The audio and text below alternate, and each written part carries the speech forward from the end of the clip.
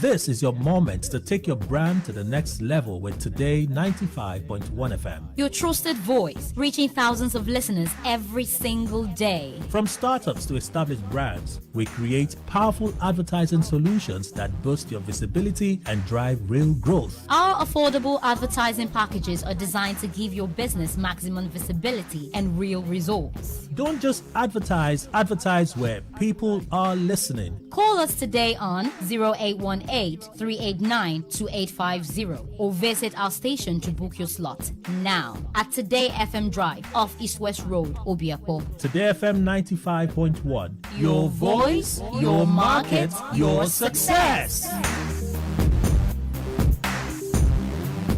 Today, 95.1 FM. Board Hardcore. News update.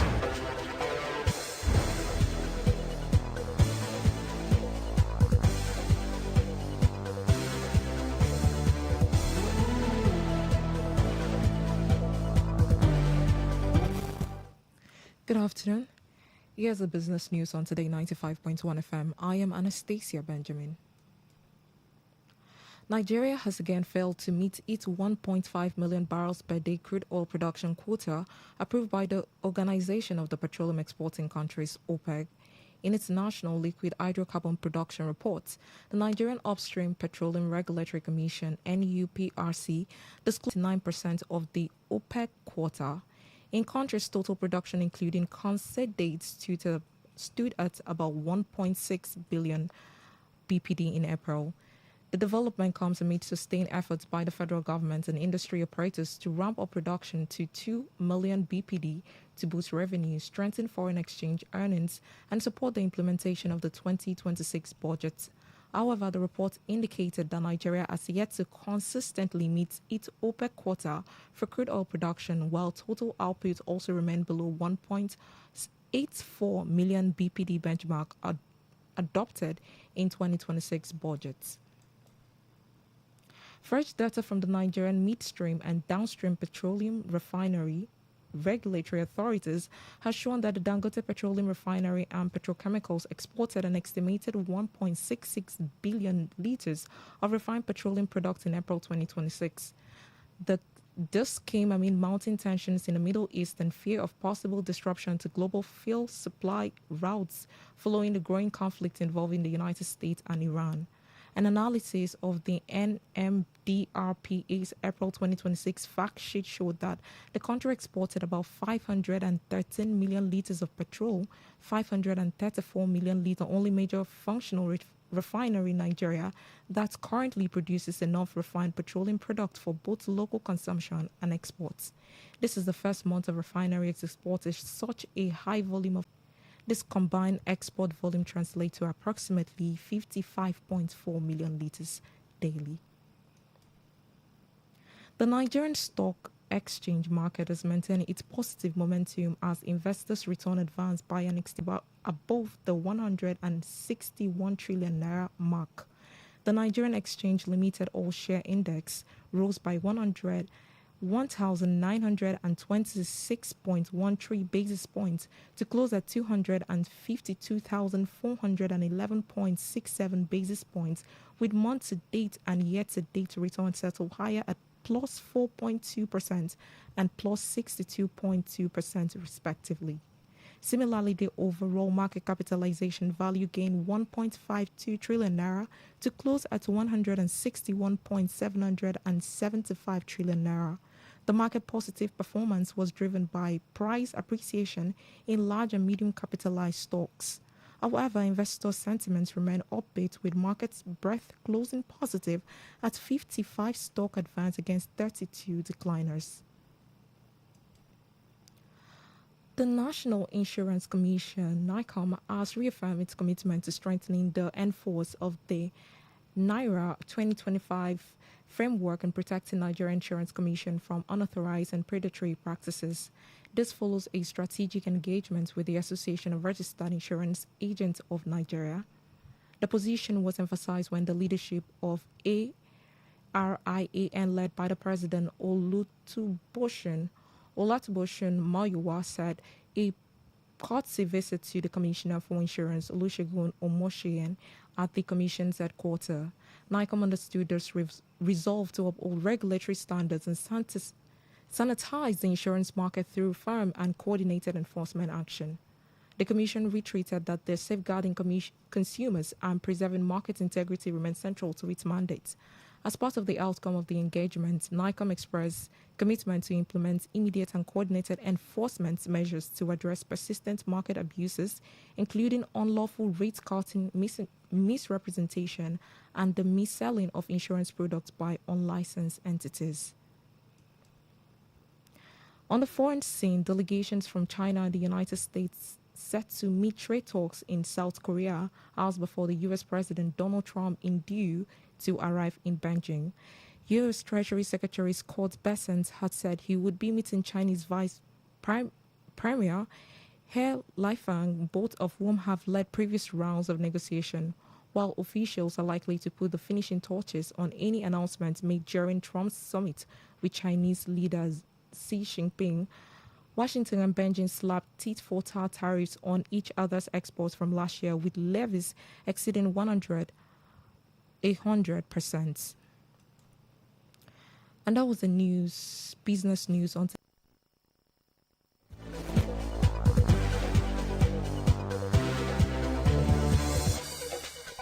Today's news, today's entertainment, today's sports, today's issues. Today on Today 95.1 FM, Port Harcourt.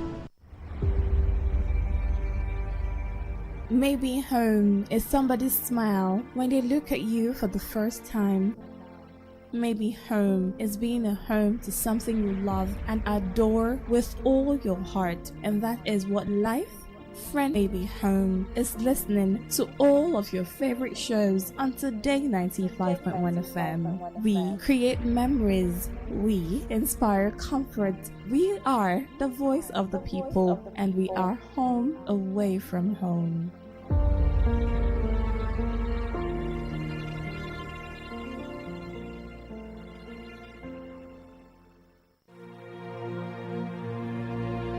Today is business. Today is a new trend for your businesses. We give you all the information you need to grow your business, new ideas and innovations that keep you earning more and staying relevant.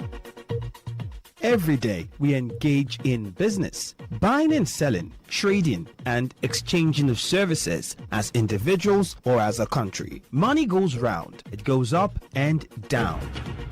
But have you ever wondered what business? Today FM has got you covered every Wednesday between the hours of 1 p.m. to 2 p.m. Learn all you need from professionals on how the country runs its business affairs and how you can be an outstanding entrepreneur and grow your business. Business Today.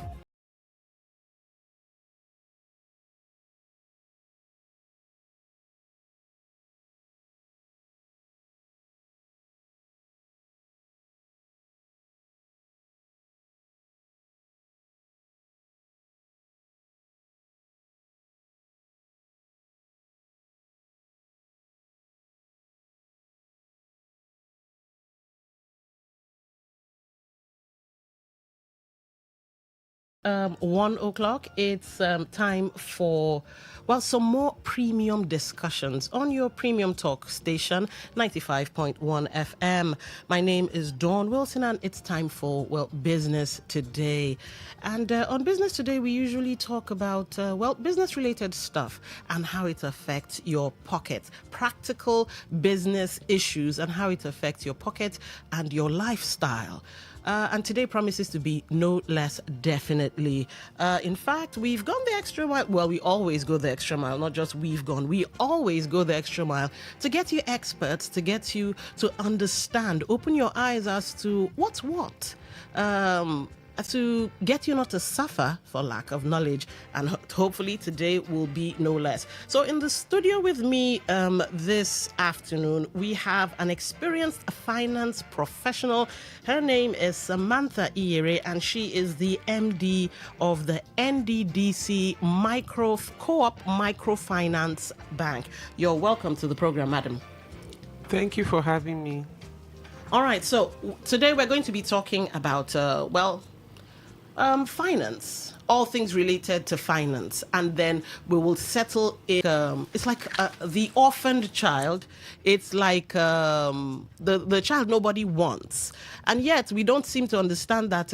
Insurance is part of saving, is part of finance, is part of banking, and all of that. In fact, let's see how the origination of banking. It started 5 stages actually. You have the grain banks of Mesopotamia. So before we started even counting cowries and doing all this trade by barter stuff, the grain banks of Mesopotamia, that was in 2000 BCE. So before paper money, livestock. Now, the problem is farmers had excess grain after harvest, and mice, mold, and thieves could ruin it. So the solution, local rulers built massive, heavily guarded community warehouses, and farmers brought their grain there for safekeeping. Exactly how much grain each farmer owned. And, from there, people could come and take loans and this and that. In fact, you also now had the Holy Temple people who willingly go to the bank to save their money. You get your ATM cards, you have your USSD codes and all of that. We fully embraced it, given one or two, unfortunate occurrences like fraud and all of that. But for the most part, you and I have embraced banking. Even we've moved away from Isusu, we've moved away from, what's that local one? Akawo. Yes, we've moved away from Akawo to this modern system of saving money. But how is it that when you reach out to someone and say, oh, look, come and buy insurance, come and save for a rainy day, come and do this and the other. Oh, do you want to kill me? Oh, do you want to, you're wishing me bad luck. You want to spoil my family. You want to destroy my life and this and that. So here to debunk the myths around savings, around banking, around insurance. Well, like I said, Samantha Iyere. So let's start off with the banking sector. How is it that people have been able to embrace banking?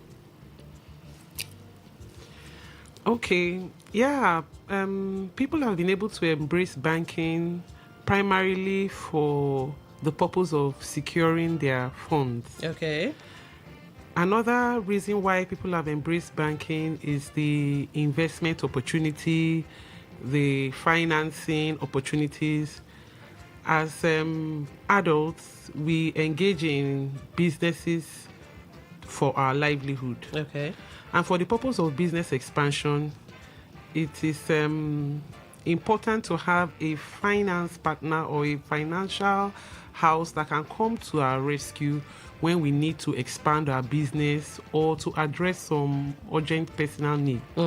So the purpose of banking has gone beyond safekeeping of funds into the areas of investments, return on these investments, opportunity for business expansion. How is it that I know that insurance came up through, I think they said Chinese traders spread cargoes across multiple ships. So if one goes down, the others can still make it. We had Babylonian merchants who used to make agreements. So modern but not so modern origination of insurance, which is a type of savings, came through the Great Fire of London in 1666, where in fact the whole of London was decimated. And so a man called, I think, Norman Barbon or something, came up with the idea of, okay, let's pull money together and start safeguarding our property. That's basically property insurance. So from there, insurance was born. How you can protect yourself for a rainy day and all of that. Is there any difference between banking and insurance? It's of the same family. Okay. The same finance family. While, like I explained earlier, banking is done by individual financing, insurance is on another level. Insurance will provide savings opportunities in some products and also provide investment and protection.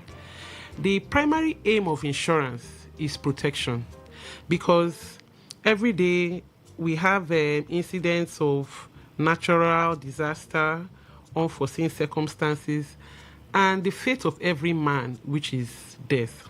Okay. We do not pray for flood, but flood happens. We also do not pray for fire or for burglary, but these are occurrences that we are faced with as we go about our day-to-day life. And then death does not only come at old age. There are different things that can lead to the death of a person. So what happens to the family left behind after the death of the person? What happens to the standard of living of the family? And for a business that is boggled, if there is no insurance, how does the business come back to life? How does the business continue? And in the cases of a natural disaster like flood, flood can happen to a business, water can destroy their articles of trade, and then what happens to them? So insurance is a way of restoring one's position after an eventuality. Eventuality can be natural disaster, like I said, unforeseen circumstances, and death, which can come at any time. Okay. Yes, I know we in this part of the world, we say, Jesus is my insurance. Oh, God is my insurance. But God has also provided the inspiration, the knowledge for people to protect themselves, protect their lives and property in the case of eventuality. So when we look at insurance and say, why do I need insurance? We need insurance because even our deposit in the bank is insured. You have heard of NDIC, the National Deposit Insurance Commission. Okay. Is to protect depositors' funds in case of eventuality. That is how banks themselves insure their depositors' funds. And then as individuals, as business people, to protect our families, in case we are not there, what happens to the school fees of the children? In case of a fire, how is a business restored for continuity going for insurance? Your insurance policy is as good as the insurance provider. So the onus is on us as business people, as individuals, to do our own research on the most credible insurance companies that will keep our mind at rest, so that when we pay our premiums, because it's a premium you pay to get a cover. When Okay, so premium is the money you pay to the insurance. Okay. Yes. For you to get an insurance cover, you must pay a premium. So once your premium is paid, you are covered. And you have to ensure that you continue to service your insurance policy, because if there is an eventuality, it is only an active premium payer that will be entitled to the insurance cover. So we need to research, one, where are the areas we need protection? Definitely every life needs protection for the sake of the loved ones depending on that person. You insure your life, you insure your property against fire, against burglary, against natural disasters. So from the foregoing, you can see that banking has her own purpose, insurance has her own purpose, but they are siblings of the same financial family. But don't you think it's a bit okay? Can a bank take on insurance responsibilities or insurance rules? Because if you're saving your money in a bank, then it's safe. Or is it that maybe there's the need for interest? The interest on banking doesn't give as much interest as insurance. What's the difference? Why is it that banks are not taking on that role? Okay, some banks, the bigger banks, have established their own insurance companies because also have this need. So they expand their offerings under the umbrella of their independent insurance company. Okay. And then insurance companies now, they combine savings, investment, and protection. There are some insurance products that offer you just savings. Maybe you want to save for rent, you want to save for school fees, you can save at an interest. So that interest is the investment angle. Okay. There are some insurance policies that get interest when we save with banks. So what's the point in saving with an insurance? We'll get to the angle of protection, but what's the point of saving with a can open an account with a bank and start saving maybe 5,000 every month. If he has a pressing need, he can withdraw from his savings account. Okay. But insurance will give you the opportunity. You cannot, till the stipulated tenor or the agreed tenor is met, then you can now make your withdrawal at whatever agreed interest terms have been issued. So a savings account, savings package is not designed for you to draw on demand. It's designed for you to achieve a particular target at an agreed time. So that. So let's look at the spiritual angle, and the some people say if I buy insurance, that means I want to die tomorrow.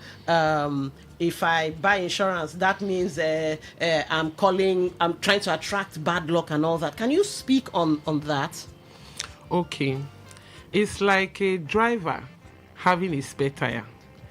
He's not invoking accident. Okay. But he's protecting himself in case there is an eventuality, like maybe a tire gone. Even out, everyone must wear a life jacket.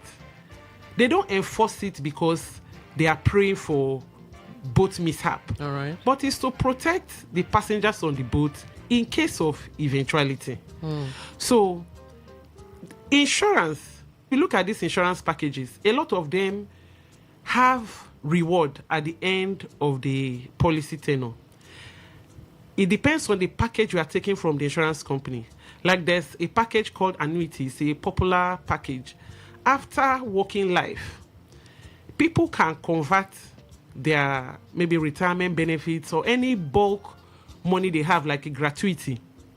They can convert it to maybe age 50 or age 60. What happens after that? Some people, it depends on the contract terms of their employment. They are given some gratuity, some bulk money, which they can invest and invest wrongly. So some people choose to take up annuity plan so that they are paid salary for life. You see the importance of insurance. So that's now? that's like giving yourself a pension. Yes, a pension that you are in charge of. Okay. You have an agreement with the insurance company. Okay, if I put down XYZ amount, what amount will accrue are spelled out. Once they agree, they put pen to paper, and that annuity plan starts running.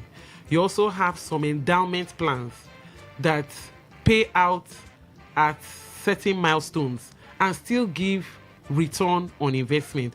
So those kind of endowment plans will give you the opportunity of savings, will give you the opportunity of return on investment, and also give you that primary opportunity of protection.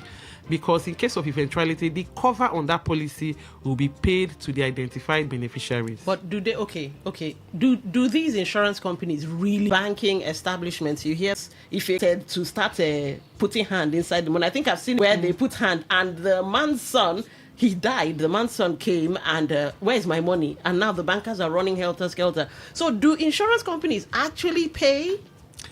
Well, when I started this conversation, I made a comment that your insurance policy is as good as the insurance service provider. Okay. So the onus is on you, the individual that is taking out this insurance policy, to investigate insurance companies. Do your research. Information is out there on the internet.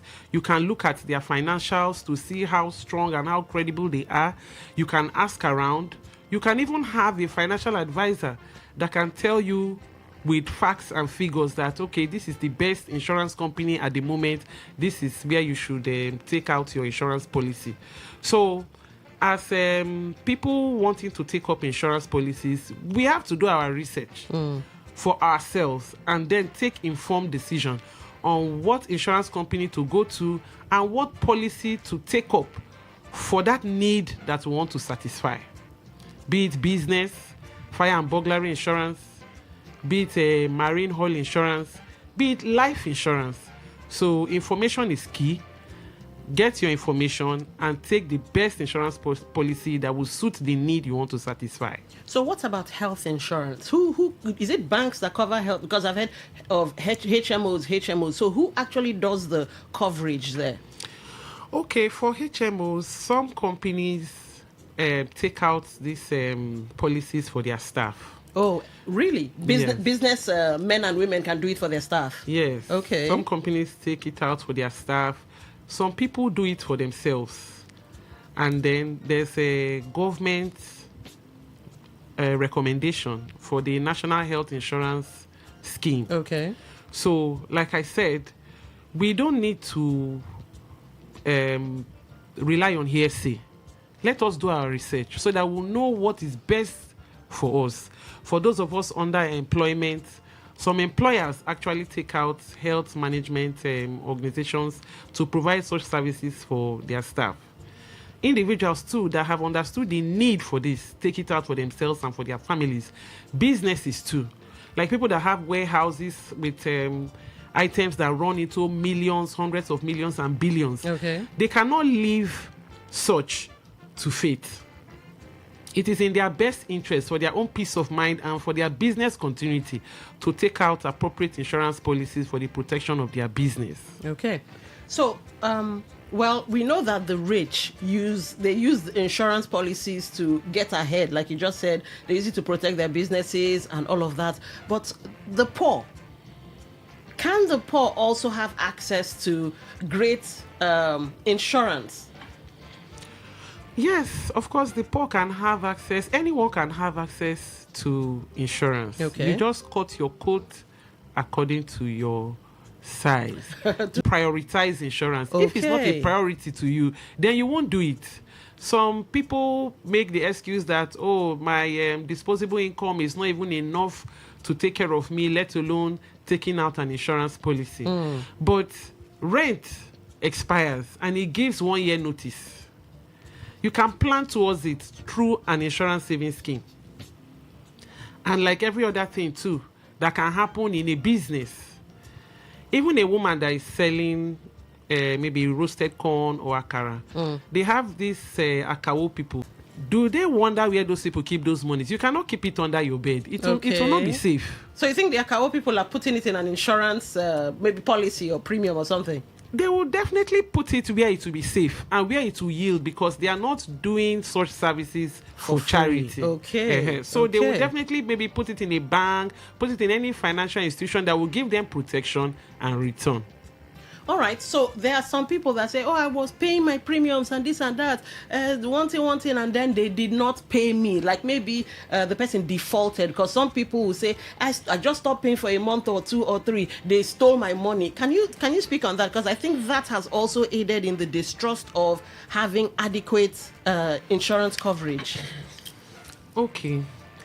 At the point of taking insurance, there is usually a policy document. Okay. And we are meant to read this policy document and understand the contract we are signing, understand the policy we are taking up. If the policy says that you must pay your premium to get your cover, then you must pay your premium to get your cover. You don't expect to have a lapse policy and then an insurance company that's worth their onion to pay cover on a lapse policy. The insurance company is also a business. When there is a claim, they are expected to pay. So if they pay claim to people that don't honor their own part of the bargain, definitely they will run aground. They will run out of business. So if you want to take up an insurance policy, that's why you must do your research, you must prepare yourself, and take up a policy that you can service. Not just for the investment angle, but primarily for the cover. And then you now tell yourself the truth. How much premium can I part with? On, is it a monthly basis? Is it a quarterly basis? Is it semi-annual basis or on an annual basis? How much premium can I pay so that I can continue to have this cover for the duration of the policy?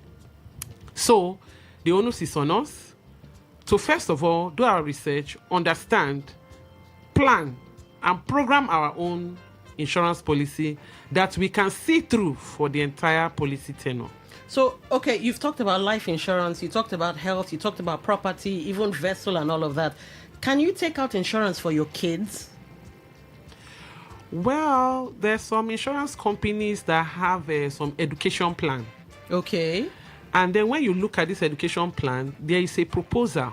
You will read the proposal, you will understand it, and then you now decide how much premium can I pay without disturbing my normal flow of life, my normal disposable income. Let's say you earn a 200,000 every month, and then your family bill to take care of the family is like maybe 100,000, and then maybe your savings is 100,000. You now have to tell yourself the truth. How much can I part with that I can part with it consistently so that I honor my insurance premium obligation and continue to enjoy the cover for the policy tenure? All right. So there might be one or two, before we open the phone lines, of course, because some people, business-minded people, might want to ask you one or two questions, maybe banking related or insurance related. experience, being a finance expert as you are, can you give us two, for and against, like, or good or bad, where somebody was had an insurance policy and it's worked out for the person? Obviously, do well to protect identities, and where it didn't quite work out, maybe because of poor choices or something, because somebody listening could still be on the fence saying, I still don't trust insurance. Just two. Okay, one particularly comes to mind. An association that I was handling their portfolio, they took up an insurance policy. You know, there's what they call group life insurance.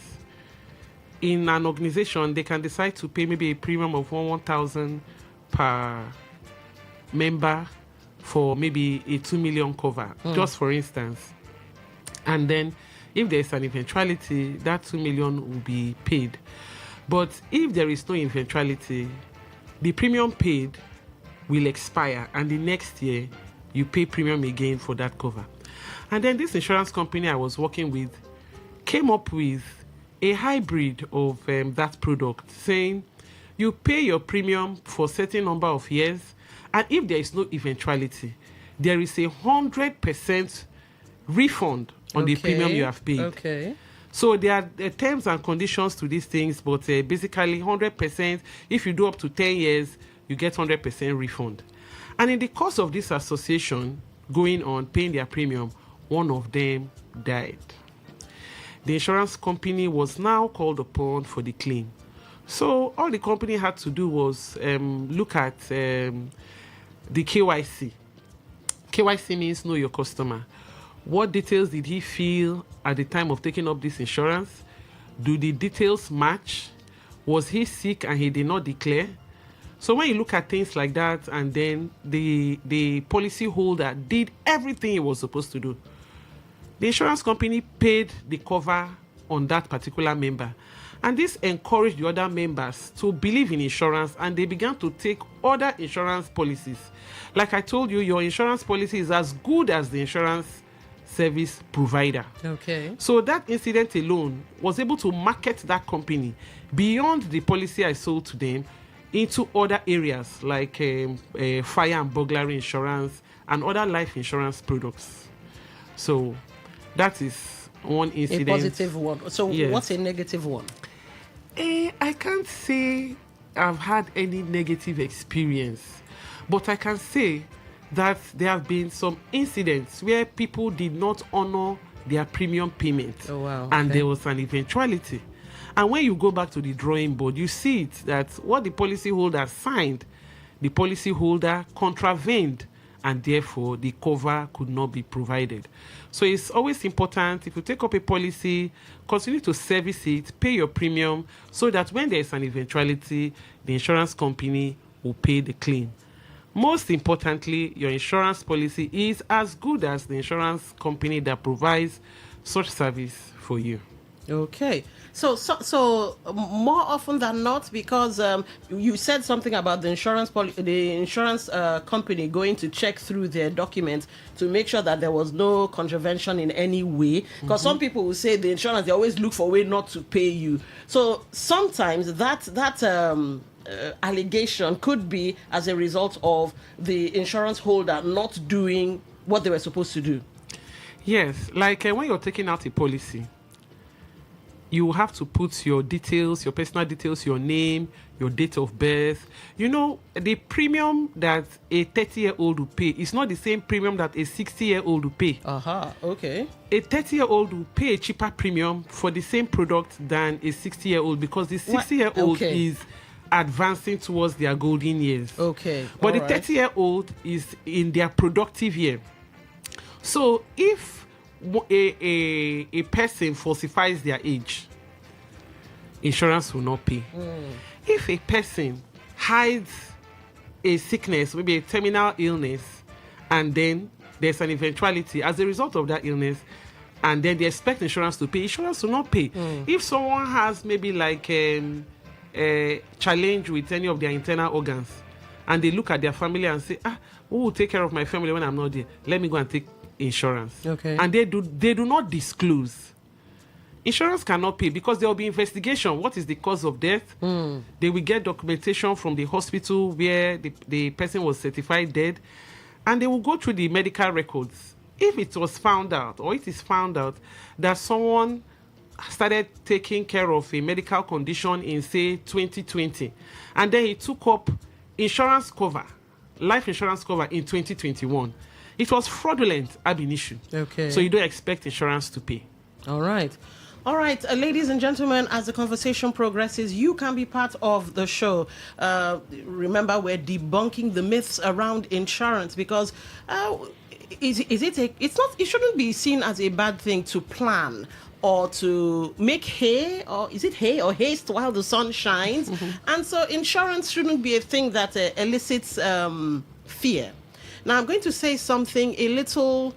I wish I didn't have to say it, but you know what? Let me just bring it in, just to buttress a point. Yesterday, we woke up we didn't really wake up, but we towards the end of yesterday, we heard that Alex Ekubo, who is I guess a much-loved Nigerian actor, passed. And he passed because of, I think they say, liver cancer. And at 40, that's like a light turned off too soon. So you cannot plan enough. That's all I'm trying to say. You cannot plan enough. So if you can put all your ducks in a row while you're still alive, and insurance should be one of those ducks, why not? So do you have any questions? Do you have any fears? Do you have any superstitious ties around insurance? Well, a closed mouth is a closed destiny. It's the Business Today show. You can call in and ask your questions. Here are the numbers: 0810-9510-951, 0810-9510-951. For text messages, voice notes, and WhatsApp messages, 0701-9339-962, 0701-9339-962. Now remember, you can also be part of the show via YouTube. You can also leave your comments there and I will check. Today951 FM, that's for YouTube, Today951 FM. For Facebook, it's Today95.1 FM. Instagram, X, and Twitch, all the same thing, Today FM 951. Now, if you'd like to listen via the website, all right, todayfmlive.com. That's www.todayfmlive.com. Just look for the Listen Live right there in the middle of the page, and that's it. Now, for those of you who prefer apps, Radio Garden and radio.org.ng, look for Today 95.1 FM. Of course, those can be found on Google Play Store and the Apple Store as well.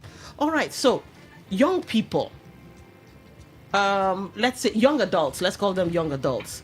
When do you think they should start, they should have insurance? And I'm looking at from age, because some young adults are from 18 down to 25.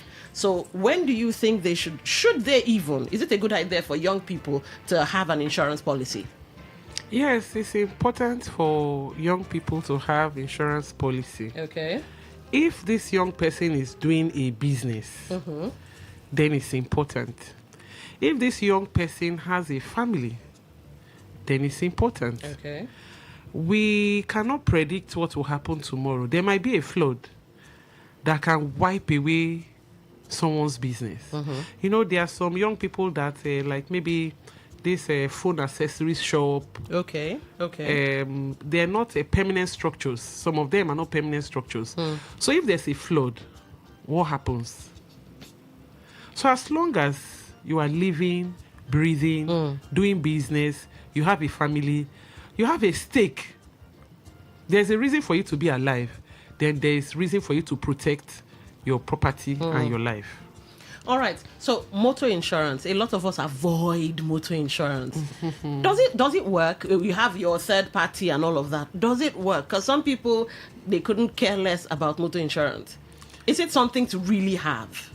Well, it's something to have, because if you are driving your car and you are stopped by law enforcement, one of the documents they will check is your motor insurance.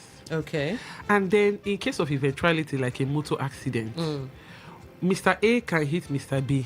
And if Mr. A has comprehensive insurance, Comprehensive insurance will take care of his vehicle and the person he hit. You see? So there's no escaping it. If you have a vehicle, by law, you should have motor vehicle insurance. Okay. So you can go for the cheaper one, which is the third party, or you can go for the comprehensive one, which is more expensive, but it gives you a wider cover. All right. So where do you see the future of insurance? Do you at some point see insurance merging with banking, or do you see maybe the banking world taking more risks? Let's call it that. Well, risk is a big part of banking. Okay. And I'm sure that is why big banks are beginning to diversify into insurance, because insurance is an untapped market in this country, because a lot of us are still relying on religion and spirituality or superstition for our protection. When there is an eventuality, that is when one will really understand the need for insurance. You know, there's this saying in our local parlance that when we see a coffin moving in an ambulance, it's always like wood that is inside until that coffin is coming to one's own compound. Then you now know that it's not wood, it's actually the loss of a loved one. So you might not think you need insurance until you need insurance. And if there's an eventuality and you don't have insurance, you bear your risk alone. Okay. So insurance will help you to share the risk. Now, speaking or of pass risk, on the risk. Speaking of risk, I don't know if this is a redundant question. Is there anything like burial life insurance? Yes, it comes under life insurance. There's a particular product from the company I worked where people save towards the burial of their parents. Oh, wow. Okay. So they can take a holistic insurance policy and they can put cover. That is a holistic family cover. So insurance is not built for the purpose of insurance. Okay. It is built to protect us. So wherever we need protection, the insurance experts, they think about it and they develop programs. They develop policies that meet the evolving needs of man. All right. Let's talk about the insurance of our money. You did say NDIC. How does NDIC protect our money? Because I know a lot of people will be like, okay, leave insurance, my money. I want to be sure. Because I hear there was an old lady on my way to work. She was talking about a particular bank. I don't know if I should call the name, but there's an issue going on with them, and she was like, tell these bank people to give us our money now, this and that, you know. And I've read it in the news. I think NDIC or so is still on top of that, trying to get the depositors their monies. So how does NDIC protect our money when it comes to, I guess, commercial banks and microfinance banks as well? All right. Well, this is between the NDIC and the banks. It's a regulatory requirement for banks to pay their premium. So banks also pay premiums? Yes, banks pay premium to NDIC. And then in the case of eventuality, NDIC steps in and they are now the go-between.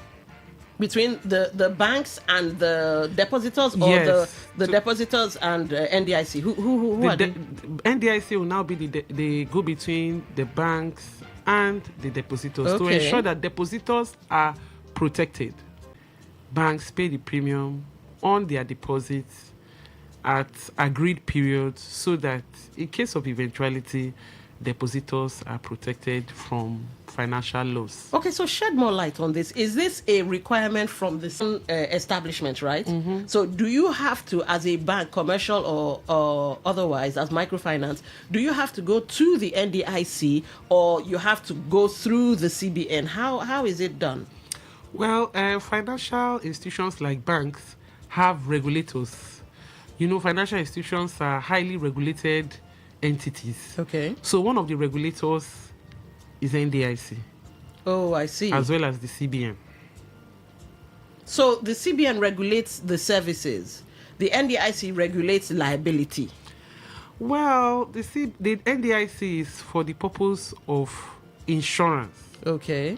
Protection. NDIC is for protection. CBN is to play by the rules. Okay. To maintain sanity. So does I've heard of capitalization recap on its own, because one would think that the NDIC could come out and say this bank, if you don't have this certain amount of money, you are not covered. Or talk us through that.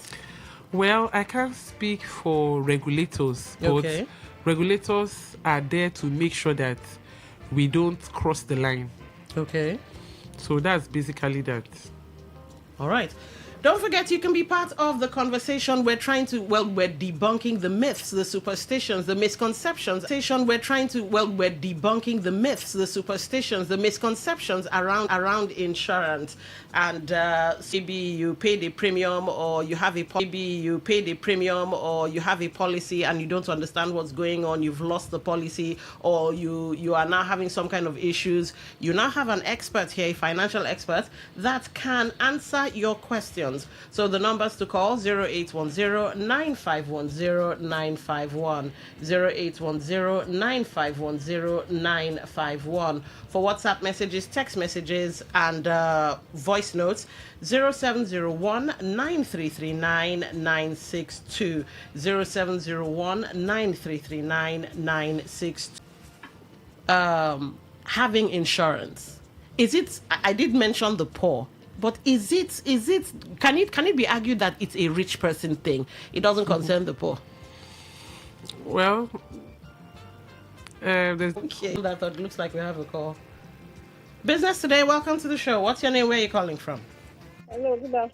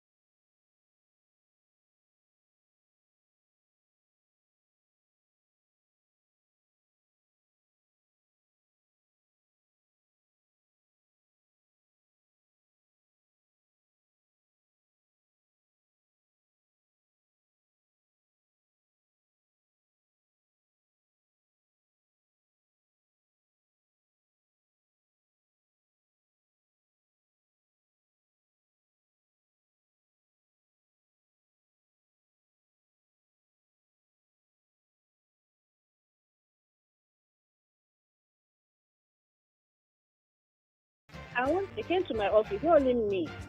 They came to the office where we work. We filled the form, gave them our details, contact, everything about that they required for. But till today, we've not had anything from them. All right, go ahead. Did you pay a premium? Because it's activated once you have paid premium. You said if I paid what? Premium. Did you part with any money? No, we've not. They didn't require us to.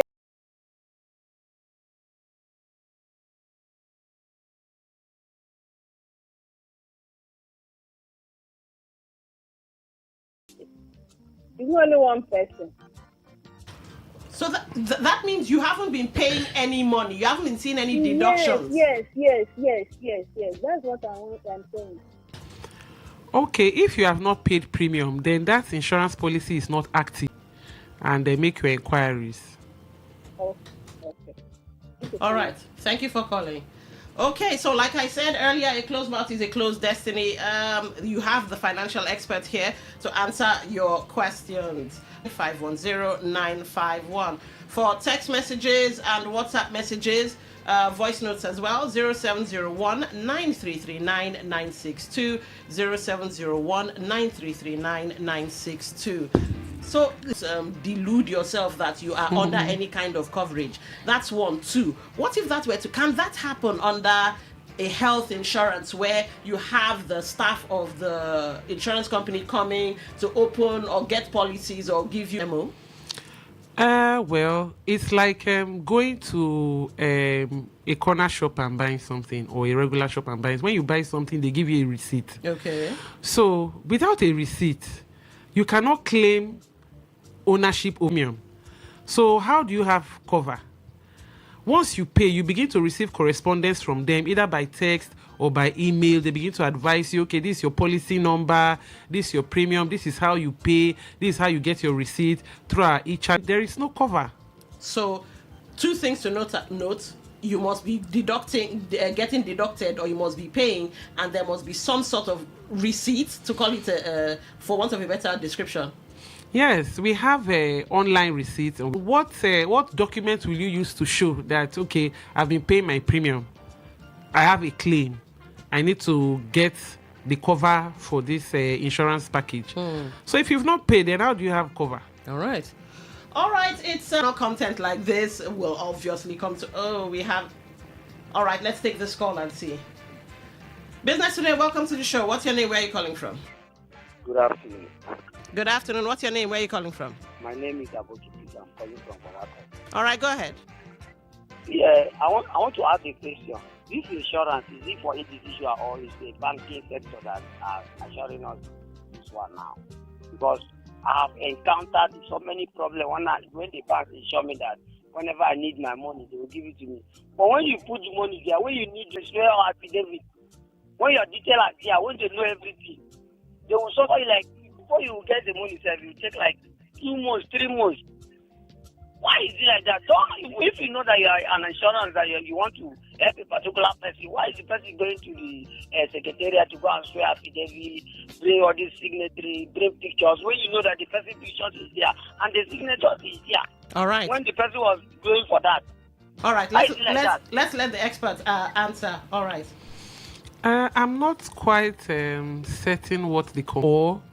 You are going for claim of a dead relative.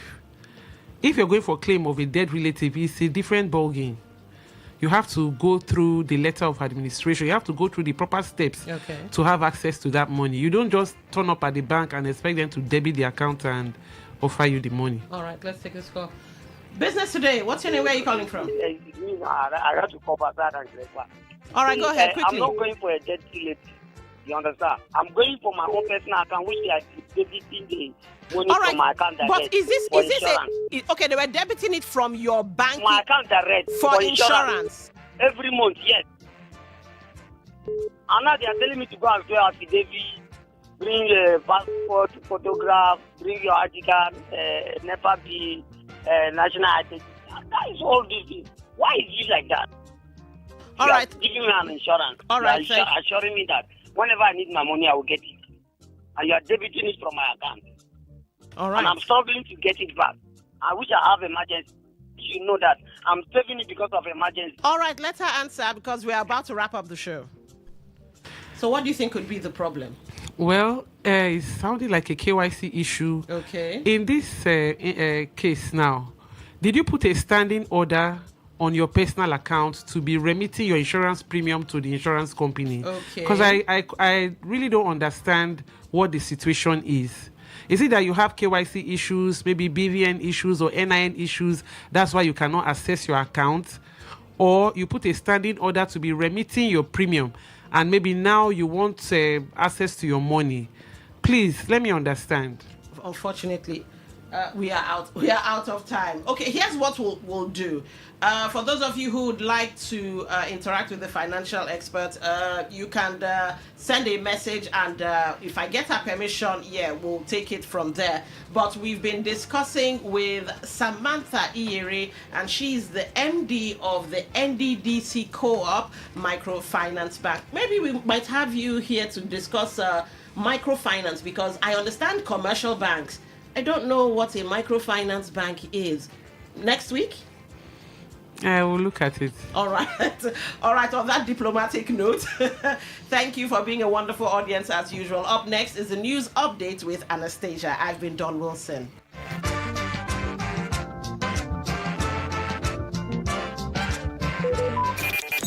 Talk radio. I listen to a lot of talk radio. 95.1 FM. Whether it's happening in Port Harcourt, South South, Nigeria, or around the world, we've got you covered. Today, 95.1 FM. Whether it's happening in Port Harcourt, South South, Nigeria, or around the world, we've got you covered. On air, online, delivering balanced news and unbiased analysis. Today, 95.1 FM. Today, 95.1 FM, Port Harcourt. News update.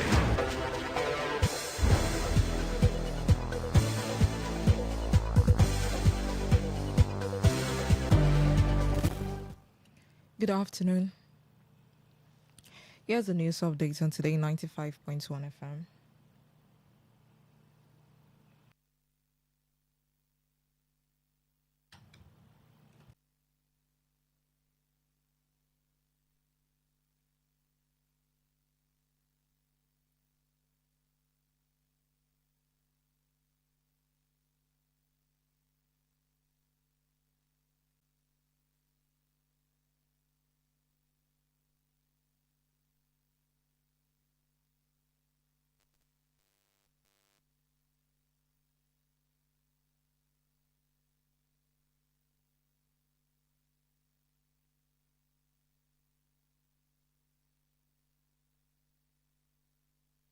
Okay.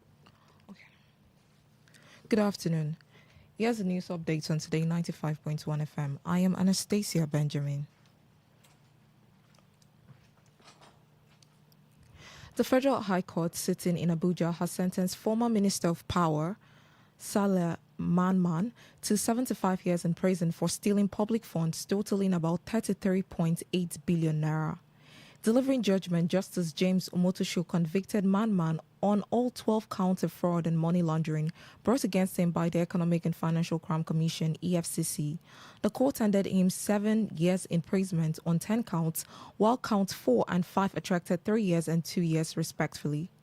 Justice Omotosho ruled that the sentences would run consecutively, bringing a total jail term to 75 years. He, however, allowed an option of a 10 million naira fine on count 4. In addition, the court ordered the forfeiture of foreign currencies recovered from the convict alongside 4 high-value properties in Abuja traced to him. President Bola Tinubu has revealed that revelation during the Africa Forward Summit held at the Kenyatta International Convention Center in Nairobi, Kenya. He said the amount is half of the projected revenue for this year, explaining that the global financing architecture is largely skewed against Africa, leaving the continent at the receiving end of development. In a statement by Special Advisor on Information and Strategy, Bayo Onanuga quoted the president as saying that Nigeria will spend about $11.6 billion on debt servicing in 2026, representing nearly half of projected government revenue. The summit, co-hosted by Kenyan President William Ruto and French President Emmanuel Macron, drew leaders and senior officials from more than 30 African countries. President Tinubu said African persistent export on raw materials and importation of finished goods against the continent's industrial development. According to him, Africa's share of global manufacturing value remained below 2% despite decades of political independence. The Minister of Education, Tunji Alausa, has technical agricultural courses in polytechnics and monotechnics from the Unified Tertiary Matriculation Examination UTME will increase admission into tertiary institution by about 1.5 million. Speaking as a guest on a live television monitored from past 2 years and creates wider opportunities for young Nigerians. Alausa explained that one of the key reasons for exempting these categories of students from writing UTME is to support efforts aimed at improving food security in the country. He also disclosed that the ministry plans to carry out a comprehensive curriculum modernization for all agricultural courses across universities, polytechnics, and colleges of education. According to him, the goal of the reform is to update the curriculum to reflect modern agricultural practices and changes that have occurred over the past decade, including the developments such as greenhouse farming. Under the new guidelines, prospective students will be required to have at least 5 O-level credits in the school certificate examination to qualify for admission. According to the minister, the policy is also aimed at easing the administrative burden on the Joint Admission Matriculation Board JAM and enhancing the positive orientation towards the teaching professions. On the foreign scene, business leaders, academics, and international officials have expressed hope that U.S. President Donald Trump's upcoming state visit to China will stabilize China-U.S. relations and expand. At the invitation of Chinese President Xi Jinping, Trump will pay a state visit to China from today, May 13th to 15th. The two presidents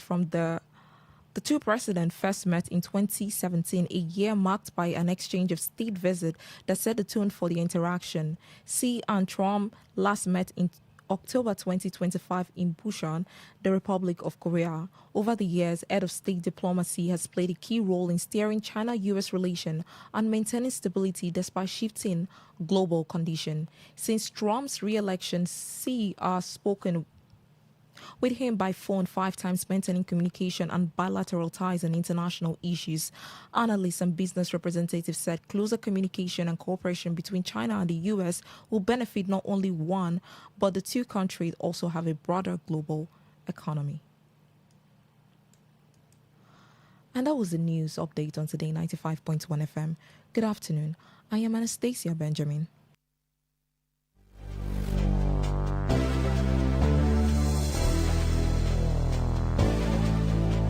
Today's news, today's entertainment, today's sports, today's issues. Today on Today 95.1 FM, Port Harcourt. Maybe home is somebody's smile when they look at you for the first time.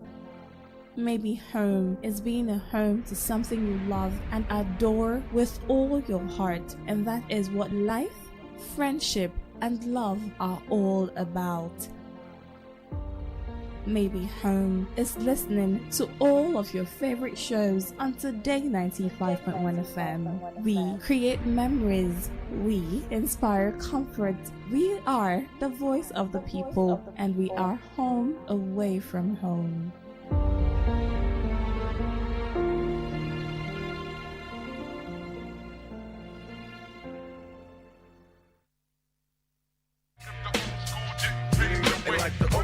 Nothing like the good old classic music and reminding the new school of where it all started from. Get the best of classic old school music back to back. Nostalgia Drive from 10:30 p.m. to 11 p.m. every Saturday on Today 95.1 FM. You're the bomb. 95.1 FM. Live your truth. Express your love. Share your enthusiasm. Take actions towards your dreams. Talk your talk. And walk your walk. It was years ago. There's a statute of limitation on this stuff. Make today worth remembering as we discuss issues as it affects Nigeria moving forward. Talk that talk. Weekdays, 2 p.m. Exclusively on Today 95.1 FM Port Harcourt. Voice of the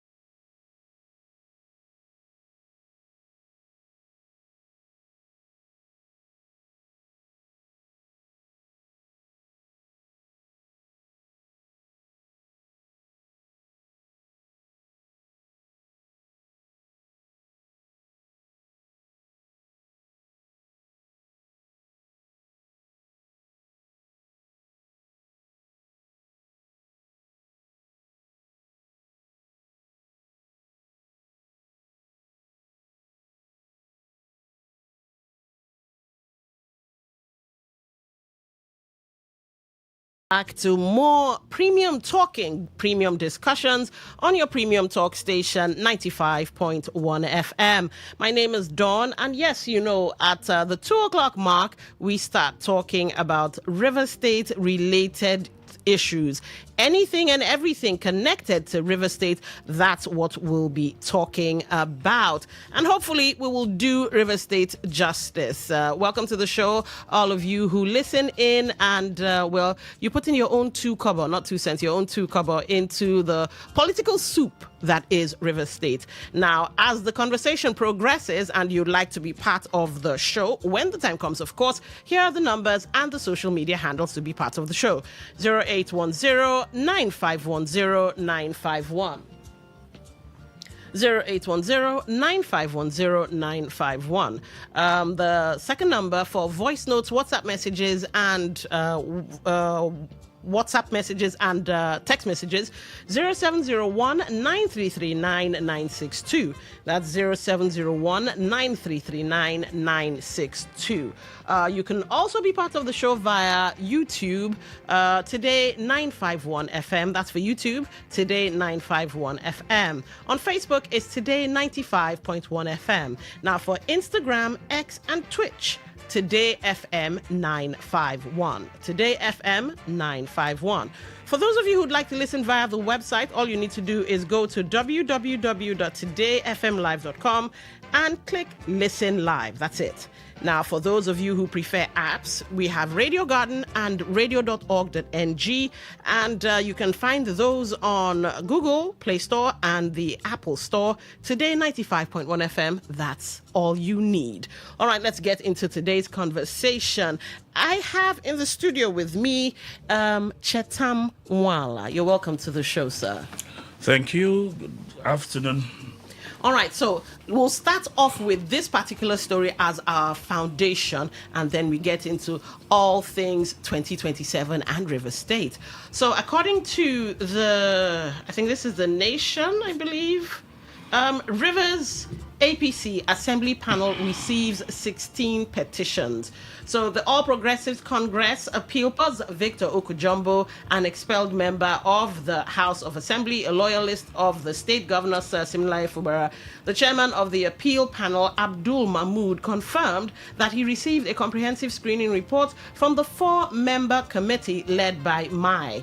He said the report indicated that aspirants were cleared for the primary elections while 65 were disqualified. Mahmood said his panel's assignment would end on Wednesday, that's today at 5 p.m., and called on others to bring forward their petitions before the deadline. He said when some of the aspirants brought their petitions to the panel, the documents upon which they were disqualified by the committee, he said, I was handed over full report of those cleared and those uncleared. The report has a list of 98 aspirants, 33 cleared and 65 uncleared. We have received 16 appeal petitions and we have treated 9. We are still receiving, but it will end tomorrow. This was yesterday's news, by the way, by 5 p.m. Those who appeared before did not present documents upon which they were not cleared.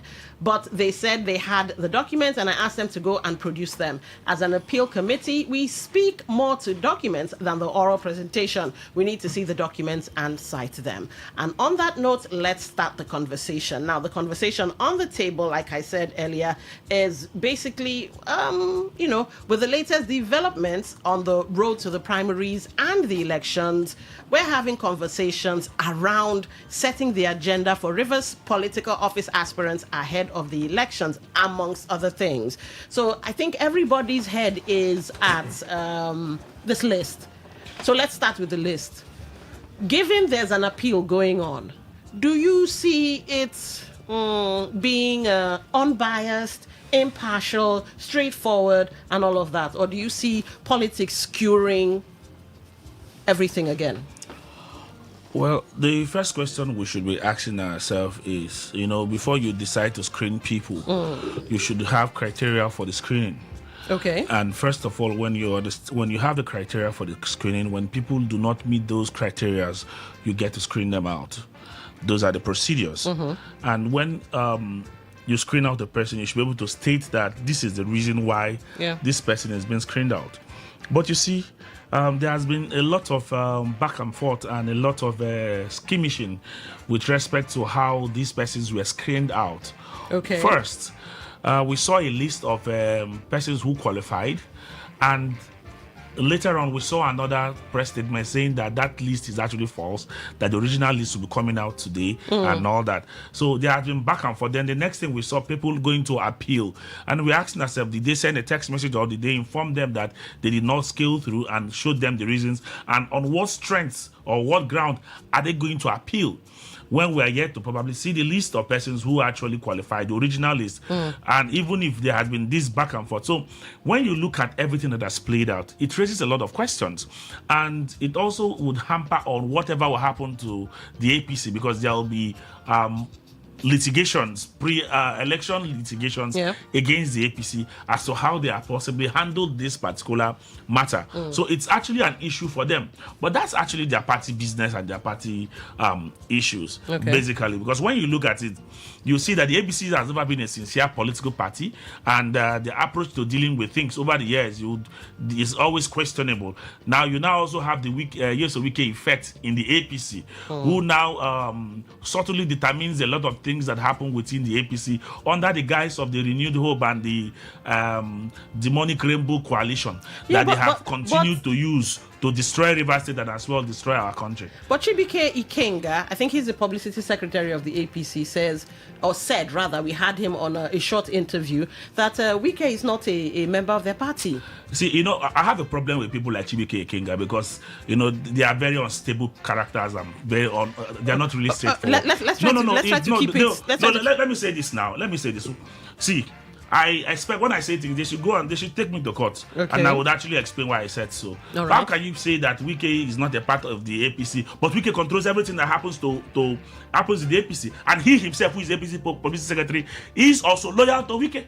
So what are you talking about? The difference between himself, who is a card-carrying member of Wike, is the fact that Wike has not formally come and write his name as a member of the APC. But the truth of the matter is that Wike controls everything that happens within the APC. In Rivers, it is a known fact. So when they come to do all those their things and come on air to lie and all that, you see, it also rubs off on their own personal reputation and character. And that's why I don't take people like them serious. So when Chibike came and make statements, I don't take his statement serious because I know it is actually born out of lies. Because years of Wike, we know, under the guise of renewed hope, under the guise of Rainbow Coalition, controls the APC and the PDP structure within the state. That is why you could see a 9-minute switch of Okechinda from the PDP to the APC, because they have a soft landing within the APC in Rivers State, and they control the structure. So even if you go to court against Okechinda, they will come and claim that he had moved before now. But we all know that the Supreme Court, even in the recent Rivers State matter, has also defined what it means for one to defect. And from the look of things, Okechinda did not also follow that particular procedure, but today he's a governance aspirant under the APC, properly so screened. How can we ascertain that he didn't? Because I know you're supposed to go to your local government area or your ward and do certain things. He might have done that. His registration slip, which they published online, said it's 27th of April. That he moved on the 27th of April. But Okechinda has continued to carry out activities at the National Assembly as minority leader of the National Assembly, and continue to sit where the people from the People's Democratic Party usually sit at the National Assembly. So what exactly are we talking about? You see, we have continued to, when we give a blind eye to things like this, it continues to destroy our democracy and destroy our sensibilities. Because when people come to tell us, those of us who actually know and understand how these things work, it becomes troubling that these men will do these things, get away with it, we just clap hands for them and we just move on like nothing happened. All right. But it's a destruction to our democracy. All right, not to play devil's advocate, but on the issue of seats, I think Natasha's case sort of puts to rest the seating issue, where we hear that seats are assigned and her seat was changed and she had to sit where the seat was, where she had been allocated to sit. So could it not be the same thing happening? Natasha's situation is clearly different. Natasha did not defect. No, I'm not talking about defecting. I'm talking about the seating that you raised. At the National Assembly, there are places for the ruling party. There are seats for the members of the ruling party. Assigned or not assigned? Assigned now. And there are and there are seats for the opposition. Okay. They all have their seats at the National Assembly. So the moment you defect, you leave your seat and sit elsewhere and move on to the next seat meant for the ruling party, like in the case of Okechinda. Right. And you abandon your position as minority leader. The meaning of minority leader is the fact that amongst you're the leader of everybody who is not from the ruling political party. All the political parties who are in the National Assembly or the Senate, as the case, or the House of Reps, as the case may be right now, that you are the leader of them because you are also from a minority party in the House of Reps. All right. The majority is the APC. So you cannot continue to be in the APC and enjoy the status of the minority leader. Okay. This raises lots of questions. All right. So let's keep moving on. Matters arising and all of that on the road to 2027. You talked about the reasons why they were disqualified, and from many of the reasons, one was inducement and bribery. Someone attempted to bribe the screening committee. Irregular nominations. Nominators were not financially up to date with party dues, or they fell short of the required 3 nominators per award. There were documentation issues. There were missing documents, loyalty alignments. So are these not cogent reasons as to why? When you give these reasons to the public, be able to make these reasons aspirant specific. Okay. So you don't just come out to the public to say, "Oh, these are the we screened that 60-something persons based on this." No. Be able to tell us that we screened that Mr. A because Mr. A failed to provide or produce XYZ. We screened that Mr. B, so it should be aspirant specific.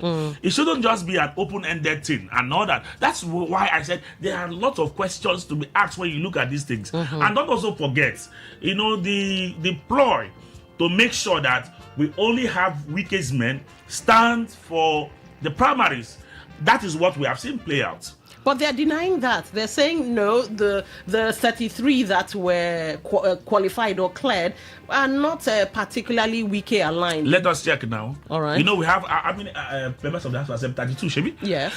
They just only added one extra person, which they will screen out during the primaries. Okay. They will knock him off during the primaries. Okay. It is their pattern. We know them. Then the 32 who are weakest persons would actually emerge. One of the things, even when I saw Governor Sim, we had 2 persons. Governor Sim bought forms for his people. Okay. We also saw Tony Cole bought form for his own persons. Then 1 or 2 other persons who individually bought forms for themselves and other. We saw these things play out. All right. Now, the point is, they have knocked off both Tony Cole's people and Governor Sim's people. Okay. And now people we have left are just the weakest people we have left on the list. Eventually, they will knock off that last person and just you remain the 32 who are strictly loyalists of Ezebunwanye's so Wike. Okay. And this has continued because Wike has collected and brought over the structure of APC in Rivers State. Remember, Wike is almost partyless with the whole crisis within the PDP. Before now, they wanted to do a kangaroo Maserati on us, where Okechinda will become governor candidate of the PDP, and George Kelly will become candidate of the APC. Then the both of them will now go into an election that is still controlled by Wike anywhere you look at it. Because eventually Okechinda will win the elections and become governor, and George Kelly will come second. Then every other political party will come third by their calculation. Okay. But from the look of things, it failed by the Supreme Court decision on the PDP. So that calculation failed. That was why you saw that last minute move by Okechinda to the APC. Okay. Because the man is bent on Okechinda succeeding Governor Sim as governor of Rivers State. Because to them, Governor Sim should not return. I also agree that Governor Sim should not return. Because Governor Sim, to be honest and to be fair to all of us, Rivers State at this point does not need a governor that is not firm and decisive. We don't need a governor that is inconsistent in all his action. And Governor Sim has shown inconsistency in leadership. And this has continued to affect us as a state. We are a state that has gone through a lot in the last 3 years. We have gone through a lot, and we need a leadership that will give us direction. Right. Not one that will be indecisive in whatever he wants to do, even if we know it was just a weekend that placed us in the condition we have found ourselves. All right. Yesterday, I had a show where I asked Rivers State folks the kind of leader Rivers State actually needs. Now, I'm not saying campaign for anybody, but point us in the direction of someone who you think can lead River State or should lead River State.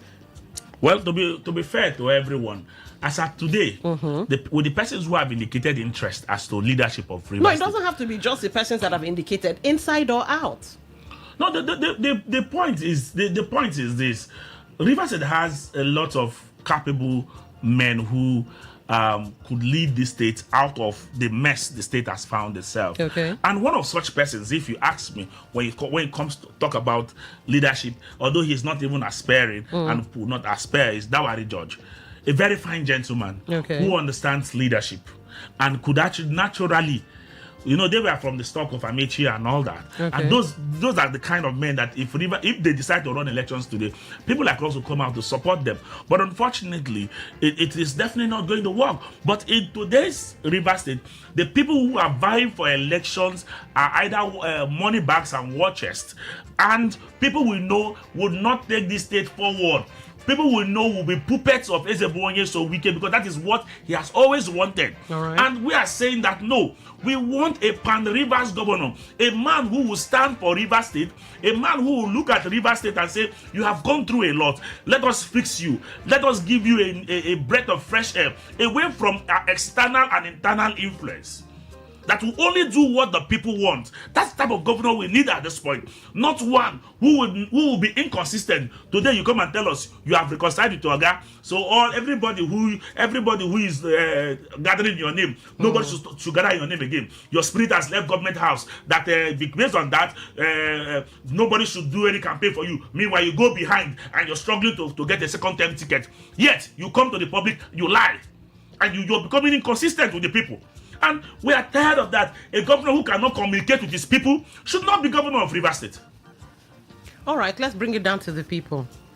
Are you sure we, the people, even have what it takes to vote in from these pool of aspirants and the aspirants that will emerge later on? Do we, the people, actually have a say? Sadly, I would say that the people have also refused to have a say in their elections, because the people are afraid of dying. And because these politicians have realized that the people are afraid of dying, they have decided to use that as a tool, use violence as a tool to threaten and frighten these people so they run away. Because when we say people should protect their votes, you should be able to, if you cast your vote at your polling unit, those of you who are progressive minded should be able to cast your vote, make sure that the right thing is done within your polling unit. Okay. There may be violence, yes, no doubt. You should be able to stand your ground. See, let me tell you the truth. I have discovered something. That with the population of Nigerians, if we stand our grounds on issues, governmental issues, we are more than the so-called political class. The so-called political class is not up to 1% of the totality of Nigerian population. Okay. They're up to 1%. Then why are we afraid of this less than 1% of our population? So we always give in. So the people are not ready. That's where the problem is. If the people are ready, trust me, the madness of 2027 will not happen to us. Or what happened in 2023 will not repeat itself. Where one man sat down, make sure he changed all the results in Rivers State to favor for President Bola Ahmed Tinubu. We saw that happen in this state. But you see, the people are not ready. The people are afraid. And they have used fear and hunger continuously as a factor to make sure that people do not rise, people do not speak. These days you ask yourself, how many persons speak truth to power?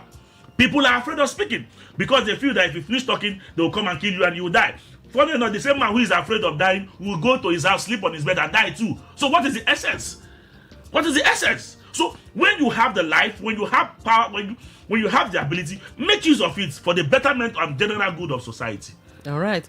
Fine, I've heard your argument for what we the people should be doing, but since we are not ready, some people describe us as docile, then what is currently going on, good or bad? Because there'll be some people that will say, oh, this thing going on in River State is good for River State. This thing going on in River State is bad for River State. So since the people are not ready to take a stand, then what is good or bad stands? So what do we do?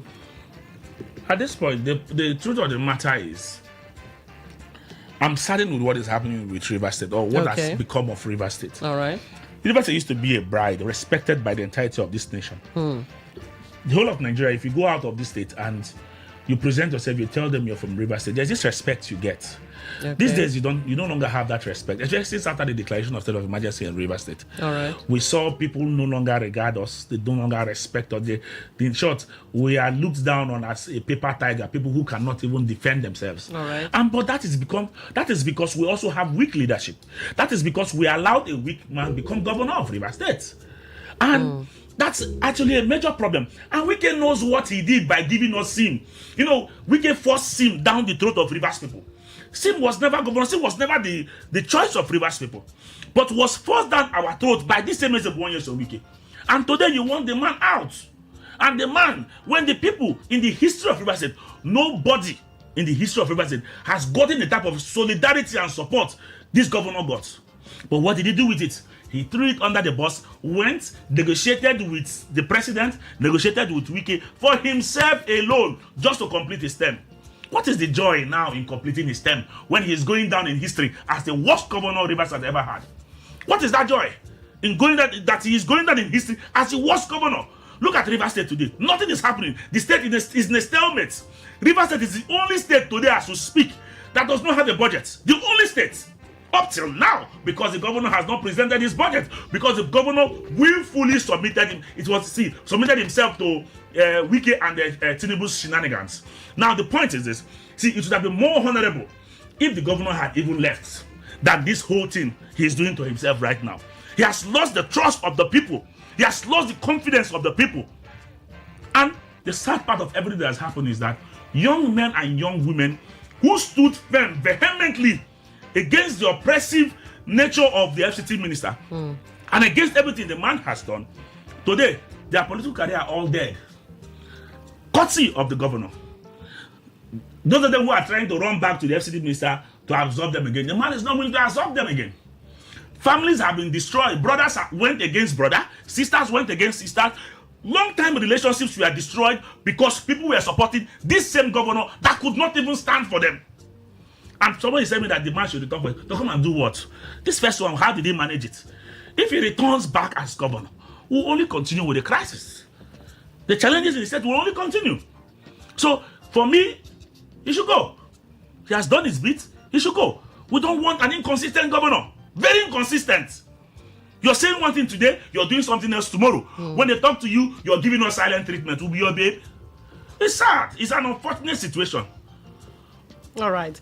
Okay, ladies and gentlemen, this is where you get to have your say or ask your own questions. We're looking at the road to 2027 as concerns Rivers State, the screening, and oh yes, let me get your thoughts on this. We hear that the FCT minister paid a visit to, I think it's Yilwatda. I think I'm correct on the name. What are your thoughts on that? That these are part of the reasons why I said that people like Chibike Kinga should not be taken seriously when they make statements and all that. Because you see, if not ask me at this time, why is the FC minister going to meet the APC national chairman? But the constitution allows for freedom of association. No doubt. We all know it was about politics. This one they eventually made it open to everybody to see. This does not include the nocturnal meetings they probably must have been having. Don't take that aside. So allegedly. So what you're saying is allegedly they should come and tell me that because they we don't know. Now. He who assets must prove. But didn't they meet?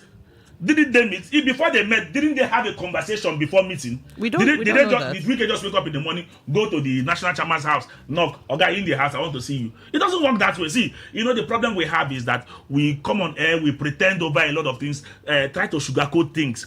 And that is why our society has continued to remain the way it is. Our society is not making any progress. The truth is that meeting was to cement Governor Wike's or Mr. Wike's position in the APC, to further hold grip and to make sure that his candidates emerge in the APC. All right, you're talking about him concretizing his position. Do you see the FCT minister possibly defecting to the APC? No, he will not defect. His job at the PDP is not over yet. And maybe after 2027. His job at the PDP is not over yet. What job is that? It's to make sure that the PDP does not. You at least you heard from Sheyi Makinde. Sheyi Makinde said that in a meeting that Wike told the president that he was going to help destabilize the PDP. And he has achieved that. Shea Makinde was the one who made it public to us. So that work at the PDP is not yet done. Until that work is done and Tinubu gets a second term, then the man can now defect to the APC. All right. But as of today, he's not going to do that defection. He will remain there. If he leaves, he gives an opportunity to Shea Makinde and the rest of them who are still there to continue with whatever they want to do. So he will not leave for now. Okay. So here's where you get to have your say. 2027, River State 2027. Let's take your thoughts. Talk that talk. Welcome to the show. What's your name? Where are you calling from? Hello, Don. This is Enya Boratene. All right. Welcome to the show. My question goes to Barrister Mala. Go ahead. Is there no way lawyers in this country can spot that nobody plays against the rules? You have football match, there are rules. You come to even ordinary associations, there are rules. But this man called Ike does not play according to any rule. He's so lawless and then entreating lawlessness in the whole nation that we fear that our children are just going to live a life of recklessness where you do not have any laws governing, and if any laws at all, you desecrate them with impunity. What can the nation, the lawyers, NBA, people like Edelski, we know what Lake Wallacea of Poland did for that nation to rescue it. Nigeria is in trouble now. There's a gang up of the judiciary, the legislature, then the reckless politicians against Nigerians with the INEC also. Apparently, there's everybody suffering, rich, poor, and tall and short, suffering. At the end of it, in 2007, the suffering will continue. Why will the lawyers keep quiet? That is what my question is. Thank you very much. All right. Thank you for calling. Before you get to answer that, let's take some more calls. Talk that talk. Welcome to the show. What's your name? Where are you calling from? Yeah, good afternoon, Don. Lady D. Good afternoon. All right. Welcome to Lady the D, show. yesterday I was telling you something about a piece I put together which has to do with psychopathy bandwagon laced with organic complacency, which is taken for support. The line your guests here told was the line we were told before now. We said these people are psychopaths, that the governor does not deserve the so-called support they say they are giving to him. They demonized us. But I'm not surprised, though, at what your guest there is saying, because like the dictionary, the simple definition of politics is activities involved in acquiring and using power or influence for the control of people. So Chetan Waladia does not know politics, so I don't blame him. He's a lawyer. Now, his issue about KO Chinda, let me go into APC Constitution. Quickly, please. Quickly, please. 9.12 says application for membership shall be made to and cleared by the ward from executive committee of the party in the ward of the local government where the person was born, resides, works, or originates. Online registration shall also be acceptable provided that it is approved by the National Working Committee of the party. So the issue is that KO applied on that 27th, but who knows when the National Working Committee approved his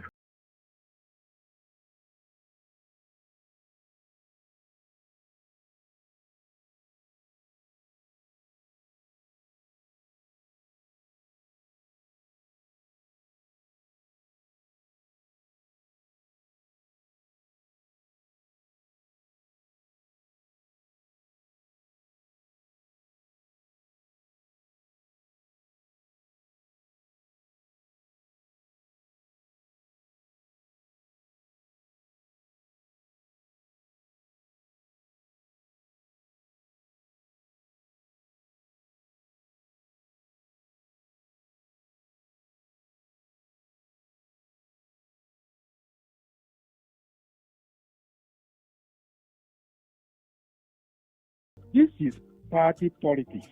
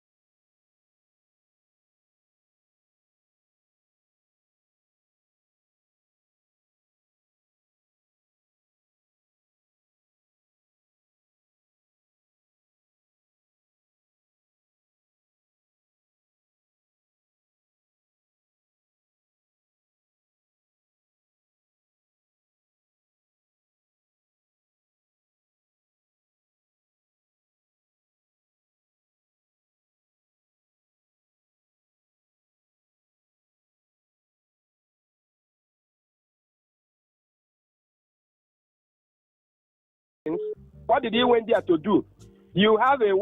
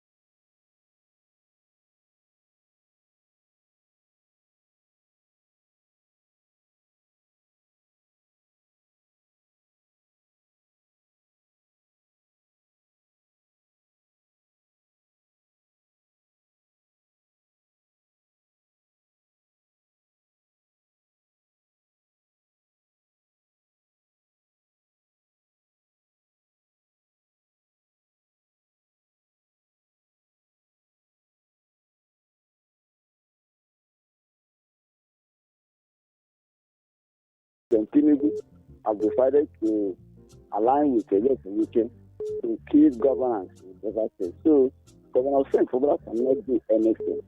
As it stands today, you know that when I was going to say... All right. I had to let you go because at the most I give is 1 minute 30 seconds so that others can have their say. Apologies for that. Talk that talk. Welcome to the show. What's your name? Where are you calling from? Hello? All right. Talk that talk. Welcome to the show. What's your name? Where are you calling from? Don Wilson. Yes, I can hear you. Yeah. Good afternoon. It's raining heavily my side. Okay.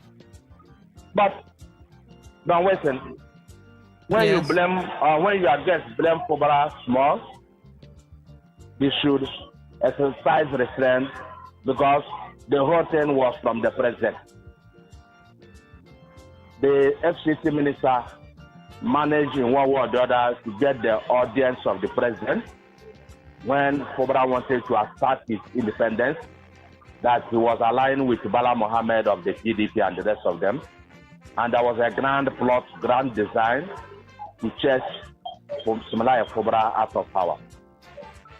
The Supreme Court judgment that brought about all the crises and the problems Fubara had no basis in law. I quote irrevocably and without fear of favor on air. It has no basis in law. Both the one that sacked the local government aligned to Fubara. Whatever that is happening now is that maybe in one way or the other, Fubara was started to backtrack from fighting the FCC minister.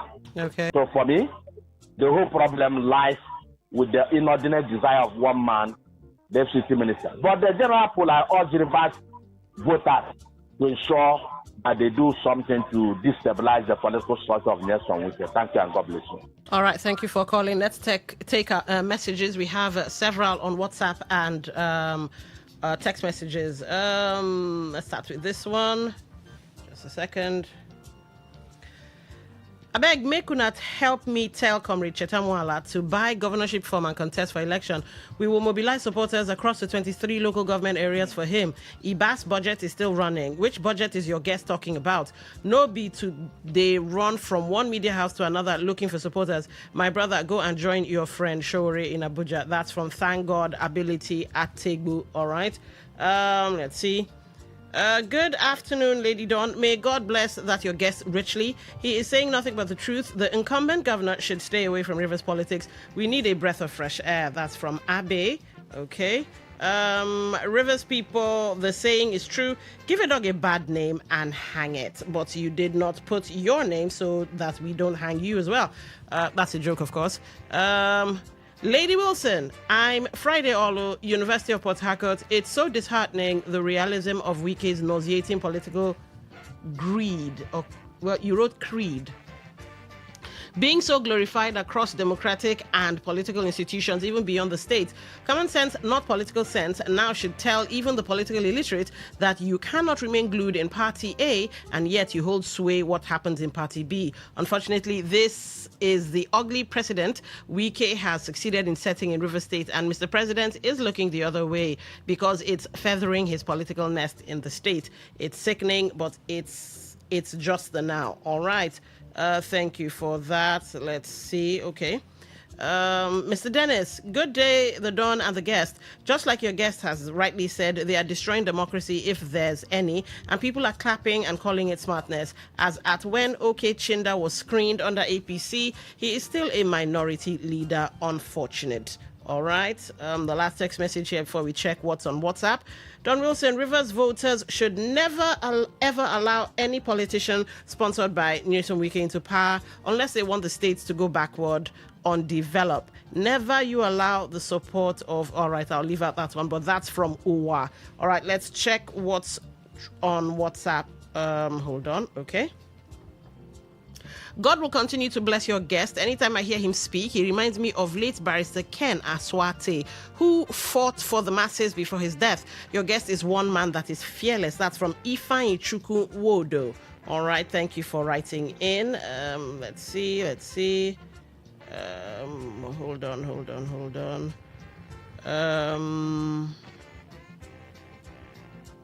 One second. The internet is acting drama. All right, the Don aspirants who didn't make it to the APC primaries failed to meet up with the requirements of the screening panel. Wike FCT minister is not. Wike FCT minister is not a member of the APC political party, but the leader of the Rainbow Coalition in River State. River State is very backwards today, politically and otherwise. My expectations for the incoming governor of River State should look into internal roads, majorly control of flooding around the state, create jobs by bringing in industries for skilled and unskilled, empower local and federal government security agencies to police the state and people, fix public schools and equip them for effective education for all residents, keep lunatics off public space in and around River State. That's Henry Uzo. All right, thank you for that. Let's see. All right. Wow, who is that guy in your studio? Wow, give him one bottle on my head. I thought there were no more men in this state. God bless you, sir. That's Richard in Port Harcourt. Okay. Rivers people should not allow Wike on that seat. Ndu from Oyibo. All right. Okay. Rivers people should say no to anybody anointed by Wike unless that candidate shows us the agreement, because Wike does nothing without an agreement. Okay, that's Ifeanyi Chukwu Wodo. All right, I think we have one voice note. I beg, make una help me tell Comrade Chetam Wal. Okay, I think we took this on from texts. So let's get into the WhatsApp message. Good afternoon, presenter and your guest. My name is Stanley. I'm texting from Port Harcourt. Please, the person that said he will give your guest 50,000 if he can mention one thing, we get it to Fubera. Me, I'm telling him that I will give him 100,000 if he can mention one thing Fubera did to Wike that Wike wants to impeach. See, these are the psycho fans we are talking about in this state, who does not mean well for the state. A man that ruled, they say, for 8 years uninterrupted, nobody interrupted him. He went ahead and installed somebody. The people accepted him, even other people accepted him. Yet, because he refuses to share the state resources with you, you want him impeached. You are there saying somebody should mention one thing he did. Why is he fighting so hard to make sure the man that he get the man out of the power? I beg, this reverse people self. No, come on, don't ethnicize it. All right, before we go back to the phone lines, you were asked two questions. One was the role of the NBA in all of this. Of course, I paraphrase. And then another caller talked about online. He read the APC, I think, bylaws or something, where he talked about online registrations and all of that. That could have happened in the case of Kingsley Chinda. So, what have you to say to these two questions? First of all, the issue of let me first of all, before I even address these two questions, my friends who are offering money here, left, right, and center, please, our advice: you use the said money in question. Go and help people in your village who actually need the money more. It will profit those people more than what you're trying to do.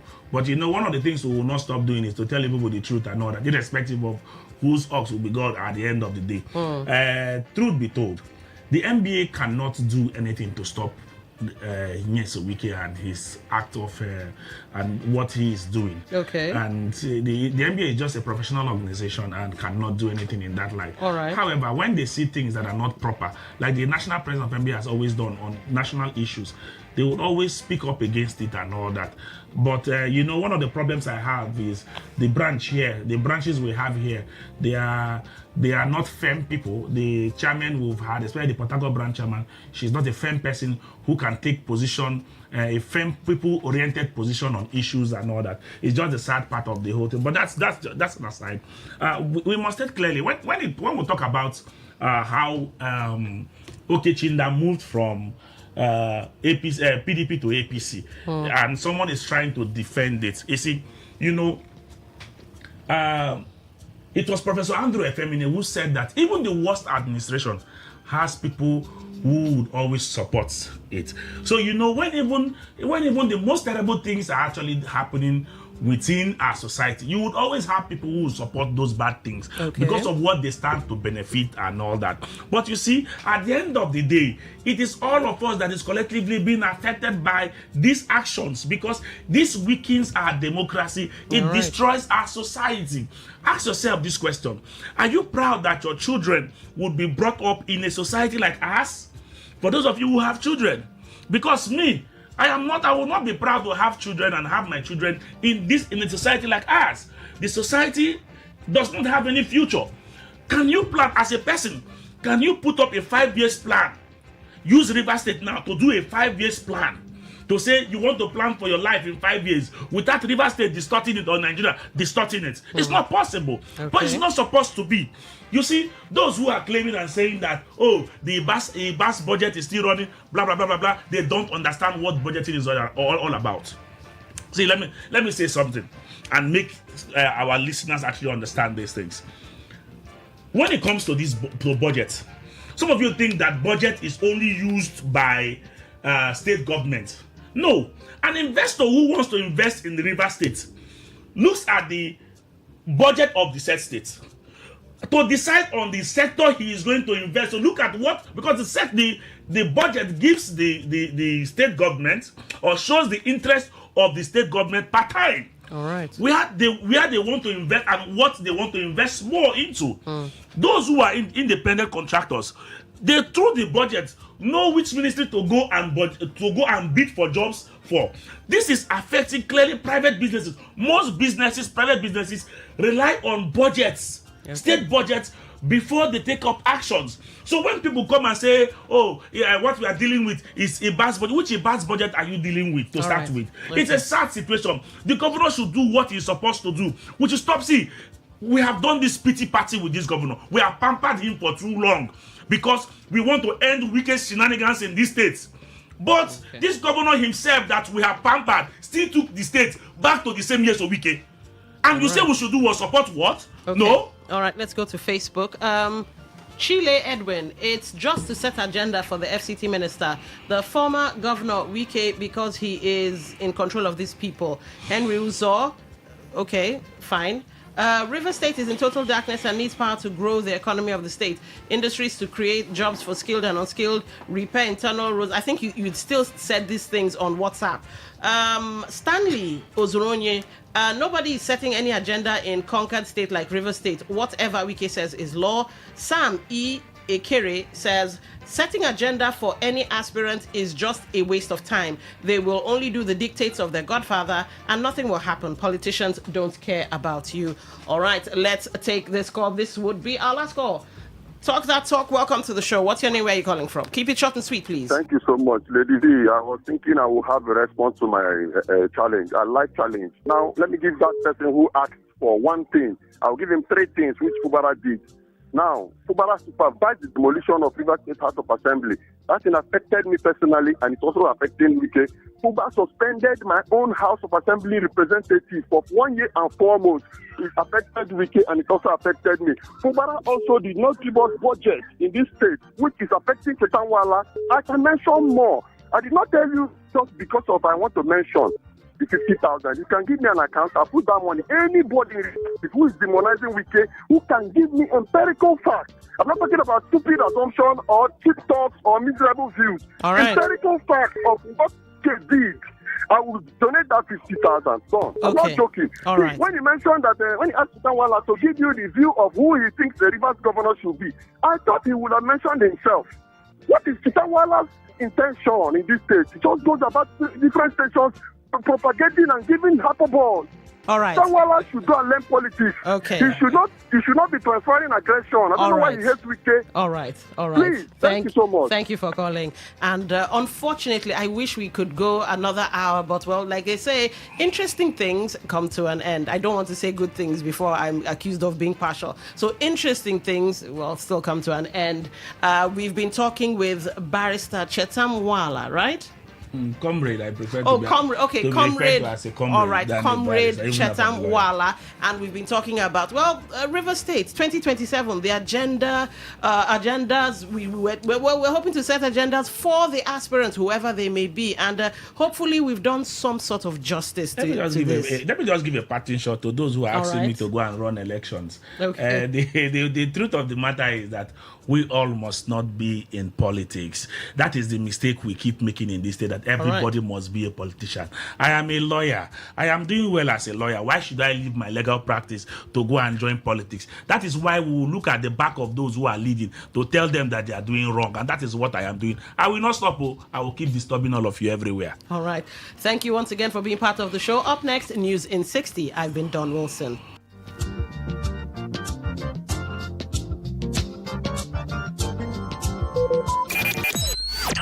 Talk radio. I listen to a lot of talk radio.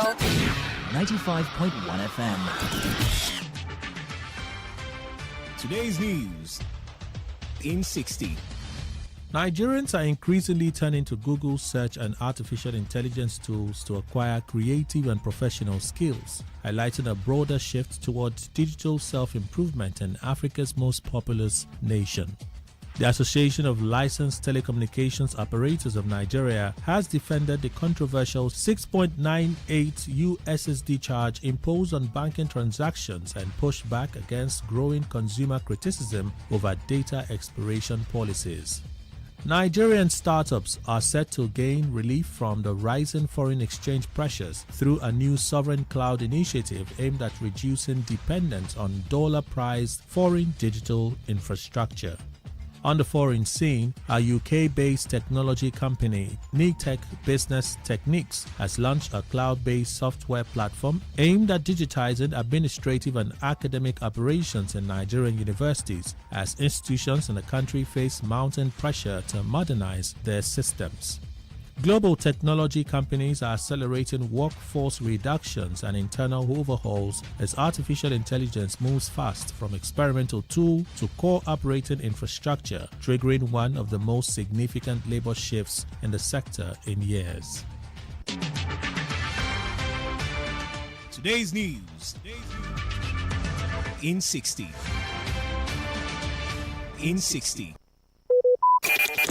Talk radio. I listen to a lot of talk radio. 95.1 FM.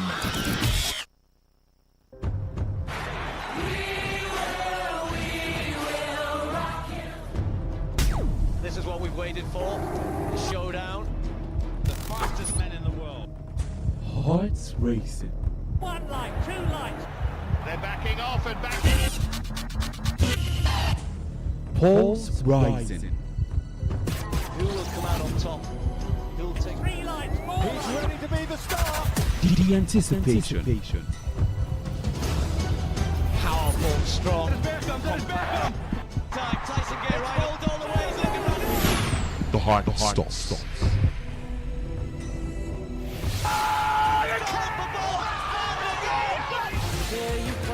Catch the sports gang on Sports Attack Mondays through Fridays 6:30 a.m. and Today Sport Live 3 to 4 p.m. and also on the weekends 1 to 6 p.m. Only on your premium sports radio. Today 95.1 FM.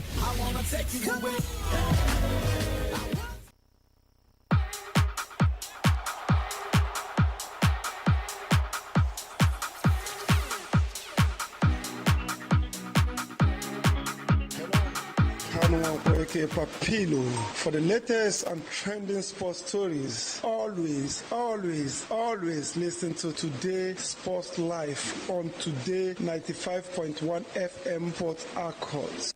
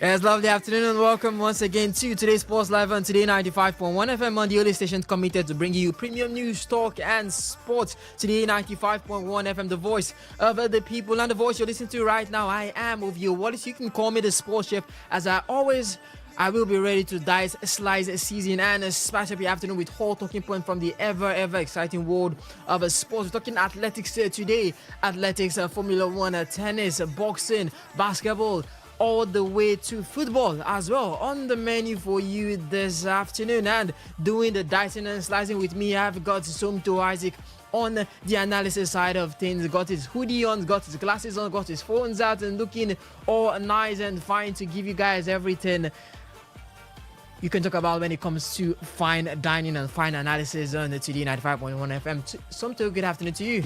Hi, Obi. Good afternoon to you. It's a lovely Wednesday afternoon. It's a division of, I don't know, I wanted to say division of weather.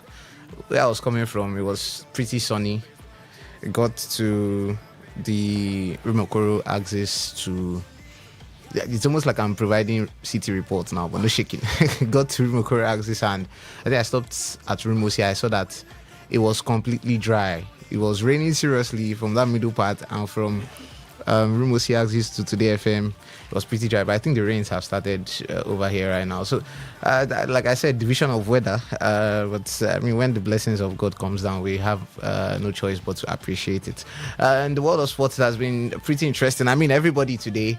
I almost wore my Crystal Palace jersey because today is a defining day. You know, a draw from Crystal Palace against Manchester City, and on Monday Arsenal have the chance, if they win against Burnley, to lift the Premier League title in front of their home supports, because their last game of the season is away. So I mean, all of us were begging our London brothers, Crystal Palace, just draw. That's the only thing. Just draw. If you just draw, we're not saying you can beat them. If you can do that too, that's extra, Jara, but just draw. And then we saw stories about CAF bringing their Congress and of course the CAF awards to Nigeria. It remains to be seen whether it's Lagos or Abuja. Patrice Motsepe said, they said he should do it at Abuja because that's where the head of state is and all that. And speaking of heads, before I get speaking of heads, he said that's where the head of state is, and the president said, no, if you want to do it in Lagos too, anything can happen. And there's a universal policy of separating politics from sports, but I saw the NFF president wearing an infinity cap. God. As somebody said in our group chat, I have a lot of Nigerian journalists, some of the toppest Nigerian minds in journalism that you can find there. And he said, NFF election is in September. If you like, no wear infinity cap. If you reach your turn. No. And I wonder because you set an example for the rest of the footballing world, footballing community in Nigeria to follow. And if you're throwing a particular line, a lot to be seen. It's almost the end of the season. Yeah. We are practically at the end of the season, and the Federation Cup is yet to commence. And in some reasonable climates, in some sensible countries, whoever is the director of competitions, I'm trying to remember her name now in the NFF, whoever is in charge of handling these things right now, there should be queries flying around. We are at the end of the season. I think they give a break this week. There's not going to be any domestic football until I think the last day. They are even sharing the same day as the last day of the English Premier League. So listen, I told somebody that let's go to the Adokie to watch the final game of the season. He said, say make I just pray. Say if Arsenal no win title before that day. Say, but this is some of the things that we want to clamor for: better changes, better reforms in our football, and things like this. It just sets us back a couple of years behind. Oh yes, we've also got a Divine and Nathan. She's sitting just right around the corner. And always, you can join us via the feedback platforms for the SMS and the WhatsApp portal. It's 0701 933 9962. For the phone line is 0810 9510 9510. You can call in at any point in the show to join in on the conversation. So let's get this poppin'. Yes, you can catch us live on YouTube at Today951FM. On Facebook, you can follow us at Today95.1fm. There's a post right there. Do engage. The comments will be read out later during the show. On Instagram, you can follow us at TodayFM951. On X at TodayFM951. On Twitch, you can stream us at TodayFM951. You can listen to us audio only via the website at www.todayfmlive.com. Also via the Radio Garden app, just search for Today95.1 FM.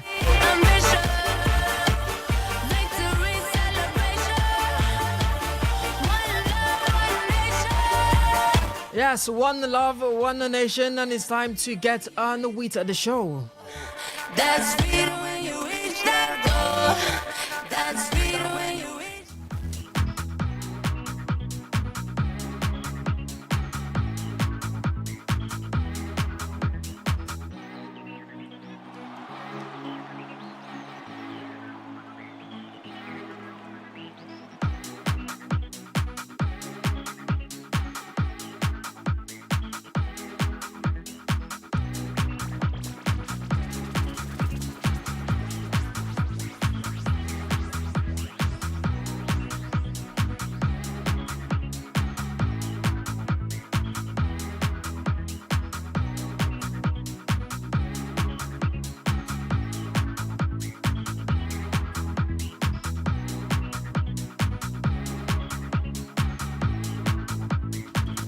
Alright, let's start with track and field. The Nigeria athletes are off to a flyer at the African Senior Athletics Championships in Ghana.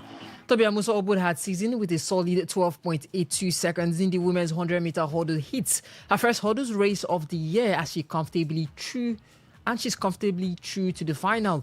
As she's joined there by Janet Sunday, who was making her debut at the African Championships. There was a little drama in the men's 100 meters before Ashe was initially disqualified for a false start, but Nigeria lodged an appeal that got him reinstated, and he went on to clock 10.55 seconds to qualify for the semis. Chidera Eziako also made it through after edging Ghana's Abdul Rashid Saminu. In the women's 100-meter, Rosemary Chukwuma led the charge with 11.44 seconds. Miracle Ezechuku and Tejiri Ugo also qualified. In the 400 meters, Samson Nathaniel Sikuru Adeyemi and Esther Okon all advanced as Nigeria is shaping up for a strong medal push on day 2 in athletics. And so speaking on day 1, Nigeria and 2 medals in the women's discus on day 1. Divine Oladipo secured a silver in her debut outing, while Obiagberi Amechi added bronze to complete a double podium finish. Something we start off in the track. Toby Amuso, for her, it's all on stakes, or it's all at stake for her. She's chasing her 3rd African women's 100-meter title. She won it previously in Asaba in 2018 and Mauritius in 2022. She arrived in Accra with 5 African championship golds across individual and relay events. Can Toby Amuso get a three-peat, and can she add another gold to her name? I mean, if there's anyone that can do it, it's got to be her. And I mean, that's the essence of her leading that women's delegation. And the men's side, you also have Fever. She was also had that little bit of drama, but then everything we hope should be sorted out. But if anybody can do it, is Toby Amuso. I mean, she advanced in the heats, 100-meter hurdles, opening her season strongly. So she would always be the favorites when it comes to that aspect. And when it comes to her dominating, if she can get a three-peat, my answer will be simply yes, because like I said, she's going to be the favorite. Someone who has done it back-to-back, like you rightfully mentioned, 2018, 2022, now 2026, a chance for her to get it, 3 consecutive titles on the line. But still, all in all, that's the essence of preparation as athletes. That's the essence of you putting in the day-to-day work in times like this, because you never know when the next threat is going to come. You're not going to be on top forever. You're not going to be the one who would be setting the records forever. So this is where, the aspect of consistency, not just in performances, but in training and preparation, which this is when it sets in. So for her, yes, she's going to be very wary of any other threat which could be posed in the majority of this tournament. But in all essence, yes, she could be the one to be able to defend that title properly. And when you look at day 1, 2 medals, women's discus, Divine Oladipo, first international appearance for Nigeria, winning silver with 55.37 meters. Obiageri Amici also winning bronze with 53.23 meters. And of course, gold went to today. It all continues right there, day 2, and some of the performances you can notably talk about in the track aspect: Rosemary Chukuma, Toby Amuson. These are the ladies who are obviously the championship with proper medals. I mean, in the next 1 week, we see where the end product of all the preparation and what all these athletes have done in past times or in their window of preparations. We see it all. And this is someone who went 3 consecutive times. He's held the title since Asaba in 2018. And now it looks like Nigeria is going to be missing maybe a sure gold medal with his absence. Well, from reports we've heard, we're hearing that it could be something of a hamstring he sustained during a warm-up weather training camp in Florida. But how does this affect Nigeria's gold medal? We'll get to Nigeria's performance in past events and all, and how they could perform, how you see them performing in this event. But is that a gold medal missed for Nigeria? Could anyone step up to the plate?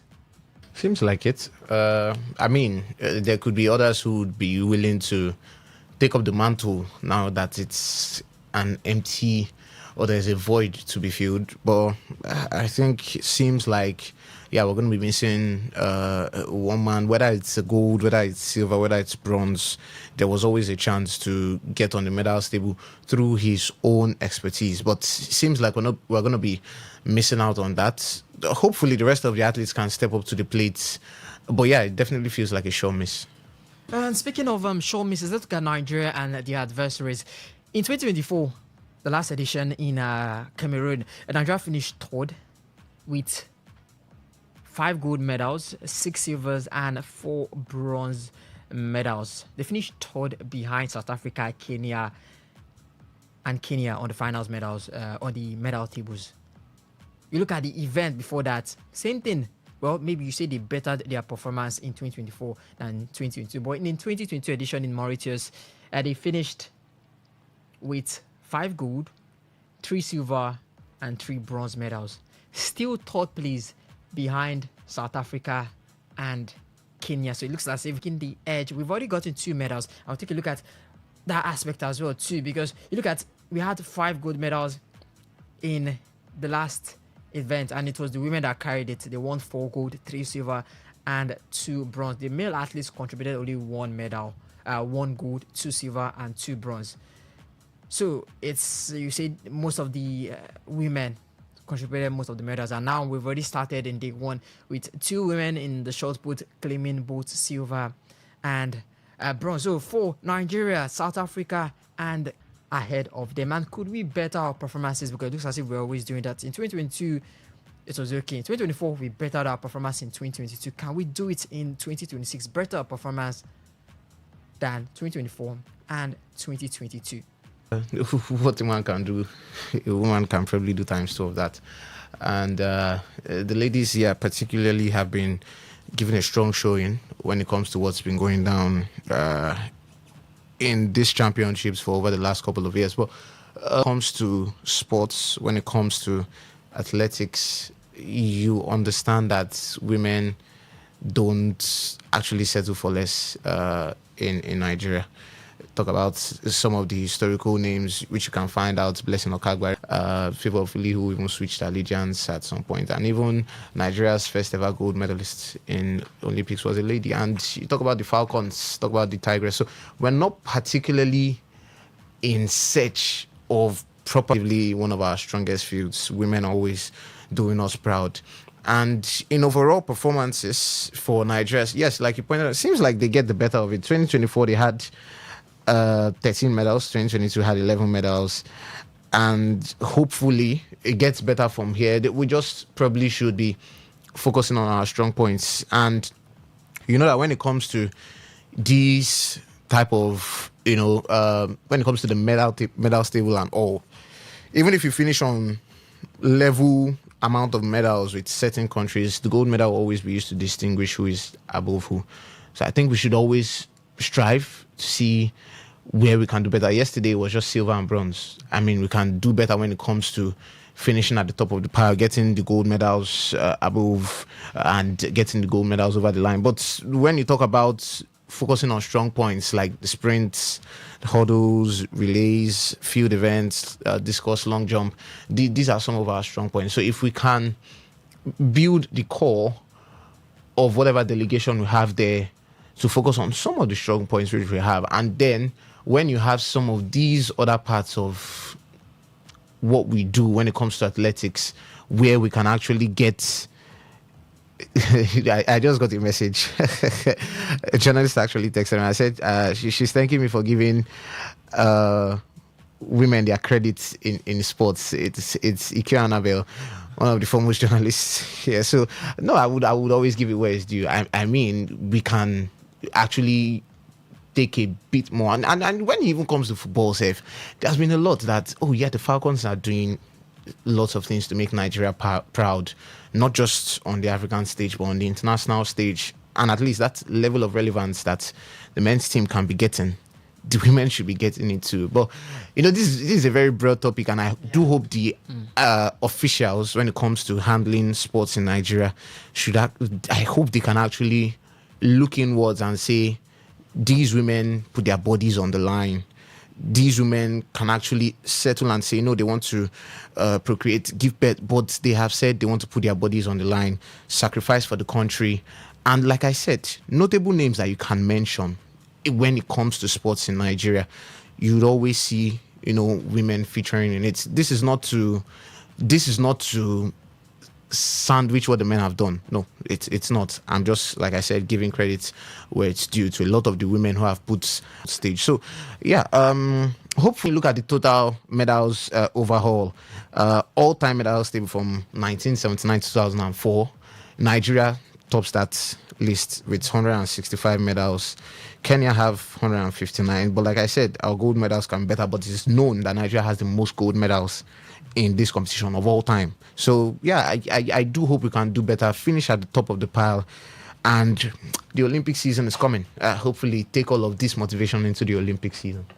All right, yes, you can be sure we'll give you updates on the Nigerian athletes and their progress at the African Athletics Championships in Accra. Ghana 5 silver and 2 bronze. The event was held at the Moshood Abiola National Stadium Velodrome in Abuja. Egypt came second with 14 medals. Kenya third with 9, while South Africa and Nigeria rounded out the top 5. Over 100 cyclists from 8 countries competed, and Nigeria's home crowd had plenty to cheer about throughout. This is now the third time Nigeria has hosted this championship after 2021 and 2023, and the team has delivered on each occasion. Great showing from our cycling. Now we head over. Yeah.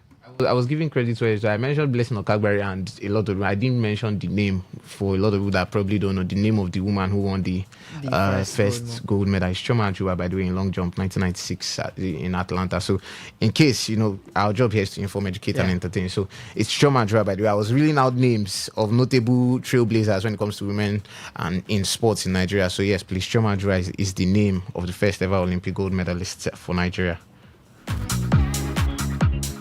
Yes, and we have the athletes that continue to blaze at the trail.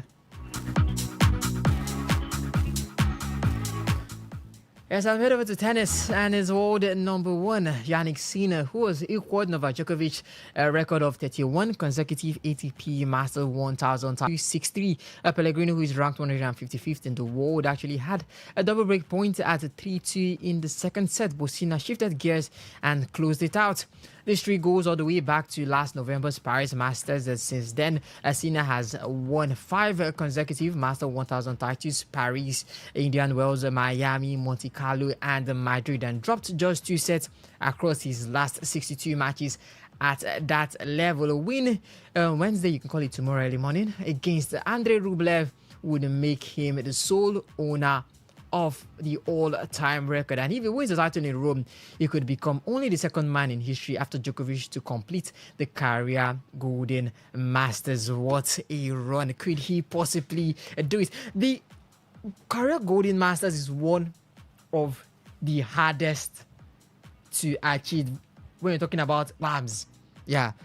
It consists of the Indian Wells, the Miami, Monte Carlo, Madrid, Rome, the Canadian Open, Cincinnati, Shanghai, Paris Masters. Is it possible for Novak Djokovic, Yannick Sinner, to do this? What a man. I mean, in tennis, being quite hard to achieve, I would say, okay, that could be an argument for another day, but I would love to say the Golden Slam is harder. You only have once in 4 years to do it. Yeah. The career Golden Slam, yes, of course. But I would want to say that is harder because you have to be. It's almost like you have to target. You have to target one particular and you year. have to be fit. You have to be fit. You have to be the entirety of that year. Head into the Olympic season. Come out fresh. When you talk about fitness again, that's true because in the summer when people are resting, you are trying to actively set imperial form. I mean, it came as a surprise when he did lose to Novak Djokovic at the Australian Open semi-finals. A lot of people did think we're going to finally have that Sinkaras final, especially after Carlos Alcaraz was having his niggles and his problems against Alexander Zverev, and everybody thought, that was the end of the line for him, and he found a way to take it into the 5-setter and got the better of Alexander Zverev. And everybody thought, Sinkaras, obviously. But the fact Djokovic pulled a joker card on Yannick Sinner and got the job done. But Sinner has... And I remember when we were here and the question was put to me if Yannick Sinner is falling off. And I said, falling off what? I asked him what is failure in sports. He said, because I fall and I keep falling. What do you mean? Should I consider that failure? No, it's sports. The fact that I fall and get up, that alone should be considered success because it's not easy to fall, get up, push yourself back to the top. So he said, just because, and a lot of people, I mean, when that interview came out, a lot of people were tagging us. I mean, just because you finish second every season doesn't mean, and you can see where they are now. So in sports, you can never sports because there's more to life than sports. You can never look at the fact that just because you're down at this point in time, you are branded in failure, and then you don't see a reason for you to get back up, push yourself to the limit. I mean, we sit here and we say Yannick Sinner is the favorite for Roland Garros, not majorly because Carlos Alcaraz is not even in it. Yes, that takes a very huge role, but you look at Yannick Sinner's from the Sunshine Double, even after that, getting into this guy has been putting in the work and he has been fantastic. And I saw, a very crazy stat. I think it was Annabelle that posted that, anytime Antonelli wins a Grand Prix, Yannick Sinner gets to win a title. Antonelli wins a Grand Prix, Sinner gets to. It was almost like there was this Italian bond that has been happening over the last couple of weeks. So Sinner has been in some imperial form since the Australian Open semi-final loss, and it will not surprise me. And the thing is, we always love to be a part of history. I love to be a part of history. I was there when Djokovic was gunning for that golden slam, and at the end of the day, I want to be here to witness Yannick Sinner gunning for this. And obviously, I could tell my kids that yes, I was for a long couple of times. The only blemish was that Australian Open semi-final. I think before that he won 21 of his last 22 sets in a row or so. Yeah. What was that stat? So yeah, he's been fantastic and he deserves everything that's coming to him right now. All right, the career Golden Masters had to complete. Only one man has done it, and that's Novak Djokovic. And to do it, he did it twice to show you how phenomenal and exceptional the man is. Still in tennis, as Jack Draper has announced on Tuesday that he will work with Andy Murray through the summer, parting ways with coach Jamie Delgado. It's Murray's second coaching stint overall into early 2025. Draper, who had a strong start in 2025, broke into the top 5 and won a big title, but injuries have been a problem. A bone bruise in his left arm disrupted his late 2025 run, and a knee issue just forced him to pull out of the French Open. He's currently ranked 50th. The plan is for him to ease back in at the Stuttgart Open and the Queens, where Murray famously won 5 times, and the center court is named after him before Wimbledon. How does he impact Jack Draper? When he was first with Novak, I was like, what is a man with 3 Grand Slams going to teach someone with 24 Grand Slams? I just don't understand how it's going to happen. But Jack Draper looks more fitting. Do you see Jack Draper reaching heights he never thought he could attain under the leadership and wings of Andy Murray? There was always a big 3 in tennis. It was always going to be a big 3 of Federer, Nadal, and Djokovic. But then a British lad came along the line. And I like that. A British lad came along the line and defied the laws of what we know it should be. And which he was trying to defy the laws of talent. I would say that as defied the laws of talent, even took a toll on his body, which we knew he was never really the same when it came to fitness. He tried to push and break that barrier. And listen, hey, credit to him. He actually did, because for a while, it was now a big 4. We cannot dispute the fact that for a while it was a big 4.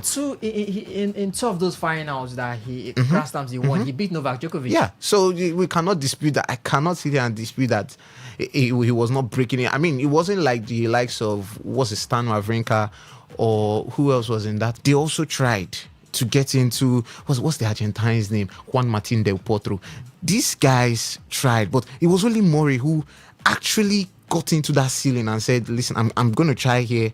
And with the famous phrase, chill with the big boys. But if, he never thought he'd achieve it, he never thought he'd achieve in his career, or to go the lengths in his career that he never thought he could get to. Obviously, the experience and the expertise of Andy Murray is going to be very, very important in all of this. So it's a good pair, same country. There's not going to be the issue of the language barrier, first of all, which is the first thing is communication. So there's not going to be the issue of the language barrier. These are 2 guys, like I said, from the same country, so the understanding could be very much easier than 2 different nationalities at the end of the day. So yeah, Murray is going to be very vital to him. I've given the background of Murray trying to get into, right now it's a big 2 plus 1. Some people can say big 2 plus 1 because Zverev keeps trying to come in and go out in different ways. And but right now, if Draper can try to, which I think nobody in tennis can do right now, no disrespect to them, but these 2 guys are like I would say the Messi and Ronaldo now of tennis. Oh, I'm sorry, I'm forgetting the Joker. Why would I forget Djokovic? But like I said, when it comes to current form and the way these two guys strut their stuff right now, nobody is really on the level of Sinner and Alcaraz. Djokovic is an outsider. I'll put him in the legend bracket so that I will not legend. You have nothing to prove again, so just stay in your own bracket. But these big two, if Draper can actually try to reach that ceiling, maybe Zverev, maybe Kasparov, likes of these guys, he needs the expertise and experience of Andy Murray. All right, now we leave tennis and head over to talk about football.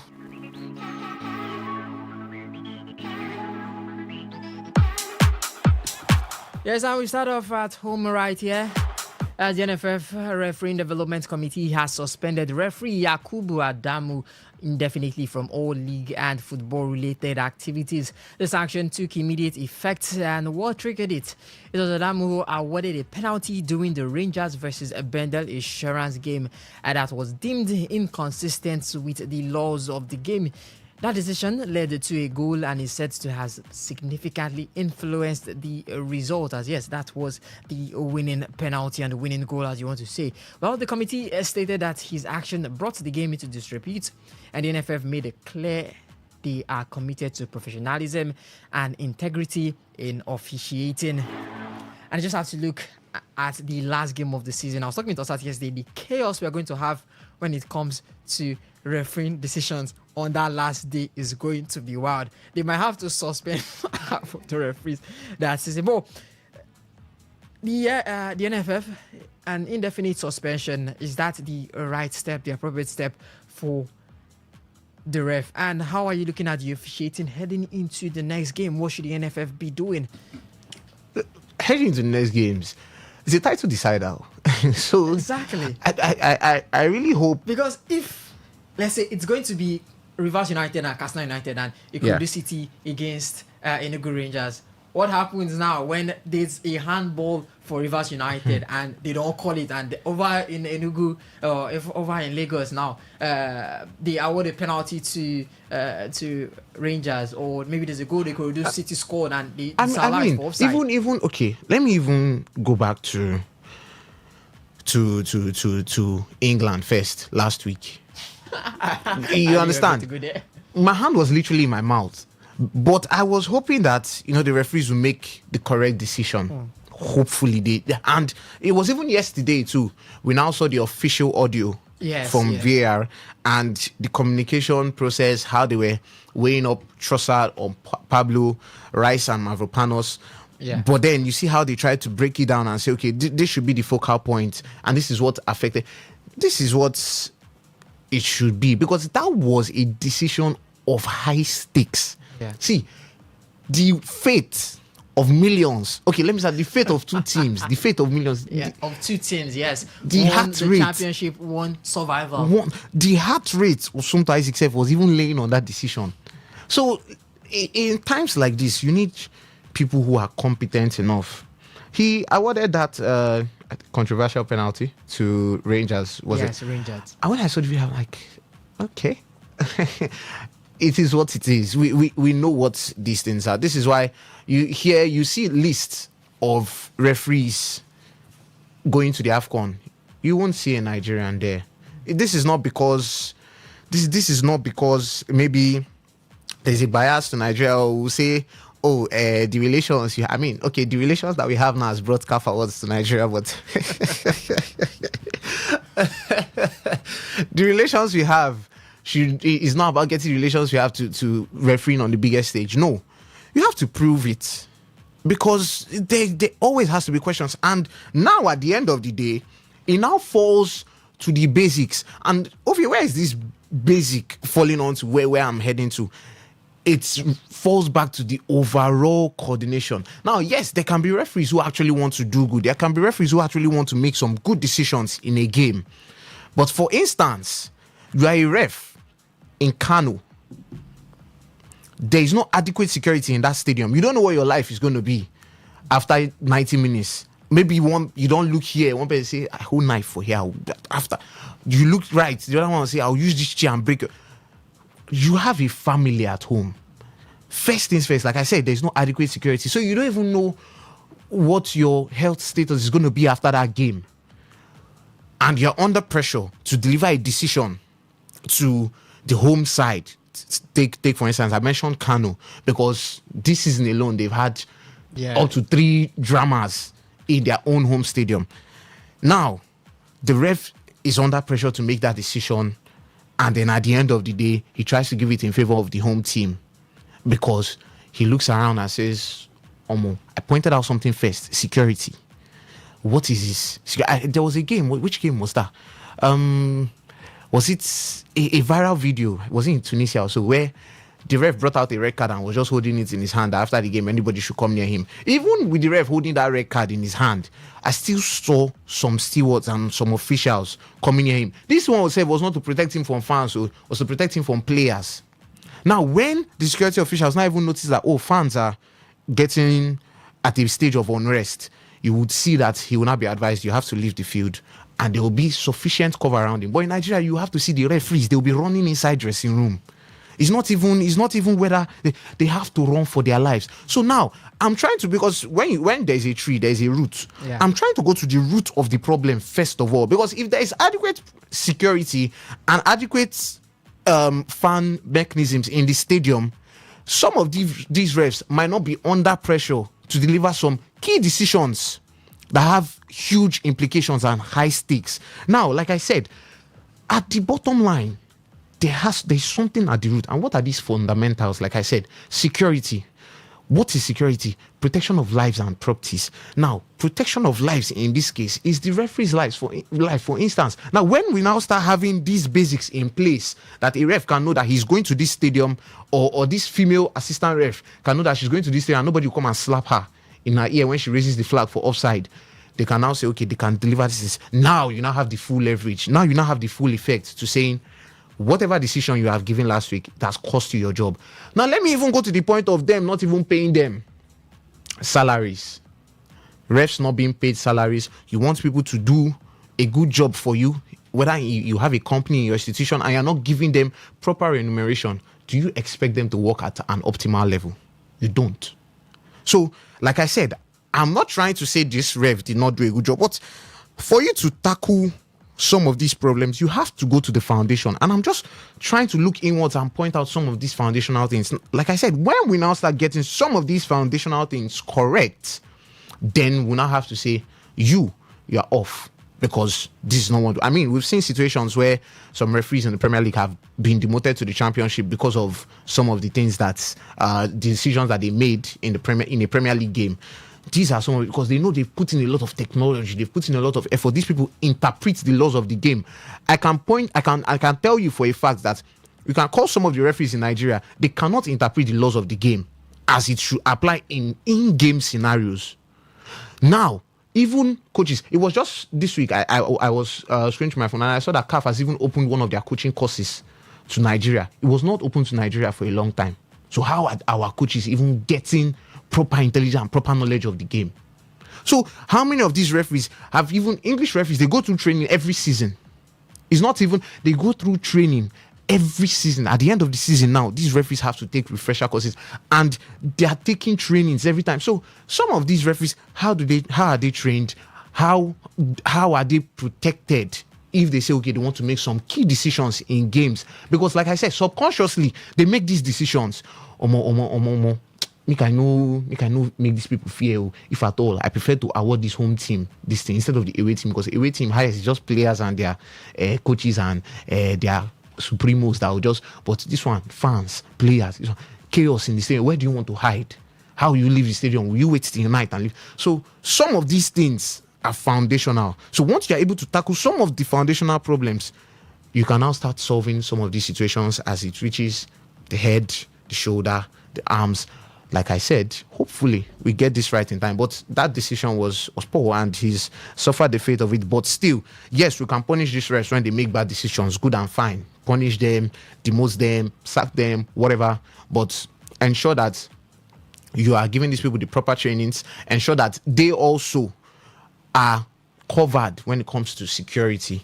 They also know that whatever we are doing, yes, I know that after this game, I'm receiving my salary, no shaking, and I'm paid well and all these kind of things. Ensure that some of these things are in place, because it also affects their performances on the pitch. All right. Yeah, sometimes did remind you that the CAF Awards will be held in Nigeria. They're still looking for a venue, but the last time the CAF Awards was held in Nigeria was in January 2015. So 11 years, and right now it's going to be held. Mikel and Yaya Toure. I think that was it. That was also the first time. Was her name? Asisat. Yeah. Yeah. Took the CAF Women's Award, and I think from there it's now snowballed for her. But for Nigeria, we just hope it's not going to be just pay for the drinks and host the party. That was the one in 2015. That was Pierre-Emerick Aubameyang. That was in 2015, and Toure finished second. Adria, you finished third. All right, so at least we hope that Nigeria will not go to pay for the drinks and just host the party this time. At least maybe we can get one or two trophies or one or two awards from this edition. Heading over to the foreign side of things before I do open the phone line, a quick one from you. Somto, Ousmane Dembele, the French Ligue 1 Player of the Year. People are actually saying he should have gone to Vitinha. Some are saying he should have gone to Mason Greenwood. But at the end of the day, it went to Ousmane Dembele. The man only started 9 games. He played 28 games in overall, but he only started 9 games. He only played one full 90-minute game in the season. This is not the Champions League we're looking about. This is the French Ligue 1. Looking at a goal scored, Mason Greenwood is second at that list with 16 goals scored. We're looking at the players with the best average ratings. Vitinha tops that list. Assists, Vitinha is third with 7 assists. So, it still ended in the hands of Ousmane Dembele. Some saying it's because he's the Ballon d'Or winner. He's the best player in the world right now. Dembele joked during the award that maybe my minutes count for double. He said he was going to share it with Vitinha. Yeah.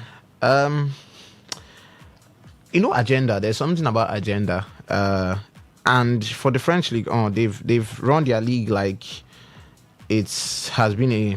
Some people want to say it has been a tool to favor Paris Saint-Germain, but there's even the rescheduled fixture which they're going to have against Lens, probably a title decider today. It seems like Lens had said we don't want that fixture postponed. This was before the second leg against Liverpool. I think the quarterfinals of the Champions League, and PSG wanted the game postponed. Lens told Ligue 1 that no, this game should not be postponed because this defies the agreements we've had from the start of the season even till now. But the Ligue 1 are still selling their most valuable player. There were times, some of these controversial decisions, when it comes to awards, it has happened over and over. I just talked about Mikel Obi and Yaya Toure in that CAF Awards one time, and it was hotting up that this probably seemed like it was going to be Mikel's award, but at the end of the day, he went to Yaya Toure. And before then, after that, let's talk about Robert Lewandowski being primed to win a Ballon d'Or and then got cancelled. Let's also talk about Frank Ribery being primed to win a Ballon d'Or and he went to Lionel Messi. We can bring up different. A lot of people said, in the World Cup year, Lionel Messi was not playing in Europe, and then he won the Ballon. Some of these awards, I don't want to talk about PR or anything, but at the end of it, they still give it to the most marketable footballer. That being said, let me reel out Ousmane Dembele's stats in the French League on this season, particularly. Ousmane Dembele has started just 9 games in the French League on 9. He's played a total of 20 games, but he started just 9. He's averaged 48 minutes per game. He scored 10 goals and provided 6 assists. And when I saw that he was given the award, in a World Cup year, PSG in the final of the Champions League, who do you think is Ligue 1's most prized asset that you can say, okay, let's push him as our best player so that in a wider angle, he gets seen as Europe's best player, and in the widest angle, he gets seen as the world's best player? It's Ousmane Dembele. Because if PSG win the Champions League, there's a shout for Kvaratskhelia. Yeah. But still, Kvaratskhelia is not playing in the World Cup. There's a shout for Vitinha. But Vitinha cannot take the headlines when Cristiano Ronaldo is in the Portugal World Cup team. Yeah. Bruno Fernandes is also in that team. So you can see that at least some of these cases. Now, if you look at some of the other places, you talked about some of the other players. You talk about Mason Greenwood, and you talk about even Esteban Lepau, who has the highest goals in League 1 with 20 goals.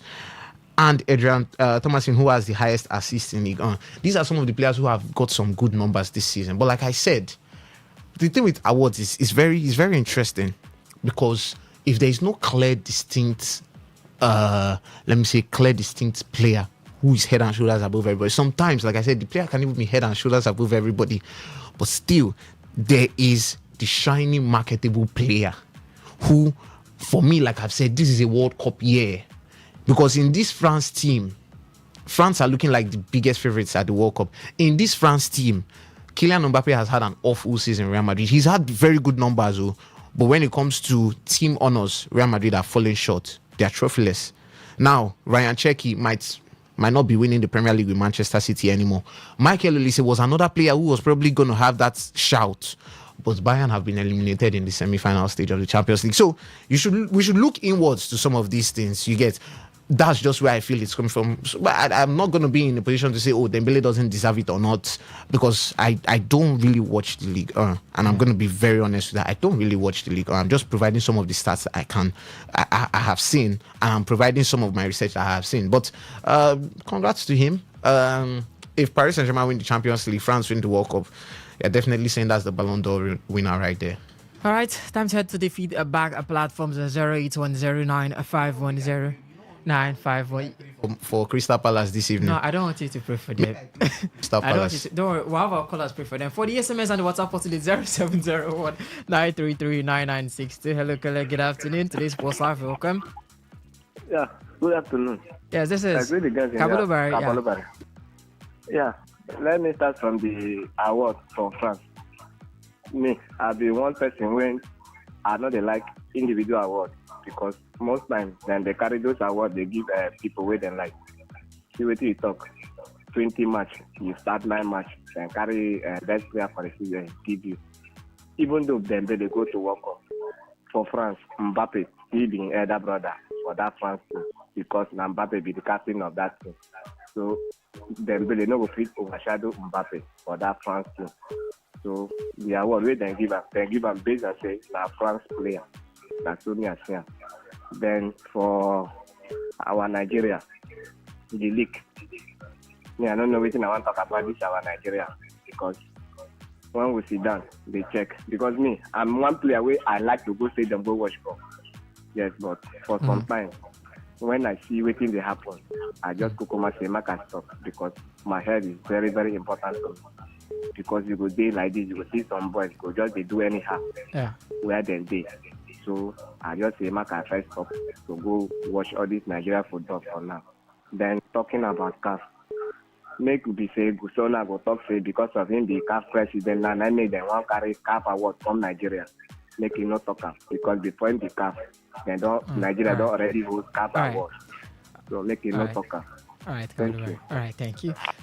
All right, 08109510951. Hello, caller. Good afternoon. Today's Post Live.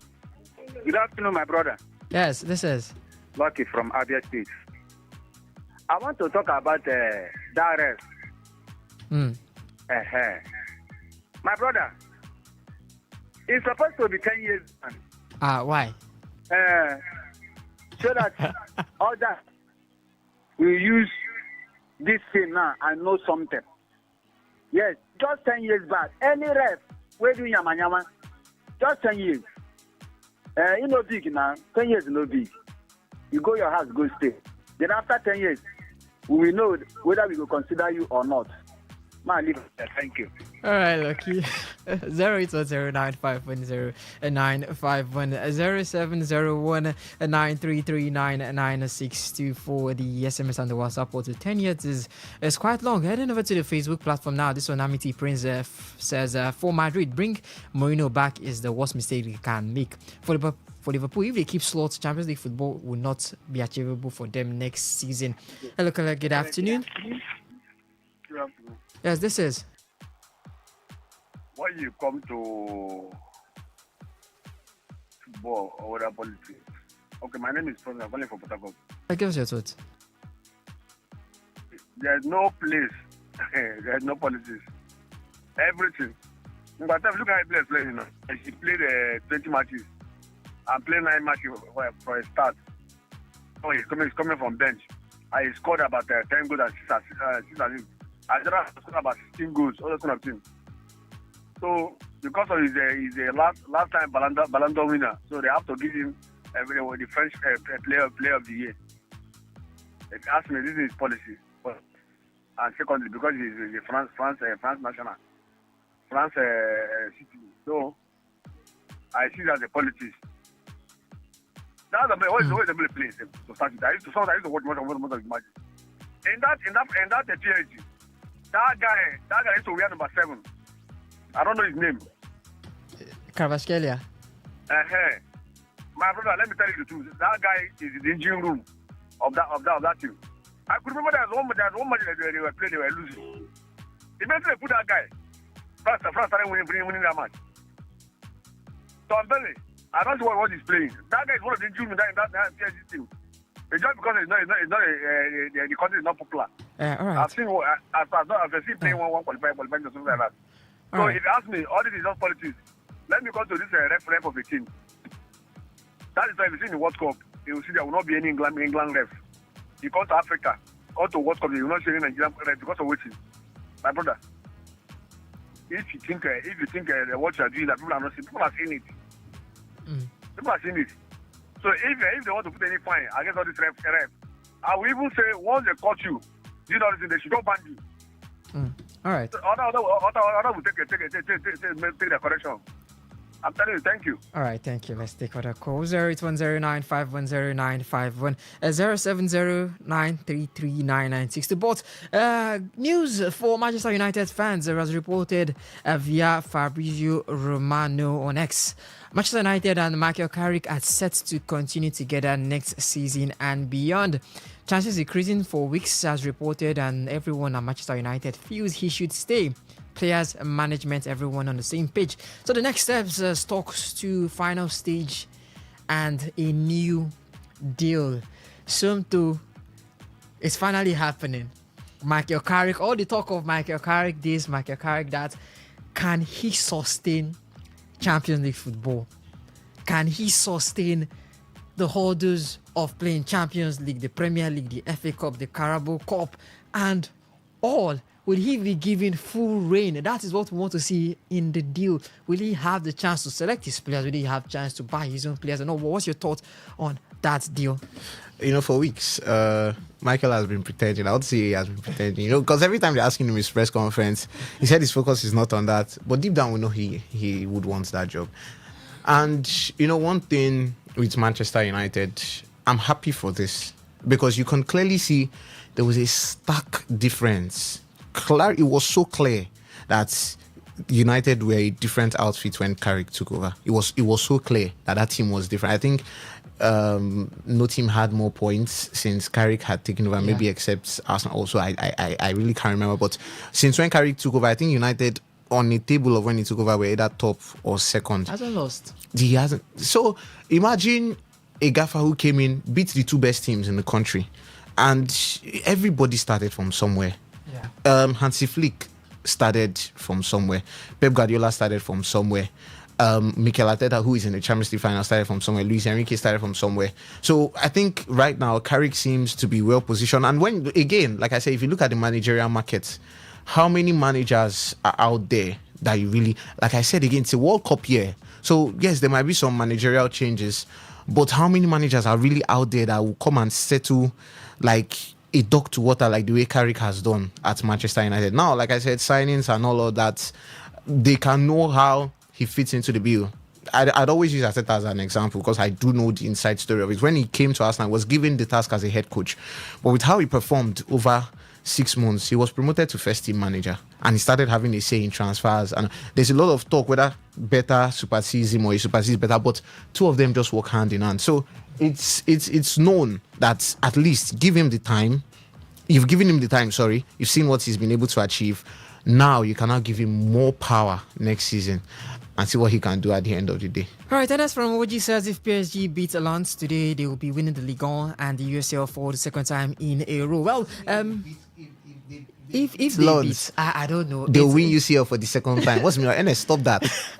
NS, be very careful. Well, matches to expect from the top 5 leagues. Well, the top 3 will be playing out of the top 5 today. Man City against Crystal Palace is going to be by 8 p.m. By 6 p.m. it's going to be Espanyol against Athletic Club, Villarreal against Sevilla, Alaves against Barcelona, and Getafe against Mallorca in the Spanish La Liga. In the French League, on by 6 p.m. it's going to be Stade Brestois against Strasbourg, and by 8 p.m. RC Lens against Paris Saint-Germain. You can call it a title decider.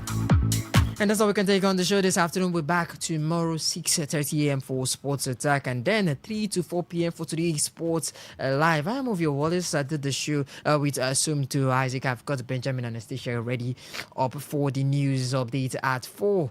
So enjoy the rest of the programming and have a good day. Bye-bye.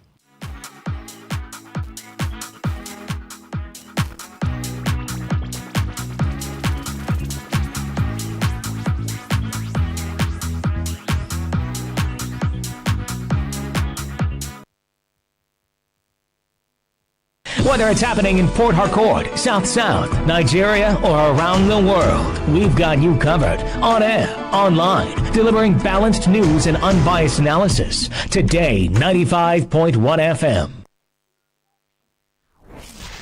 Today, 95.1 FM, Port Harcourt. News update.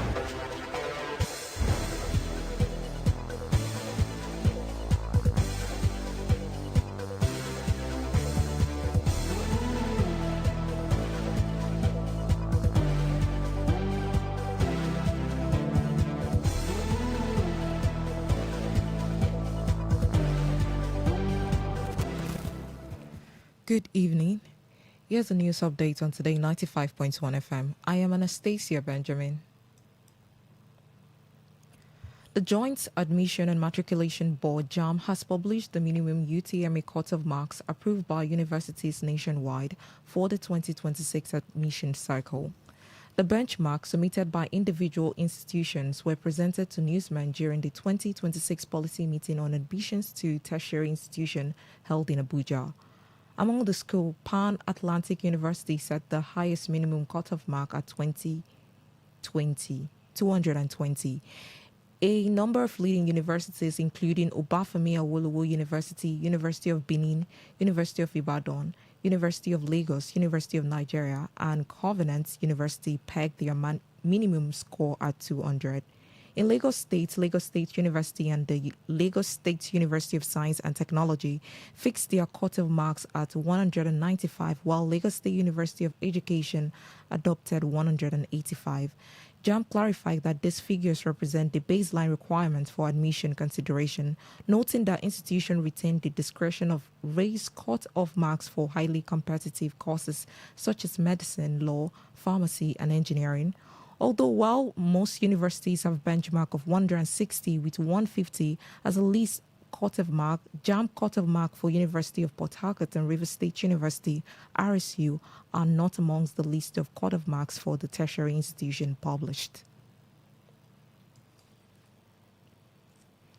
Over 300 terror suspects have been killed in renewed onslaughts by the military across the Northeast and Northwest theater of operation. Insurgents were also denied logistic access, with hundreds of their firearms communication gadgets, fuel, food, and bombs seized.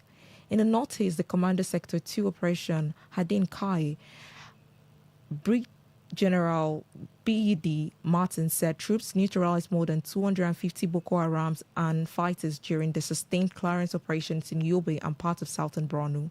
Speaking during a news conference in Damaturu, General Martin said troops carried out coordinated offensives in terrorist enclaves with the Timbuktu Triangle, including Buk, Chileria, Kafa, Abagari, and Maisani. He said more than 50 terrorists were killed during operations in Timbuktu Triangle, Bula Bulin Forest, and other hideouts, while over 200 insurgents died during the failed attack on military formation in Kurati, Four Airs, Gonori, Buringari, and Katakor. According to him, troops recovered more than 150 assaulted weapons and large quantity of ammunition during the operations. The Federal High Court sitting in Abuja has sentenced former Minister of Power Saleh Manman to 75 years in prison for stealing public funds totaling about 33.8 billion naira.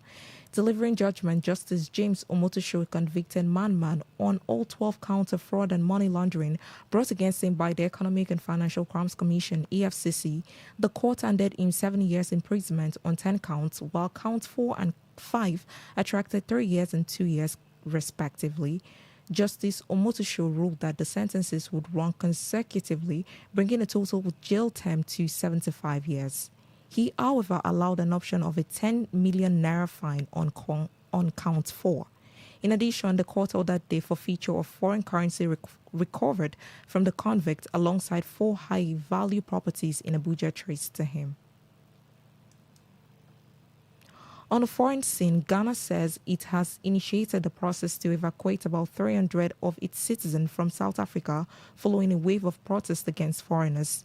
President John Dramani approved the move to assist people who had complied with the adversary and registered with the country's High Commission in Pretoria.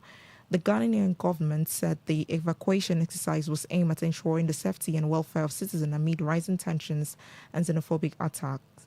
Nigeria has also expressed concerns after a series of anti-immigrant protests in several cities across South Africa, as well as claims of assault and intimidation.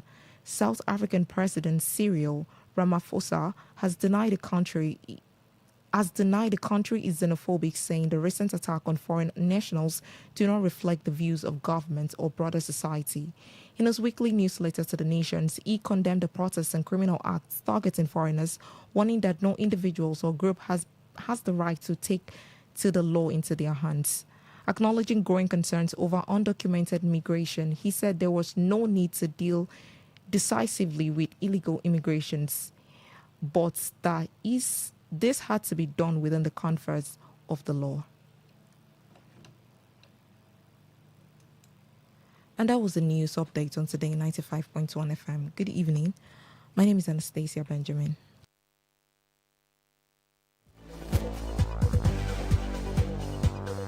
Today's news, today's entertainment, today's sports, today's issues. Today on Today 95.1 FM, Port Harcourt.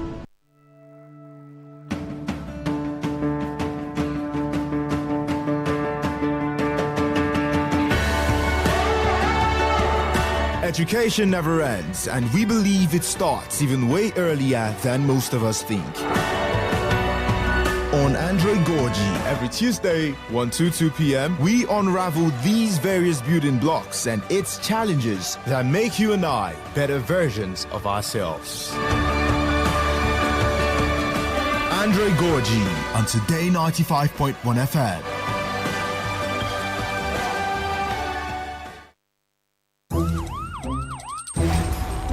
It all begins with breaking news. Now make no mistake, this is a difficult mission, and it will remain difficult for some time. Then it keeps trending. Events, issues, personalities, all struggling to gain attention. But in the race for deadlines, the intrigues, power play, undercurrents are often missed or underreported. Insecurity here is basically a product of poverty. But not anymore. As the platform on radio steps in to fill the missing links on events, issues, and personalities in the news. I'm not afraid of anybody. Yeah! The platform on radio serves only the hottest topics and trending issues. Only on Today 95.1 FM. 95.1 FM. Port Harcourt. Weekdays, 4 p.m. Get on the platform on radio and be served.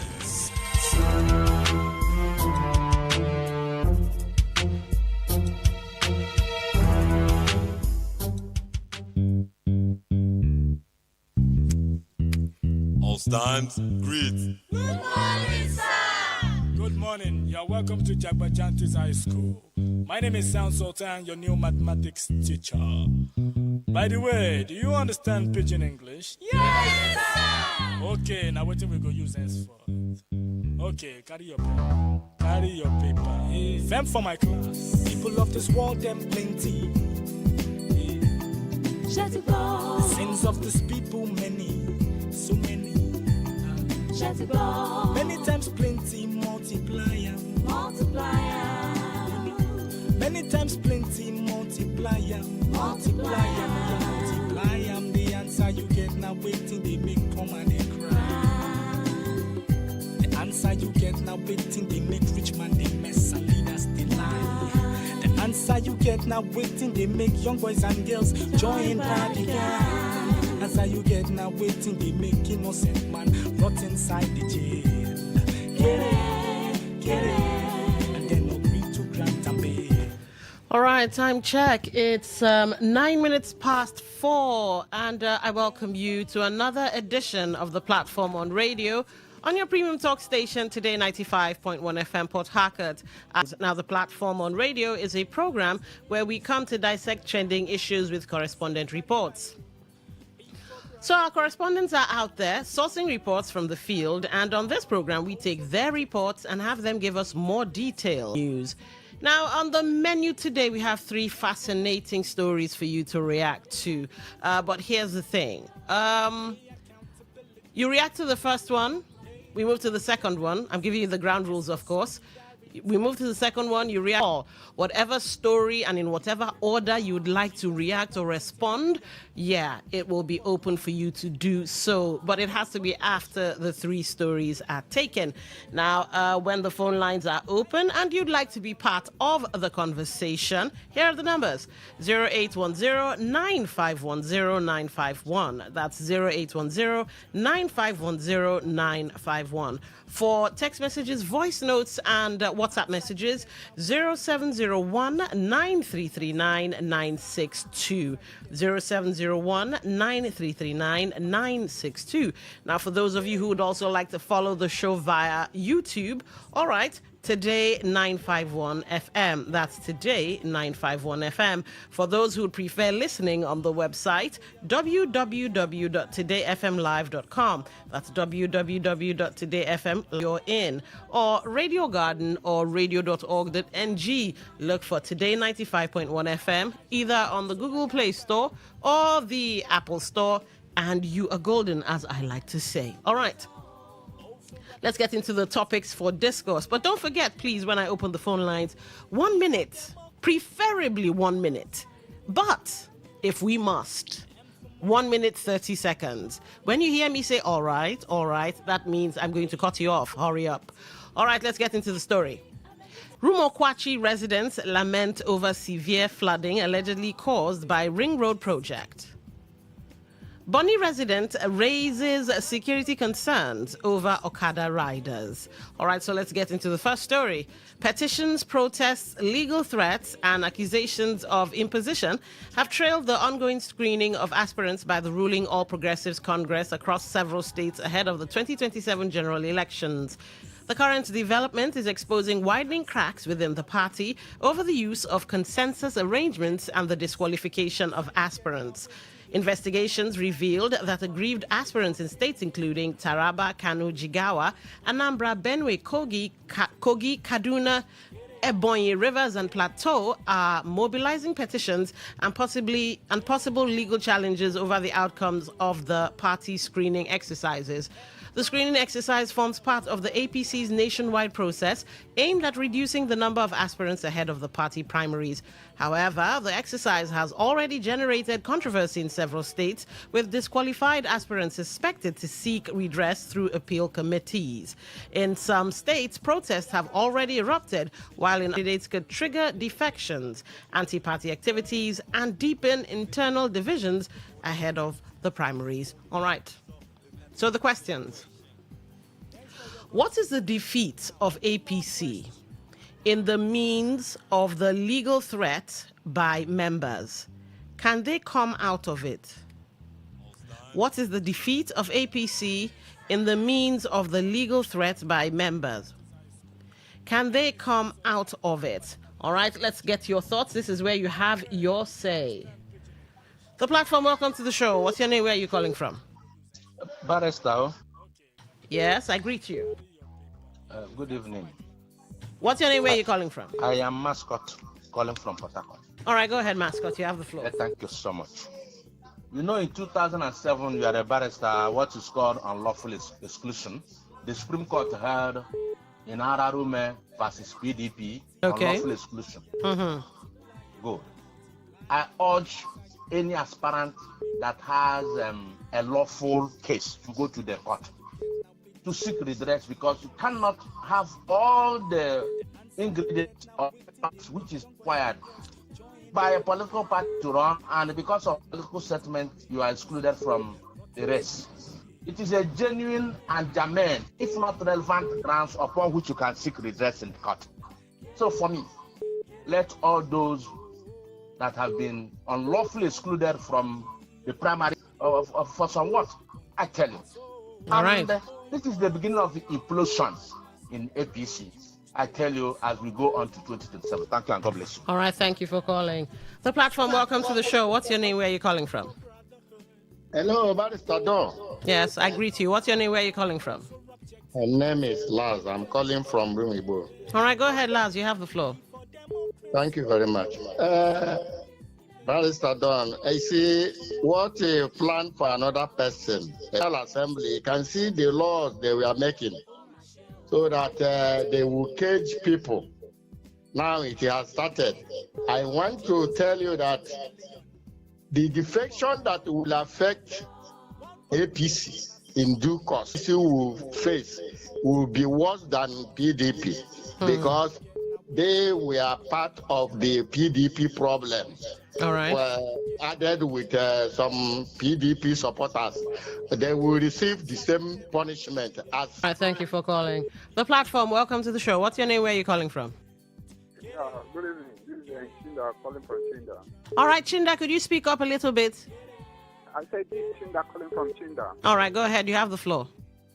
Yeah, you know, if goes around scattering other people's houses, karma will be waiting for the person. And I think the karma is coming towards facing the house of APC. You understand me? Yes, indeed. Karma will soon face them. Around destroying other people's homes. Your house will be okay. Your house not going to be okay. Just wait and see legions of litigations that will face it. I tell you. All right. They might not even have candidates. I tell you, they might not even have candidates because most of those guys have complete everything. Their papers are complete. You don't have to. You have to bring them in after the primaries. They lose in the primaries. You don't exclude them like that. All right. Most of them were in APC before this your own. The platform, welcome to the show. What's your name? Where are you calling from? Hello, Lady D. Good evening. Oh, all right. That's Muriel, right? From Okreka. Yes, thank you. Welcome to the show. This is Gifted Woman. You know, there's this saying, be careful what you want, for you might just get it. And when a man is very greedy, or a woman, you just want and want, so selfish, just only you want everything to yourself. When they give you all, you might just get choked. And the worst may happen to you. That is the plight of the APC to me now, for me. All right. They just want everything. Everybody should defect to the APC. When people were defecting, me, I was clapping my hands. In fact, I wanted everybody to defect to the APC. Let the APC be so full, it will be so full like a vessel, and it will just explode. When a vessel is over full, more than what it can carry, then it will explode. New members are coming. All right. And some of these members are of value, very strong people. From other parties, they will come. And they will want to get to the top as well, because where they were coming, they were at the tops. So what about those that were there? Yeah, that is the confusion and the explosion. It has not started for the APC. Okay. Thank you, sis. All right, thank you for calling. The platform, welcome to the show. What's your name? Where you call? Okay. The platform, welcome to the show. What's your name? Where you calling from? Yes, they don't. Yes, I can hear you. Good afternoon, Robin Naja, the farmer. All right, welcome to the show. Yes, and I'm calling you from Iche. You see, when I say we are conquered people, people do not seem to understand me, or some people do not seem to understand me. You say go to court. Which court are you going to go to? Which court? The court that their wives, their cousins are all there waiting for you. Is that the court? The court who turned a blind eye against what the Constitution says in Nigeria here. The Constitution provides for express vacation of your seat when once you decamp from the party that brings you to office. What did the court say? You go to court. I say we are conquered people. We are not practicing democracy. Not until we practice democracy. What we practice is civil autocracy. Government of a powerful people, the powerful cabals, and for the powerful cabals. All right. They dictate and they decide what happens. Okay. I'm so sorry. All right. Thank you. But here's the thing. Going to court, I think one of you called in to say that some of these candidates have their documents up to date and this, that, and the other. So if they have up-to-date documents, if they've paid dues and done, well, basically what I usually call dotting your I's and crossing your T's, and you take it before the court, the court is very big on evidence. It would be, unless they find some kind of technicality, which I kind of doubt, if the evidence is in black and white, it might swing the way of whoever has come to justice with clean hands. Let's put it that way. All right, let's go back to the phone lines. The platform, welcome to the show. What's your name? Where are you calling from? Yeah, good evening, Don. Good I evening. am KM Ospo. All right, go ahead. You have the floor. Yeah, your question is if they will come out of this. Yes. For me, I think they will come out of it because it is coming from the end of the receiving end is very weak. It's very weak. APC is a party that is controlled by just one person. So for me, I think it will come out. But the question I want to ask is that this undemocratic practice in River State, does it not go contrary to the new electoral law that says you should not defect? Why would one face a situation like this and is being tied down by the Constitution not to defect? What is the reason? What were their reasons that those people were not screened? All right. So I think they will come out of it. Okay. But the Constitution is also faulty. Thank you very much. All right, thank you for calling. The platform, welcome to the show. Turn down the volume on your radio, please. Hello, Don, good evening. Good evening. From Bugro. All right, go ahead. Yeah. My sister, you're a journalist. Did you see in INEC registration? We have APC, we have PDP, we have Labour, we have all these parties. Did you see anyone called Rainbow Coalition that is registered with INEC? As a journalist, I just wanted to answer me that question because I don't know. So that is where the problem will come from. Somebody will stand like this, want to cross gutter, keep your two legs. So when the two legs come together, you fall inside the gutter. That is what APC is doing because they know what they are doing is wrong. Much like the River State own. The coalition we are talking of, Rainbow Coalition, is only River State. Go to other states, it's not like that because they want to scatter. One person want to scatter the state and scatter your house because of greed and selfish. We are praying. Thank you. All right, thank you for calling. Okay, keep those calls coming, but don't forget at the bottom of the hour, yes, we have a what's that thing called now? A commercial. So let's see how much calls we can take in the next 7 minutes. All right. The platform, welcome to the show. What's your name? Where are you calling from? My name is Etim from Port Harcourt. All right, Etim, you have the floor. 1 minute, please. Yeah, Ali Ndume has been warning APC over the impending danger ahead of APC. They are overloading their party. We formed this party. Some of us who have good conscience, we left the party for political vagabonds and what have you. Let them manage their party. The operation waiting for APC. What happened in 2015? There's going to be a repeat history going to repeat itself. 2015, whatever that happened in 2015, that make Jonathan to lose election in 2015. It's happening under Tinubu watch. You know the governor's APC governorship, governor's forum chairmanship. It happened within the time of Jonathan between Anichi and Jonathan. So everything they clear the corruption and what have you political wish hunting. that happened then is repeating itself. All right. So we have told them that the contentment and the dissatisfaction in the north, that they will serve him, the rest of their staff, in 2015. And it's going to happen, no matter what they're going to do. Digging will not save them. Thank you very much. All right, thank you. The platform, welcome to the Oh. Hello, good evening. Good evening. Welcome to the show. Yes, so it's me. My name is Jing, calling from my store, Rumeni. All right, go ahead. 1 minute, please. Yes, sir. My doing well, sister. You see all this thing that is happening in APC primary and other political, it will happen to every party. Even the LDC, there are some people that will go there and they decide them, their party and they are in their contest is students defect to APC. APC is defecting to NDC, NDC is defecting to Labour, passing to all the parties. Our court is who knows the judge, who knows who is who. All right. So the court cannot help them and not help out. So it's not to do the thing. And I pity my party because a lot of bad airs have been infiltrated the party. That is the party now is going haywire because of what bad people have infiltrated. They are controlling. All right. Thank you for calling. The platform, welcome to the show. What's your name? Where are you calling from? Yes, good afternoon. Benjamin calling from Achip. All right, go ahead, Benjamin. Yes, I want to chip in quickly concerning this decamping or not decamping or going to court concerning this election issue. For the people that were denied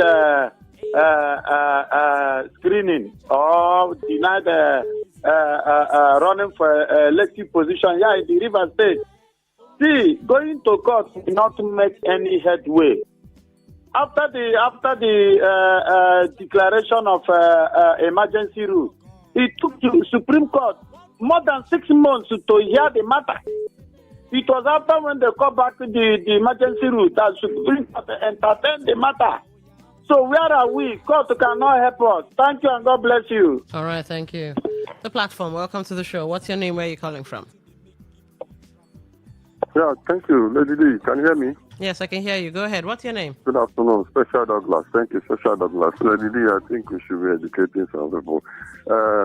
Political issues like this is internal. Courts have no power to decide on what the parties have done. Pre-election matter. And after that time, it is dead. Now, secondly, the APC has a constitution. If we don't know, if any of us have access to any, go and read section Article 9.2, Article 9.2, Article 9.3, and 9.4. Starting from 9.1, we understand. You see, there are persons, as we have in APC, this River State, who are ceremonial members of APC, and we have bona fide members of APC. Just because you registered in a party does not make you a member. You have to pay your dues. And these dues are recorded, even it reflects in the National Assembly, National Working Committee records and register. So, if you have been disqualified here, be rest assured that it has reflected in the National Working Committee register that you're not a member. And I want to use this medium to also say that the governor will not participate too, because the same people who are disqualified are the same people who probably signed his own form. So it is a party thing. So if you're not comfortable with APC issue, you can go to another party which you think is best and try the same thing, whether they will not disqualify you too. It's just because it's the APC that have done their own first. Let us just wait and watch other parties. All right. You hear things. It is politics. All right. So let's not worry ourselves. It is not strange. Thank you so much, lady. Thank you for calling. I think that was Special Douglas. I'm very careful to speak in absolutes because even in law, they say, may there never be a time, I paraphrase, of course, I'm watering it down, may there never be a time where a lawyer will stand up and say, I know the entirety of laws. Now, you talked about the APC screening committee and saying that they can't go to court, but according to research, because when you guys make some statements, I like to also check to make sure that you are also not misinforming the public. Based on Nigerian electoral laws and the APC's internal regulations, the screening committee is not the final arbiter. While the APC utilizes screening committees and screening appeal committees, as seen in the 2026 Rivers State House of Assembly exercise, to verify candidates, aggrieved aspirants possess the legal right to challenge decisions in court. So you can go and do your research for yourself as well. But it looks like, yes, aggrieved parties can seek redress in court.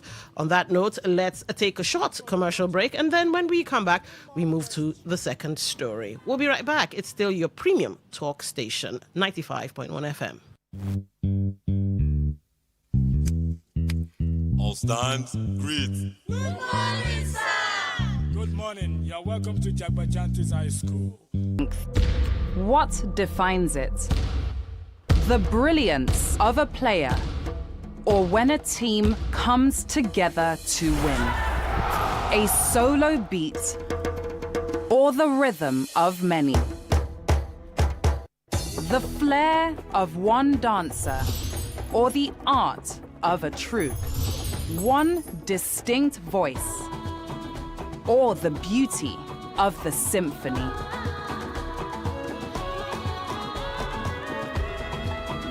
At FCMB Group, we build ecosystems, empower communities, and create the future. Because we believe it's not just one, but the power of the group that delivers the future we all desire. FCMB, the power of the group. All stands, greet. Good morning, sir. Good morning. You're welcome to Jagbajantis High School. All right, this is not Jagbajantis High School. This is Today FM 95.1. And it's a platform where we take the correspondence of our correspondents and, give it to you with more detail from the angle or the POV of the correspondent. Okay, so let's move to the second story so you guys can have your say. Residents of Rumo Okwachi community in Obiakpo local government area of Rivers State have lamented severe flooding allegedly caused by the ongoing construction of the Ring Road project by the Rivers State government. The chairman of the Community Development Committee, CDC, Eric Chimezie Wallo, who spoke to Today FM's Priye Izogu, said several parts of the community have been completely submerged as a result of the flooding. According to him, the situation worsened following the blockage of a drainage channel directing water into the neighboring Ogbogoro community. Chimezie Wallo alleged that residents of Ogbogoro blocked the drainage channel over demands that the River State government should construct drainage facilities and a road leading to the river channel receiving the flood water. The CDC chairman called for urgent intervention by the River State government, warning that several residents have already abandoned their homes because of the flooding. Let's listen in on that. A particular area at Ogbogoro called Umuoke, the drainage was stopped in a particular point. So the water is causing disaster to that particular community called Umuoke in Ogbogoro town. Then the community have come out to block the drainage because the state government did not award the road and the drainage down to the river. So for that, the community have decided to block the drainage, which is causing a very huge disaster in our community, Umokwashi. The whole water coming all the way from Mboba, Rumosi, Rumalogo, Ozoba, that is passing to Ogbogoro, is no longer moving down to Ogbogoro, is now circulating the whole community here in Rumokwashi. Some residents who also spoke to Today FM said businesses within the area have shut down as roads have become impassable due to the flood, adding that many families are relocating from the community over fears that the take in. All right, let's sink our teeth into this one. So do you think the state government and contractors handling the Ring Road project are following the complaints of the people? Oh, I would love to get your answers on this one. For me, okay, you know what? Let me remain impartial and unbiased, if there be such a word as unbiased. The platform, welcome to the show. What's your name? Where are you calling from?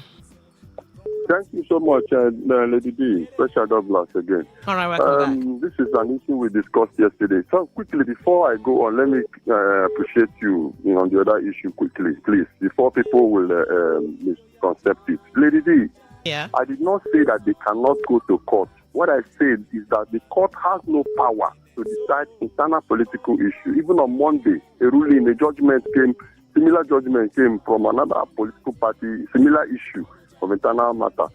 Please, so people don't misconcept it and begin to, demonize me. All right. This issue, we discussed some similar thing yesterday, I think, about the incompetence of the governor or the docility as to this demand.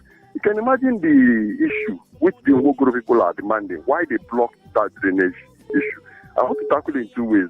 Firstly, that the government did not award the contract to channel the water through to the final point, so that it doesn't cost flooding for them. Then the second aspect, how can a government be there, existing, and the community will block the drainage? What is the government and the contractors doing? You see, this is why I was saying yesterday that the governor should put on his working tools. This is so docile. You can't award the contract. Firstly, it did not conclude the extension of the project, the channel where the water will finally be disposed. And then secondly, you'll be there. The community will will block the drainage. It doesn't happen. So I think the governor should be proactive. He should be proactive. Thank you so much. All right, thank you for calling. The platform, welcome to the show. What's your name? Where are you calling from? Good evening, Don. This is Nelson from Igrita. All right, welcome to the show.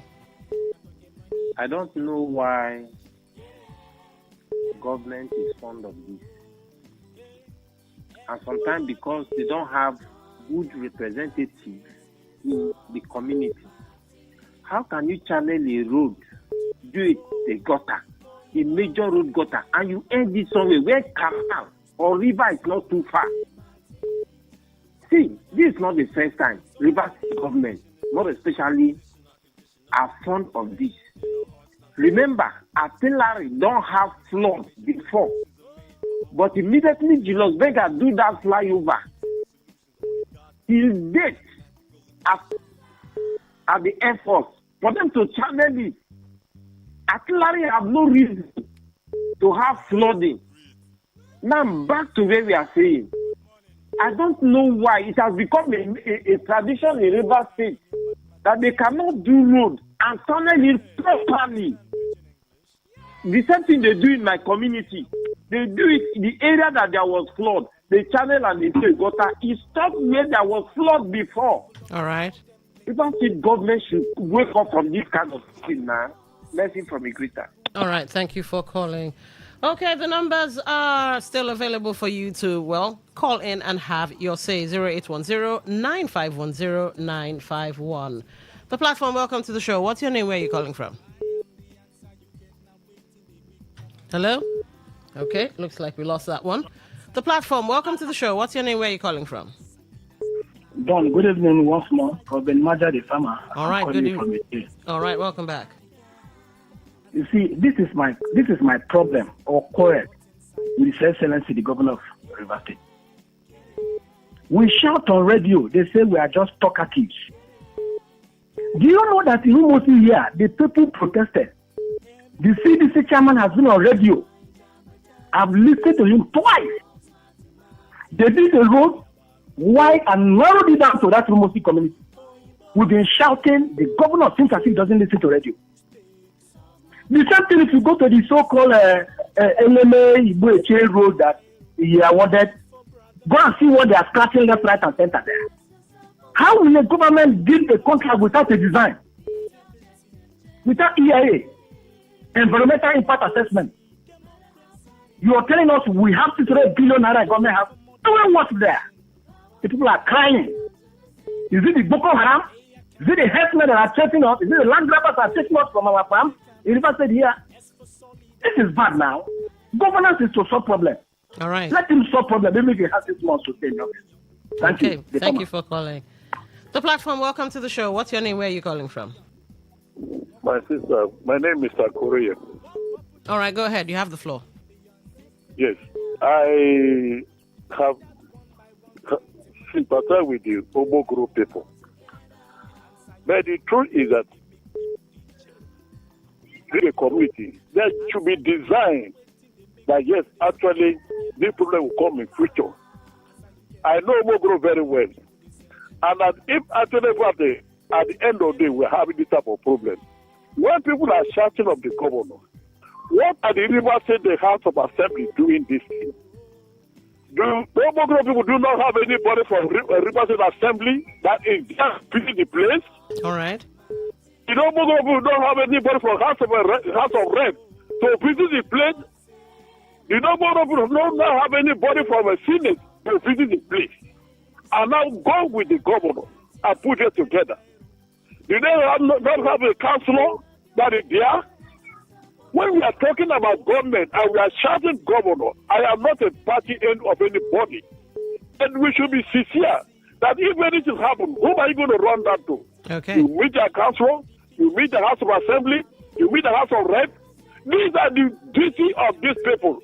Which money they are signing from Abuja, they do not do anything. Now the people are crying. I have not had anybody from House of Assembly, because they have Assembly, that comment. I have not had anybody from House of Rep that are comment. I have anybody from Senate that comment. So what are we talking about the governor? Which is what everybody know the position, who is he? Okay. Thank you, my brothers. This is my courier, is my name, please. All right. Thank you for calling. All right, let's move to the third story, and then, we take it from there. An indigene of Bonny local government area of Rivers State, Israel Pepper, has expressed concern over the alleged involvement of some commercial motorcyclists, popularly known as Okada riders, in criminal activities and traffic obstruction in the area. Speaking in an interview with Today FM's correspondent, Pepper said the increasing presence of the motorcyclists, particularly around Amamu Junction and Sandfield Road, has contributed to rising cases of crime and insecurity in the community. He maintained that proper regulation of the activities of the riders would help reduce criminality and also ensure the free flow of traffic within the local government area. Pepper further alleged that most of the motorcyclists, whom he claimed are predominantly from the northern part of the country, were being aided by some security personnel operating in the area. Let's listen to that. Even when you want to drive and pass, you will blow your horn to the level that even if you don't know, you think them say you'll be scared. After reading the way they behave in other states and all that, when you are in their midst, you drive and you drove and enter into their midst, you will be scared. To give you access to pass will become a problem. I think, in fact, they have done that permanent. I will not say that they should ban their operation in Bonny, because if you ban their operation in Bonny, we don't have sufficient vehicles that can convey the people in Bonny. Pepper appealed to traditional rulers in Bonny Kingdom to intervene in the matter in order to restore order and improve public safety, while also calling on the chairman of Bonny local government area to provide a designated parking space for the riders to discourage indiscriminate parking along major roads in the area. When contacted, a security consultant, Richard Abe, told Today FM's Uchendo Ejowo that the situation requires greater scrutiny and vigilance by security agencies, noting that the security indicators are troubling. Abe stated that the influx of people into Bonny is not being properly monitored, while residents are not adequately profiled, and the area is yet to be comprehensively mapped for security purposes. All right. Okay, so the last question. What stronger security measures are needed to address such crime issues in Bonny?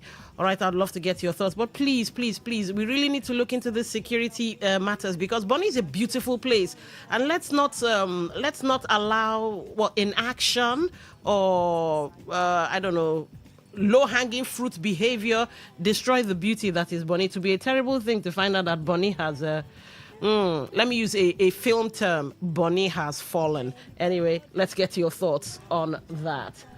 The platform, welcome to the show. What's your name? Where are you calling from? Don Wilson. My name still remains Robin Maja the farmer, and I'm calling you from Mechi. All right, go ahead. You know, when we discuss the issue of security, there's always this slogan or this popular word, security is everybody's business. But I take exception to that. I have always maintained that security is everybody's business. Because we have people saddled with the responsibility to secure us as a people. The DSS, there's no local government area you go in River State. I don't want to go far. That you will not see office of DSS. There's no local government area you go, you will not see divisional police headquarters. What is their job? NCDC. The so-called JTF, they're everywhere. What is their job? You give them information, they will not act on it. If they do, they will reveal you. You tell me it's everybody's business. They are being docile, being commanded and used by the political bourgeois. They have no word of their own because they are always expecting something. They are always expecting money from the political class. If the security operatives put their foot on the ground and do their job, they don't. Nigeria would be as quiet as Switzerland. Thank you. All right. Thank you for calling. Well, Nigeria. Oh, wow. You know, it's always a marvel. We know what to do, but somehow we don't seem to get around to doing it. I wonder why. The platform, welcome to the show. What's your name? Where are you calling from? Obina is calling from Port Harcourt. All right, go ahead. This is simple mathematics. You know, there's a place they call part of Ogoni. If you are going to LMA Aziz, go and check the particular people that is driving Okada there. Go and check in Igrita. Anytime this Okada business, your brothers from the north join it, crime have joined it. That's the truth. Thank you. All right. You don't like to hear it. That's the problem people have. No. It's not a case of we don't like to hear it. But are you sure? I think some days ago on Talk That Talk, I talked about even distribution. Some will win, some will lose. Some would be in the middle. Can you say that it's because predominantly because of our northern brothers that, well, once they join a particular thing, crime gets into it? Weren't we back in the day before, was it not Amechi that banned Okada riders and all of that? It was an all-comers affair. Could be wrong, but what say ye? The platform, welcome to the show. What's your name? Where are you calling from? Hello? All right, looks like we lost that call. Keep the calls coming, though. 0810-9510-951. Now's the time to have your say, rather. The platform, welcome to the show. What's your name? Where are you calling from? Yeah, good evening, my sister. My name is Christian, calling from Port Harcourt. Good evening. Please, let's do the best we can and stop to push narratives that are not true. Every crime now is being committed by Northerners. How so? Please, let's not allow such kind of narrative. It doesn't tell well of us. All right. As far as I'm concerned, what is happening here is because we lack governance. And we talk about politics all the time. People are being paid as security agencies. What are they doing? Are they doing their job? People that are supposed to call them to order, what are they doing? We're here jumping around, supporting one particular man. I've tried to connect all the stories. Because when you talk about this issue of flooding here, do we have governance in Rivers State? Where is the commissioner for environment? Even the one they said somebody was developing Rivers State, was proper EIA done? These are things that people just jump into governance without understanding what it takes to be a leader. Today we cannot move. The governor cannot walk in River. Where are the commissioners who have been struggling for 3 years? Even the project they are doing, no EIA, like I said. Who will go and be supervising these jobs? Nothing. All we talk about is coming back, he's not coming back, APC, PDP. And look at the first issue we talk about. People jumping from one party to the other. And they will talk about, that's why I always tell you that it's a danger for you to practice what you don't understand. You went and copy something you don't understand, and you think you can progress with it. And I thank you so much for providing clarity, because if we are saying that a court don't have right to decide, why is ADC case still in the court?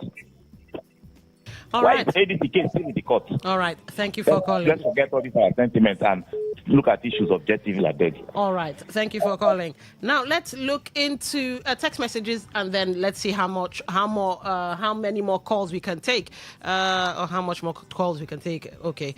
Dawn, good afternoon good afternoon of you see the head of Juju. I do not understand what you're trying to say. Okay, so Dawn, good afternoon. You see the head of Juju Ogbogoro people put inside the drainage will run away. Okay, the Juju head is too big. Please, they should bring a small.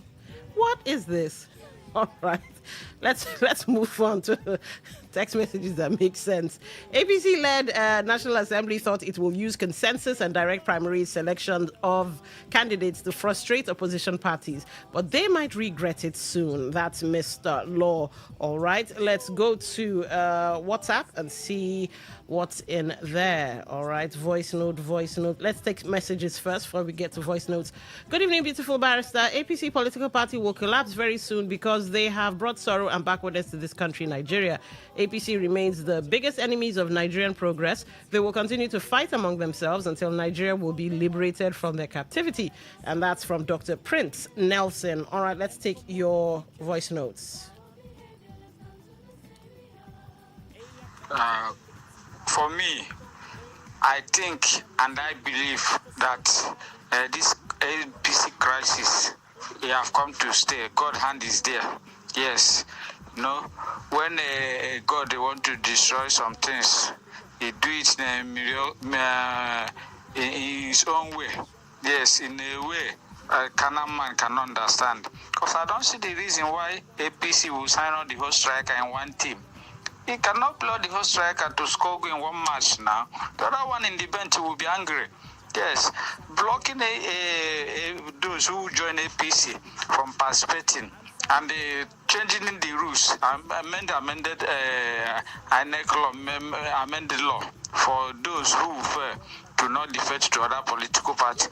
They will be inside APC and work against Tinubu returning. Yes, it happened like the other guy said. It happened against Jonathan. He began to have crisis, like the guy rightly said, I'm a TBU as a governor's forum with the other platoon man, from there they begin to divide. So now so it will be for APC. I have said it in different platforms. I will be happy APC crash. Yes, because like I am quoting Weekend and Weekend said they are cancer.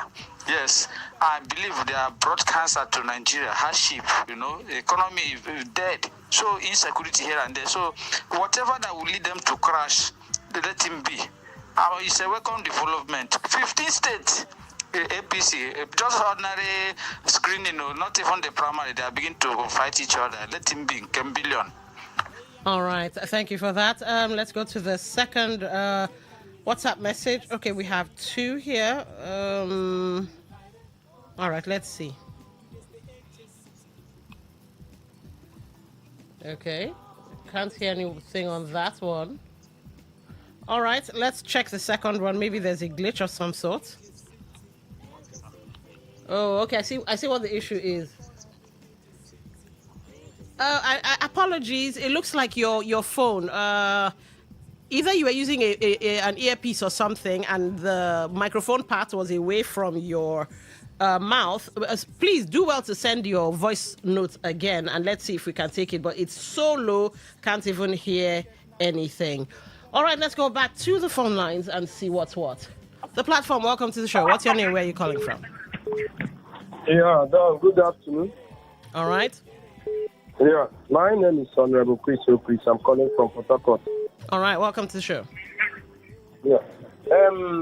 On the side of the crisis that is going on between APC, I don't know how many of you, don't know if you have forgotten, the Canadian court said about APC. They said that APC government or APC, they are behaving like a terrorist organization. So, to me, I don't even see the reason why people will begin to disturb themselves because of about APC. There is nothing good you can talk about APC. Is it how? Are they not the one terrorizing the whole country? Canadian court ruled that APC are behaving like terrorist organizations. See how they are terrorizing everywhere. You be in APC, you be in PDP, you are controlling APC. You are telling your fellow men, you are telling your fellow matured men what to do.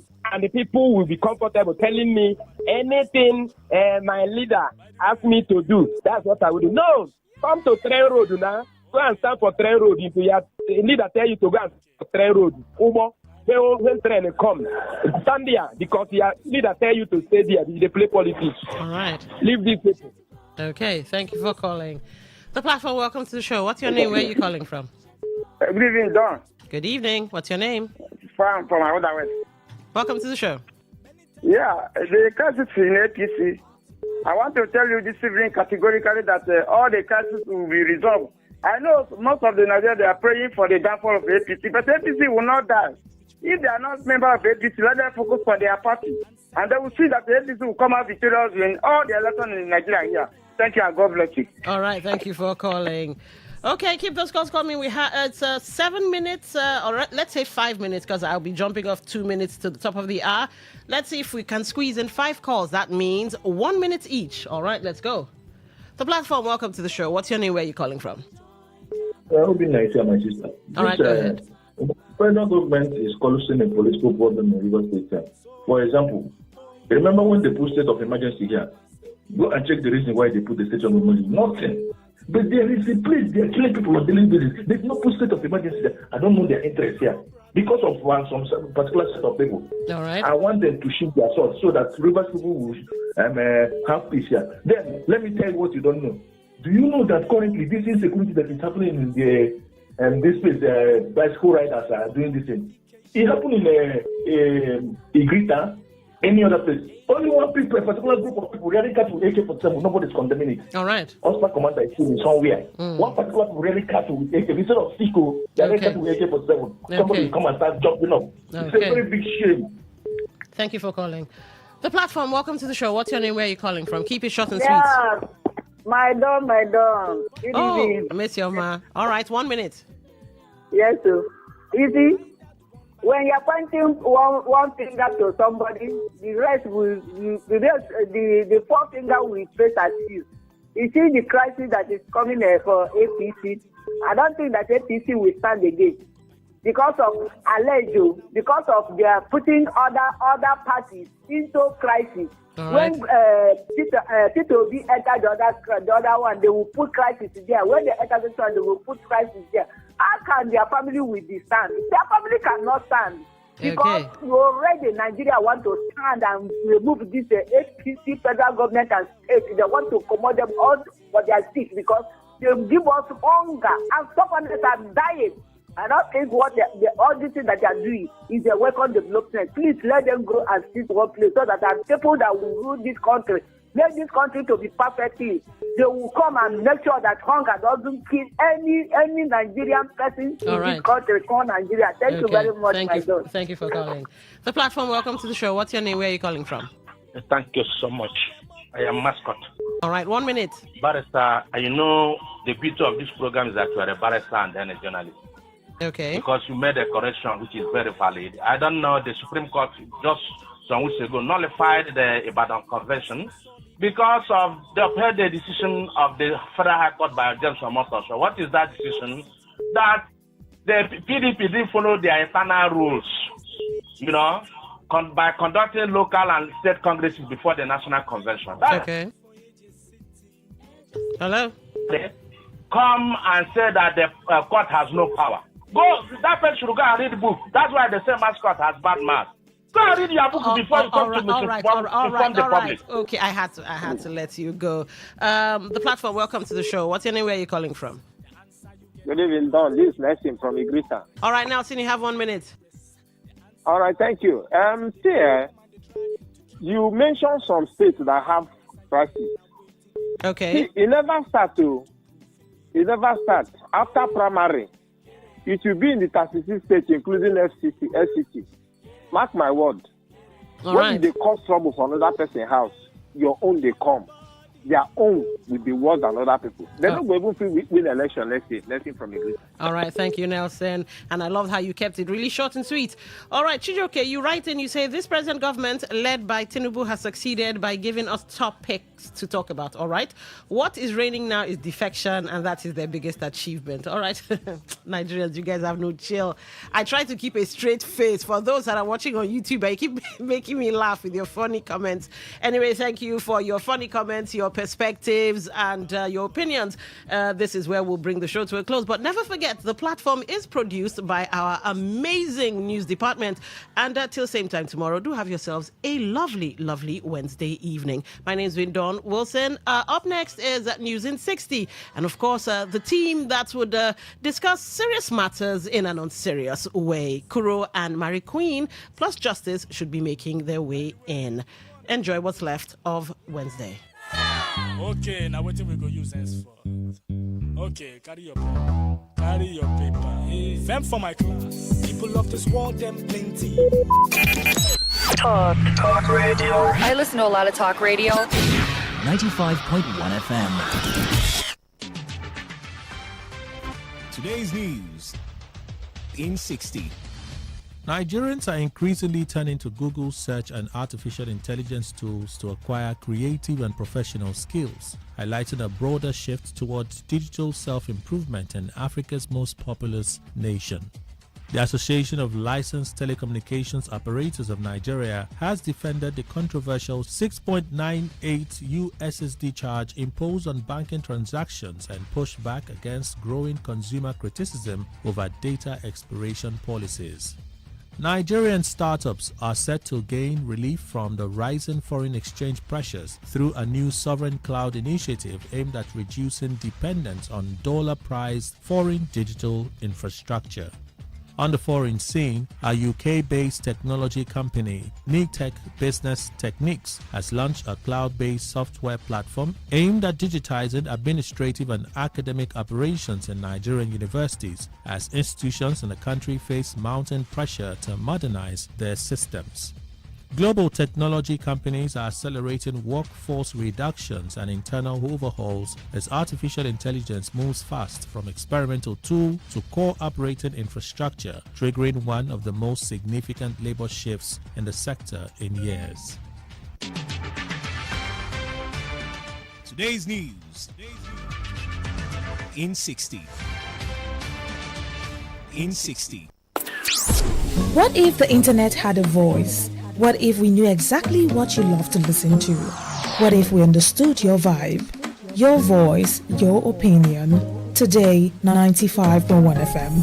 Today, 95.1 FM. We are the voice of the people.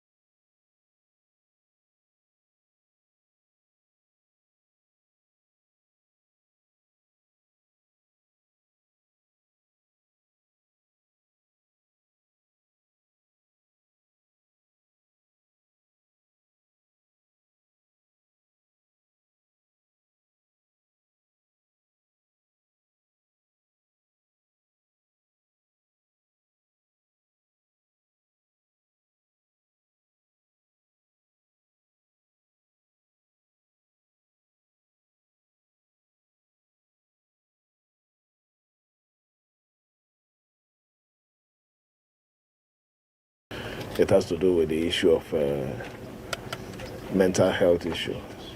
So when we came here for the inspection of a rehabilitation center that the board was trying to put together, we found out that we had other issues more than even the mental issue. We didn't have a general hospital that would service the people within this area. The closest medical center that we have here is the university, the Port Harcourt Teaching Hospital, which is very far from here. And we felt with the space in this compound, it will be proper for us to also have a general hospital situated in this particular vicinity that will take care of the neighboring communities, extend to Rumola and Rubolumene and all those areas. And to the glory of God today, we can see that the project is already completed. It is not 95, it's completely 100% completed. We are happy because it's a promise made and the promise fulfilled. Like I always say, what is important is doing what will touch the life of our people. Our people should be first. And that is how important this project is for us. And there have been a lot of drama in the media, one story and another. I'm a member of the All Progressive Congress, and nothing has changed. People should stop using whatever situation that they pick up from the social media or their own interpretation of any situation. Okay, yes, so we don't hear from our Govo. Govo don't tell us, say yes, he is a proud member of Congress. Yeah, so some of us we don't go to some people don't come and come and say Govo don't defect, go another party. Say some people even say NDC. Some people say ADC. No particular parties where people never call this period. But it don't come whatever the decision is, they will all stand. No matter the matter. Yes. We are here together. He's a full member of the All Progressive Congress. So whether the people qualify or the member of the All Progressive Congress. If the list come out today, name no then go. Go wait for second badge. Now first badge when you get admission. Because the almighty list they come out today. And some people they say people come out 12 midnight. Okay. Whether a name come out or a name no come out, he's still a member of the All Progressive Congress, and he's a proud one. So they say our Govo if you no be Govo, you go be relative. Now social media family now.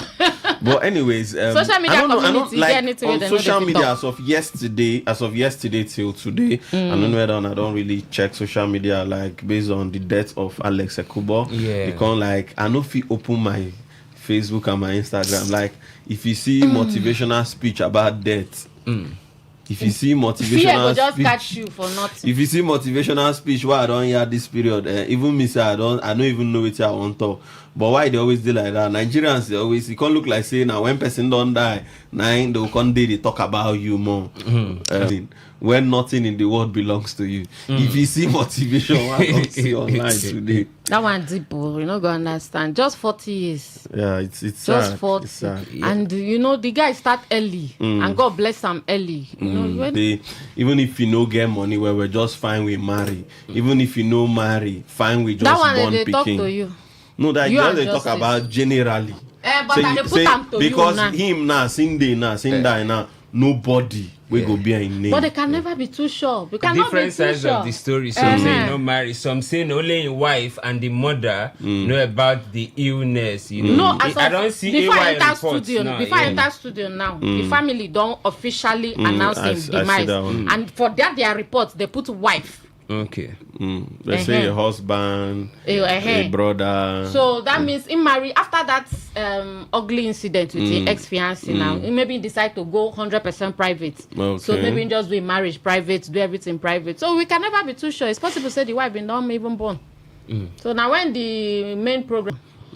But with the whole thing, teachers say, make we celebrate each other when we get the opportunity. And when we are alive. When the person they are alive. Celebrate me now while they are alive. No be I when anything happen and say, hey, FC Justice is a hero of our time. According to one guy, Ingo somebody bury and they carry banana. If they carry banana, go person bury and say, you want go chop jollof rice. You don't know what thing they happen. If you go now, people go come bury and they complain say the beer no cool. So people there. So anything where they do at the end of the day, you no go know. So always be nice to people, always treat people nice, always check up on people. You know, say as this thing happen, somebody send me a message say, hello there, how are you doing? How is everything going? This is me reaching out and letting you know you're enough. You're doing great. Please take good care of yourself and always check your health. Like if I see messages as if somebody can talk about you need to be drinking water, your kidney is very important. As at the near station, I don't know when I go buy bottle water.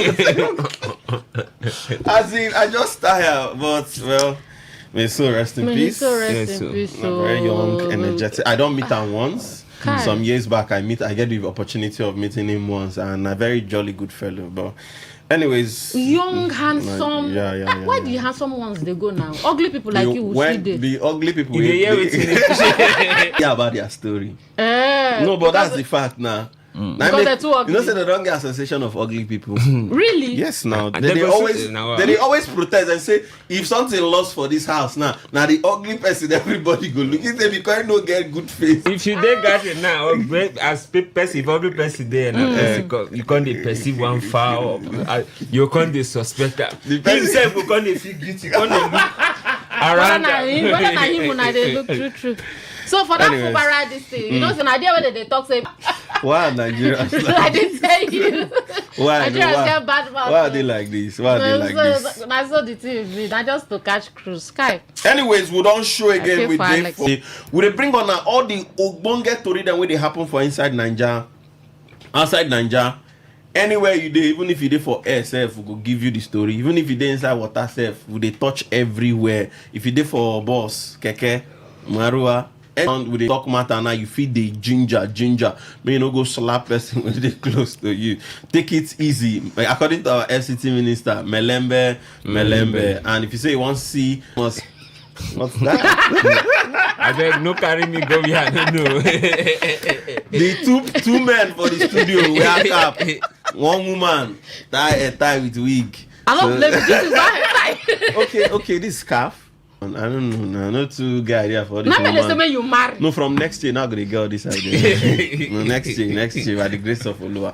So, if you want to see us for YouTube, Today951 FM for YouTube, and on Facebook, Today95.1 FM. You are for the world, www.todayfmlive.com. Now, and you say you want to check us for any app. Check the app Radio Garden. You go see us. Search Today 95.1 FM. Now there we mount. My name is Sekuro. They call me the king of season. I'm Sekuro. We did that. They will talk this thing. Say Pekin we then carry for back. And they didn't know say the Johnny Far. We don't show.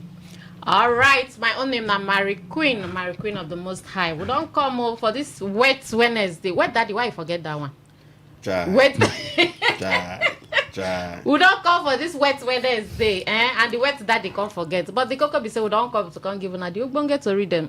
MC Justice, that man we hate injustice. Anywhere where they talk about injustice, you go see me run. They come chook mat. I don't come again until we talk serious things on seriously. So if you get high blood pressure, you get waiting radio. Use and calm your pressure for now. So melembe, mogo. Okay, so without wasting much of our time, we they enter the fair. And this particular story, I need the bell. Make I ring something. I better just help me for the bell.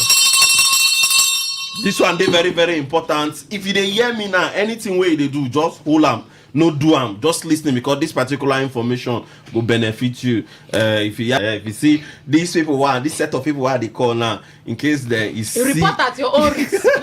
No, they fear now. Just go on Twitter.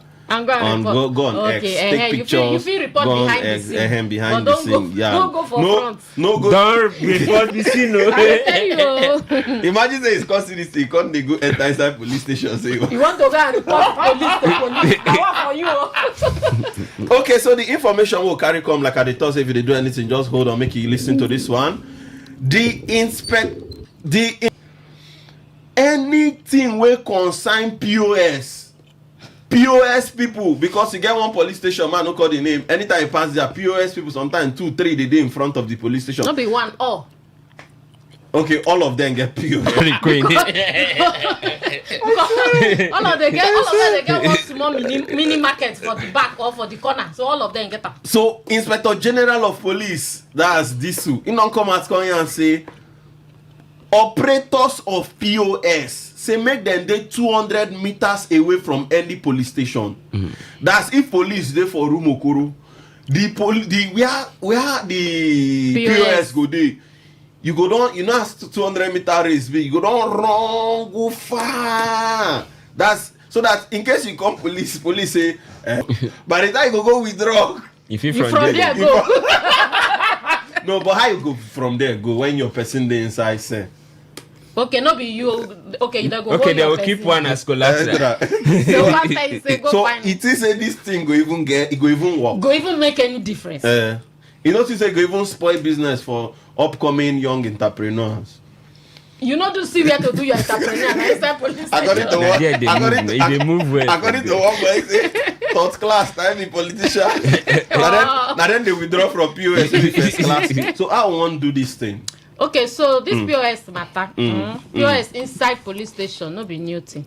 Inside?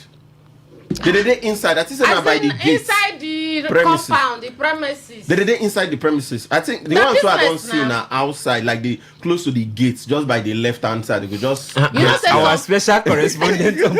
I will play if you don't do police matter, you go know it. You know, say they get some kind of kiosks the way they inside now. In fact, make I use Rumokoro for instance. Okay. As you enter that Rumokoro gate, if you go by the left like this, you that's see Rumokoro police station. Rumokoro police station. You go see by this side, you get people where they say something. You can't go by this side, you go see people where they say something. You go the back of the station, you get people where they say something. I know those people that get their POS where they use sell now. Then we don't also see for social media where now the policeman hold the POS. That one ain't carry on, okay?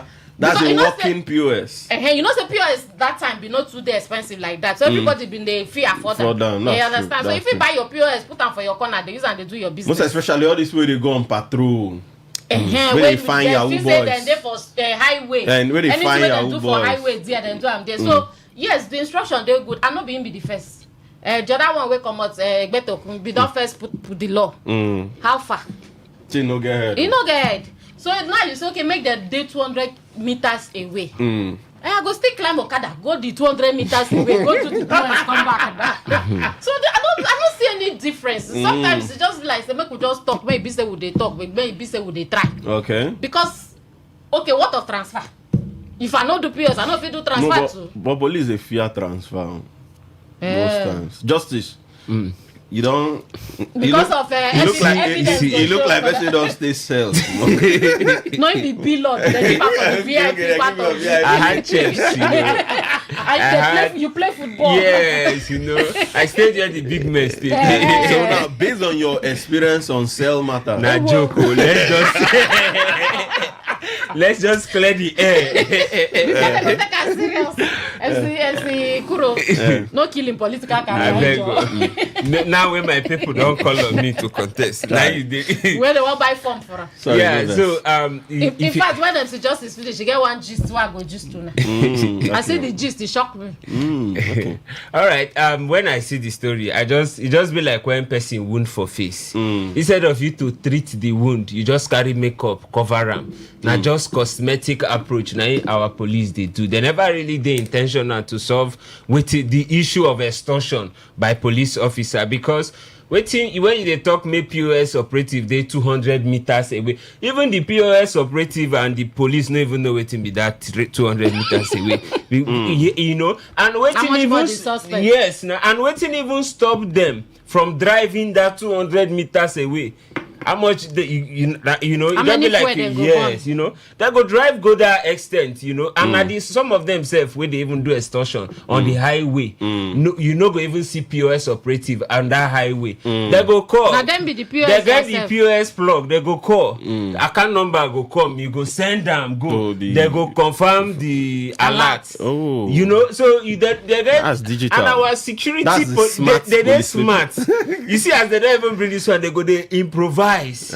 You know. They improvise. This one way they bring no go stop Who anything. Who go even come check I'm saying at 200 meters? You come they measure with tape. You go they work out all the police station. They check whether POS they 200. I mean sometimes some of these police. If you say this thing no fits well. You know what water. But you notice say it goes. Not be this one go stop. Even people where they even do business around the. What about your young entrepreneurs where they into POS? You know, POS now one of the fastest employer of labor. You cannot stop You them. just want to victimize people unnecessary because the small kiosks where they close to the police station. They do business. Get POS. They do business. Get POS machine which they use collect. So you know you just want set people up, and at the end of if they want stop the crime extortion, police know waiting to do and no be this cosmetic. No, give them for free. Give them for free. Waiting they go do. They go consult me. So if you listen to us, you go tell us whether a good idea where this police don't carry come, or whether the idea no really hold water. You know water. More enter the second story. I be don't play am. The governor of Anambra State don't say anybody will say he go be president for one time. Say the person not just normal at all. Say me then carry the person go with the call psychiatric home where they around Rumigbo. Na Rumigbo is different. They go bring her from Abuja. For Lagos na Yaba, around Yaba. So you understand. So me say the governor say anybody. Okay, make I ask you this question direct. Where Peter be the base? Peter Obi the 36 state now. You no get a particular base. Person where they London today yesterday. Peter Obi as from today London. they in Ebonyi State. In the London yesterday. Today in Ebonyi State. So if one can go psychiatric, now the one where they Ebonyi State. Anywhere in any day we catch him. Any day we catch him. We carry go the psychiatric where they for that state. Okay. Waiting the governor of Anambra talk, Charles Soludo. Abi Soludo. Isn't Soludo talk? If they see any sense in them, because if you contest for 1 term, it's just like the governor of Rivers State. You understand? I don't know the agreements with them being get with president. Say now 1 term, but we can't they say they like say that 1 term now won't proceed to 2 terms. You know one day achievable again. Yes, even when according to waiting the FCT minister talk say allegedly say agreements been there. Remember even Ambode said 1 term, but you don't see politicians who don't do 1 term come out. Not to say they go say make them complete waiting they don't start. Make them not come allow another person come enjoy. So you know to say in they make some kind small sense then waiting they talk. Okay, I never really see politicians, even councillorship, say in do 1 term, go come out, say no one do again. We get House of Rep, we don't do over 16 years. The one I see today will shock me. The House of Assembly Speaker for Lagos, what be that in name? Abbas Abi. They say don't they there 23 years. Okay. Now from there, I want go. If they say presidency, if you feel there 23 years, you never say the last like overseas. You don't there for House of Assembly 23 years, then you won't move from there go House of Reps. Wow. So you see, so you don't think say within Charles Soludo he talks small sense, even if he go the extreme by using say psychiatric but you notice say okay Peter will be the talk say nothing at 1 term in just one do. Abi, you just say they achievable. Okay, so Soludo use strong words, very strong words. You know, supposed to use that kind of strong words. If Peter Obi and the Kwankwaso, because they don't do partner now, if they're talking at 1 term they won't do, you know, means they fit do this 1 time. Then the people go come say no. Apart from the people saying support you for the 2nd term. Apart from the people saying okay, this 4 years they good, don't gonna do again. Them fit step down. Then go green. After the 8 years, they mention can one still politician we don't step down. Good luck, Jonathan. Step down for waiting. I didn't do 1 time to step down. In no contest. But he no win now. I talk about person when voluntarily for 2nd term he say I know they come. My first term is okay. Any politician will say, yeah, my people, I am done and dusted with this first term. I am okay. I'm not coming for second term. Okay. Mention one politician. There's always the first time. Nelson Mandela. Nelson Mandela run for 1 term. No. I talk about for Nigeria. Okay, for Nigeria. For Nigeria. You know go feel buttress and you won't call Umea. Umea never do 1 term. So call any politician. I no feel rack my brain now. Now, okay, call. later. But if you not even they safe, if you not even they, but wait till I talk, be said there's always a first time. You understand? So is it possible say Peter Obi go keep to him words? Okay. So make Soludo knows look and like say because him no go feed do him, say another person no go feed do him. It's not possible. Justice. All of us to be the same. Justice. I see they ask you that same question. Which politician where you know we don't contest first term? He say this first term he don't do. I'm not going back for second term again. I don't want money. I don't want money. Is I don't possible? want power. You know, say sometimes if you won't do them, then as you they sleep, your people now will come call you. Tell you my leader. I saw a video. Say you cannot stop here. You have to continue. My followers now one of the problems. Then when they go ask him, why did you decide? He said, I was giving that advice like by a madman. Even your wife for herself go ask my husband, is everything okay? Okay, make we hold this point. We'll see whether if you enter small break to check which politician. We'll see 1 term politician will they come back.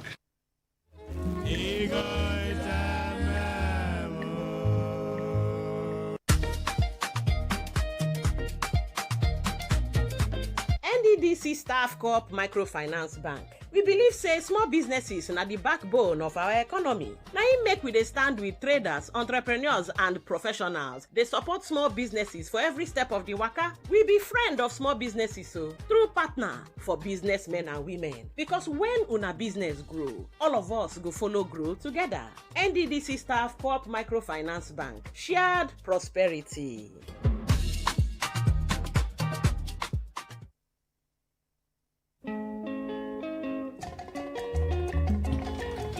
Okay, we don't show back. We see there for 95.1. The show now waiting the happen. My name is Sikuro. I here with Mary Queen and MC Justice. Okay, so Justice, I want me to just round up that particular one so that if we enter the final story. To say it is impossible for politicians to run 1 term or go there very far fetched. It can happen, anything can happen and all that. But at the same time, we know how sweet power day, you know. You feel you know girl would they go dangle that thing for in front. We see the Jonathan situation where allegedly they get agreement for some quarters say Nayara do attend or Ingo just complete so that the North go feel complete their tenure, but somehow Jonathan people no agree and sleep. And a sitting president. So if you ask me wetin Soludo talk, if he get points, but the way he address the manner, you go just talk about emotions. Na political rivalry. You know, say we don't hear say people like we don't hear rumor in same quarter say okay, person like Soludo if he get vice presidential ambition. Okay. You know when vice presidential thing go come back to by 2031 there plenty. So when they hear somebody say no only 1 term, they no trust that. That one I sure bank and I fit to be get the attack. Okay, everybody so, because only I don't ever talk say na once. Article talk once too now. Which article? This one we don't try how many times? Article say na in last short. But article say if he enter, say na just 1 term in the no be talk. If he fail for this one, say don't give up. Okay. We make Wike Kotel and say no, make him continue to the run. Not too young to run. say now waiting they give a life. Say go encourage and continue to the run. Okay, more enter the final story, and this particular story no good for Nigerian men because I not gonna know why Nigerian men now more that day we they celebrate. We still there in the particular information particular information and why you stay away from divorced women, divorced women, and all the women them. So, but this particular one don't come up. United Nations women don't go do small ogbonge research and they notice Nigerian men, to be particular, Nigerian men inside 100% of Nigerian men, only 3.4% of Nigerian men they follow their wives, they go antenatal clinic. Now only 3.4% 3.4% they follow their wives, they go antenatal and postnatal clinic. Say the thing no just make sense.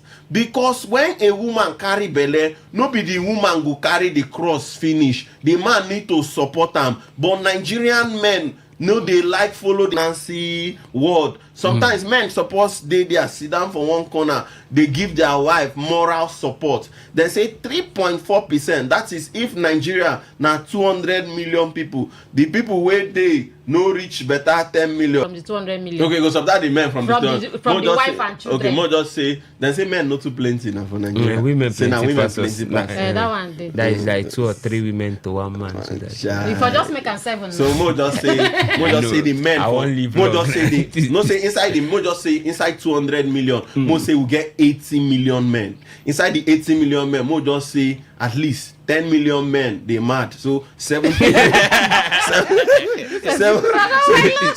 million men. Inside the 70 million men, more remove 5 million men as reverend fathers. That's 75 million men. Inside the 75 million men, it's like more remove another 10 million. Those ones No, never did just. You get some we just one wayward. You get some men we just one wayward. They all play betting, drinking. Those ones not even there. They say the one. Nothing concerned them with woman. They will never even come out gay. Jesus. They come out. So more just say eligible. More just say the married men with the not just 50 million. You go put responsible for the front. Responsible married men. No, they even follow their wife go antenatal. Mary Queen, are you happy with this situation? 3.4%. I know they. If you say na poverty be the problem. No be poverty. No, but man when no get money, I want use escorting wife go antenatal. No be poverty. The man is depressed. You know as Nigeria hard. When you they play the ball, you not depressed. And now when you don't score goal, you can't depressed. The time when they play the ball, the woman know they enjoy them. And too often I play the ball, now the ball can't score. Now only she go suffer. Wait too often I suffer. No, but the man is supporting financially now. What is financially? We need your moral support. Does the man go leave work one day with a woman? Now every day she they go antenatal. What about the ones who they work for rig? See, there's something about the human psychology. If the woman knows, say, true, my organ no day in day rig. You get her, she go program her mind. No say in no day. She'll get assistant. You don't need assistant boyfriend. Now she only her go program her mind. Say in no day. If him been day, in for dwan. Then another programming of the mind, they different. Say when in day. Then you gonna hear things like, I can't follow you, go they look women. How many people husband where you see there? Why be saying me go follow you go? Now you be the first woman to carry belly. Wait till you want born, now Jesus one born. I mean all those things are not necessary now. So you need to encourage Nigerian men to follow their wives go antenatal. Me, I don't see them where. I don't see them where. You go maternity ward like this. When they do all those antenatal things, when they say keep dancing, keep. If you see the ones where their husbands they are around, you they see say the motivation they different. Yes, because you gonna hear honey try here, honey well done, honey it's our baby. All this is a motivation, and you know so make them leave hustle. Person where they carry Gary bag for Gary market now go leave that Gary bag. So that 1 hour where you know come day with a woman. That 1 hour where you no carry Gary bag. Or person where they work as security. Take excuse. Tell them say no way. You want me to sucker? Too often they sick. You and your wife they sick. Now all hospital. I mean, we can encourage these things. Okay. See, it's part of so spicing. I want you to talk to men directly. I'm talking to them. No, now, just talk to men. That me, I never had this thing now. They say you do. I never give girl belly now. This year, no so when you give woman belly, so man no come ready. Why go come talk to people? I'm still no man no come ready. Why man no do research? No sharp, no wahala. You don't tell me something. I never even talk. Justice never talk. When I go YouTube, they use eye. Wait, see. As a husband, see, it's one thing to be a father and it's one thing to be a daddy. To score the goal, you know hard. But not to follow the process where reach the end. You understand? Speak, mommy. Show this woman say you love. Not part of spicy. The other day we will talk about spicy marriage here. Yeah, that's true. Where they make they exchange wife. Now things like true. this. If you spice up your marriage. They no go exchange your wife. Just go accident. if they show this woman say, I'm with you, I love you, I stand on your I stand mandate. by your side, I'm not leaving you and everything. I don't know why I can't they share Frankie though. The second wife don't him ahead. Another one like that Frankie don't wait they talk now. In come at talk say in own punishment when they give him wife, be saying they keep a malice. Yes, which yes. is Some very men like malice well. How you and your wife go there for? You get one man wife, no, if him and his wife currently they chop food though. In a chop food, they chop nothing. Yeah, future wife, no matter how we quarrel. No kitchen. You know they chop. No, that man know they chop. Even quarrel with his wife, you know they chop food. Even though they even bath for house. The guy know they even bath for house. That's massive. Now you don't use your own hand. You use your own hand now, they destroy your own marriage. Okay. You don't manage your wife. Justice. No, they follow God. You are a man. Yes, sir. I know say you never give girl belle. But before the next election cycle, I'm looking at that. 4 years. I say before. Hope say your father. So I know your father. Hope say your father didn't listen. But how you see this matter? You feel say it did important to even follow woman they go antenatal. Or you just get made go the follow. So just before you go talk, make I even shock you. You know, say this antenatal where most men know they follow their wife go. Their wives they use that they dupe them. Because if you go now, they go because you no follow go see how the baby position when they go do the scan. She go come now, go blow one line, honey. They say baby bridge, they say bring 1.something million. That the woman they use speaking whenever come out. EFCC need to look. Which EFCC? When they score, they go EFCC. Justice. So if you they follow how they go, at least you will hear directly from the doctor. Say the baby is okay, the baby is this, the baby is that. Your wife no go get opportunity to scan. Justice. More finish this matter. Okay. So it no look like it's one end. Okay. Now two-way thing. Okay. For some people, they see them as a very romantic gesture to take your wife to antenatal, and some people they too where they take them to antenatal at least. But some they take them to the gate.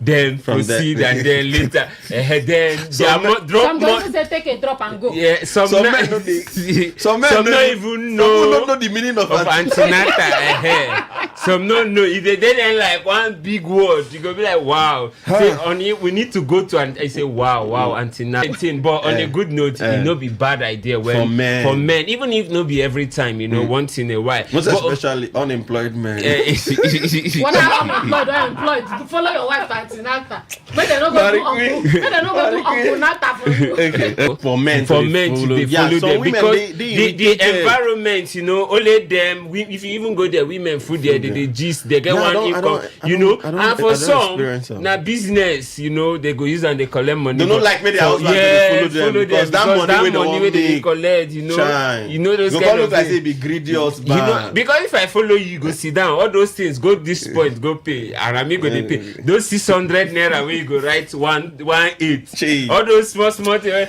you say honey when you go they'll come carry you come go they talk for their friends. Do you know that my husband used to follow me to antenatal? He will be the one paying everything. Very greedy husband. The other one go say my husband used to go anything I tell him he will just pay. Women are money. No, Sophia in London.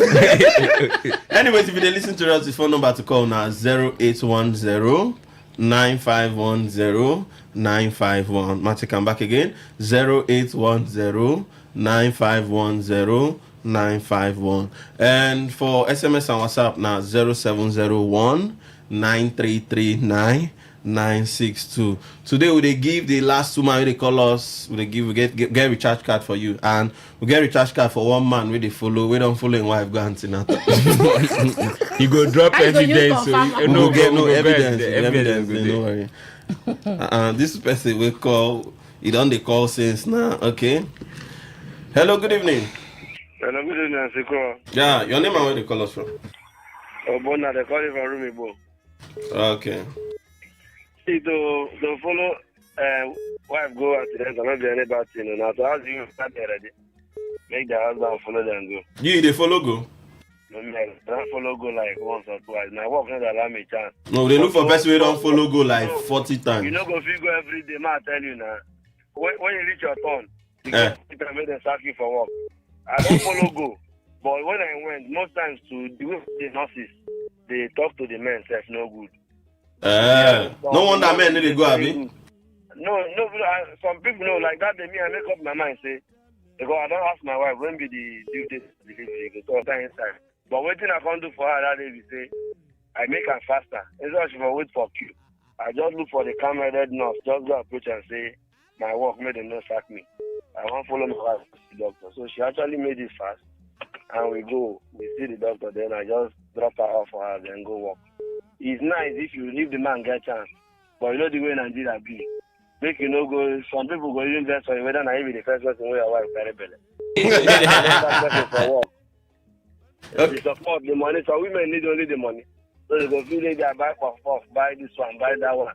So then even one day as they want go there, they follow this song where they sing and listen to teachings and everything. So women won't go alone if they go there very sincere. So make you and carry their own key for that side. So of course they go. And that 3% no correct. Because nobody ever give me fun to feel whether I don't follow my wife go as antenatal before. So how do you arrive at the 3%? Okay. Thank you, my brother. Thank you, my brother. Thank you. We look for a person who don't go antenatal at least 50 times. Yay! That means you go down Boris like 20 children. Hello, good evening. Okay, so the 3 disciples. Good evening, welcome. Yeah. And they don't give a disciple. My name is Sunday. At the corner from Stockholm. Sunday, welcome. Okay. Mariku, you know why men know they follow their wives go that place at Meta? Okay. Some of us, somebody like me, we no fine. My wife can't get one color like that, bling bling. Yeah. So we get as be now for my wife to carry me go that place now. They'll say this one are your husband. She go out for her to answer, say yes. So you get insecurity. But before so she you marry you, they're proud of you now. No, now the other side where she they proud. Hey! I mean, give me bell.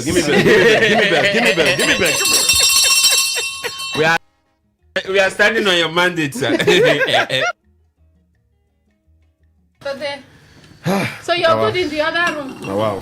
People they marry for different reasons. Hello, Yes, good evening. Bless you, the sharp lady. How you doing? I'm very fine. Bless you too. Welcome. Yes, my name is Engineer Endurance Elioba, popularly known as something Moskilema. Everything as something. He say made them give 200 meters. Station. And you don't talk and finish. Now you get those where they do business inside the business center, inside the police station. Now the POS where they use their hard and go do. Right from inside their office, outside from the business center, right from inside the office, POS they there. How they go do them now?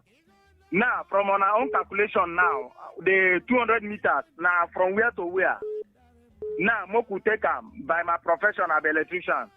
Now, 200 meters, where they talk now, you they give about a high tension pole now. For example, when you come to US Road, high tension poles, you go count on like 3 plus. Now the 200 meters. Elios be that now. No, you know, Rich. Just 3 poles, 3 high tension poles away from each other. Then the center, now be the 200 meters, because each of the 200 the high tension pole is 200 meters. You understand? So. Hello. You still there? Yeah, I did that. From that one now, I don't see any much difference from waiting they talk. It's waiting they're supposed to do them also. That of the Atlanta, well, though me I don't pass at my level don't pass to the Atlanta because I don't born finish. But at the earlier stage when my wife they born new, I don't follow and go like up to 3-4 times. I also learn a lot from how they teach the women and all the rest to take care of your husband. When your husband know that at home, this that I learn. Is also encouraging to do that as a man. And my own vision, because I also learn. So it's advisable to follow your wife, go at Nenta. Okay, thank you very much. Give me your last phone number. My own? Yeah.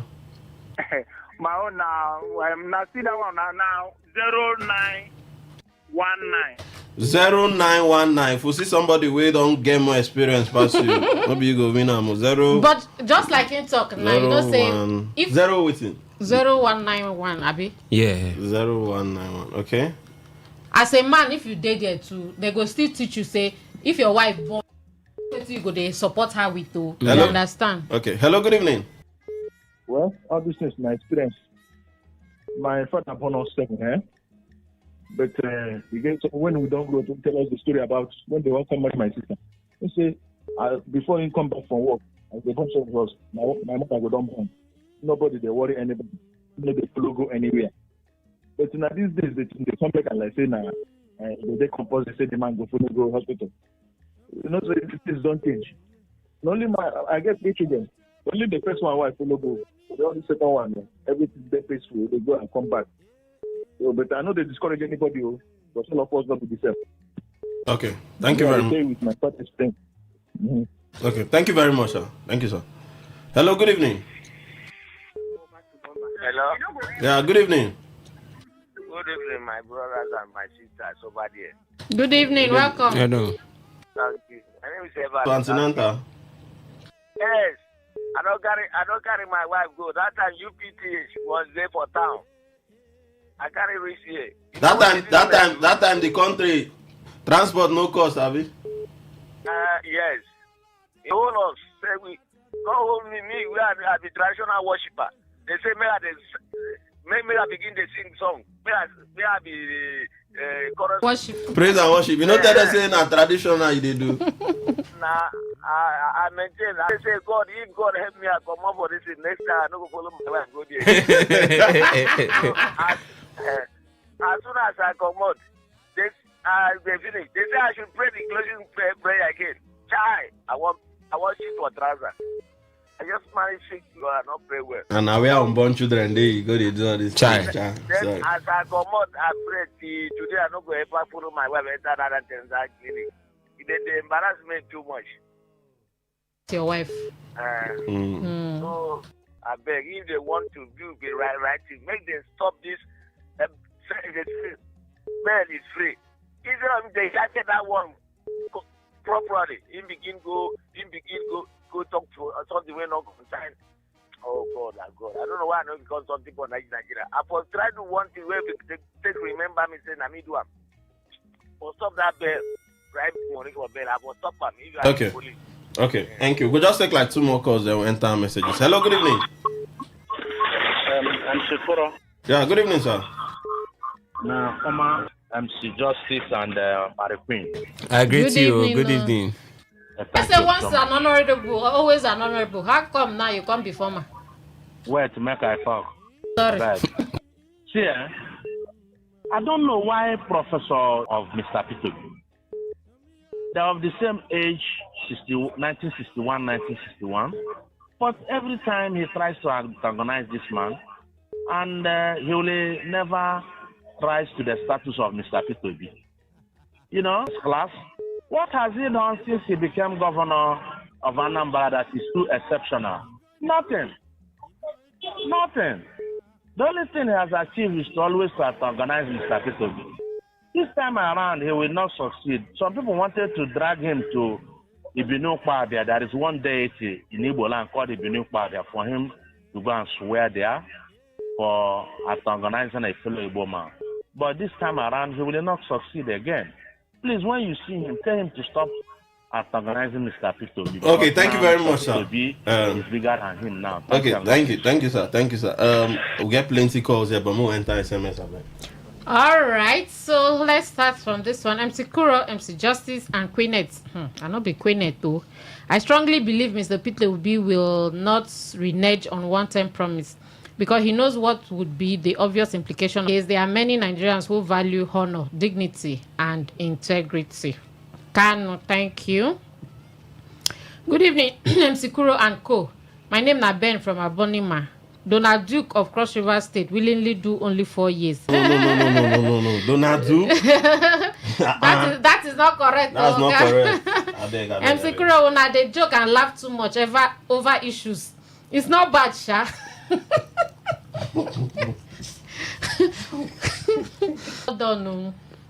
So we always tell when I say we they discuss serious matters on serious street. Now, Mary Queen and MC Justice agree tonight. If Solu don't agree, the politician, him too as greedy as himself.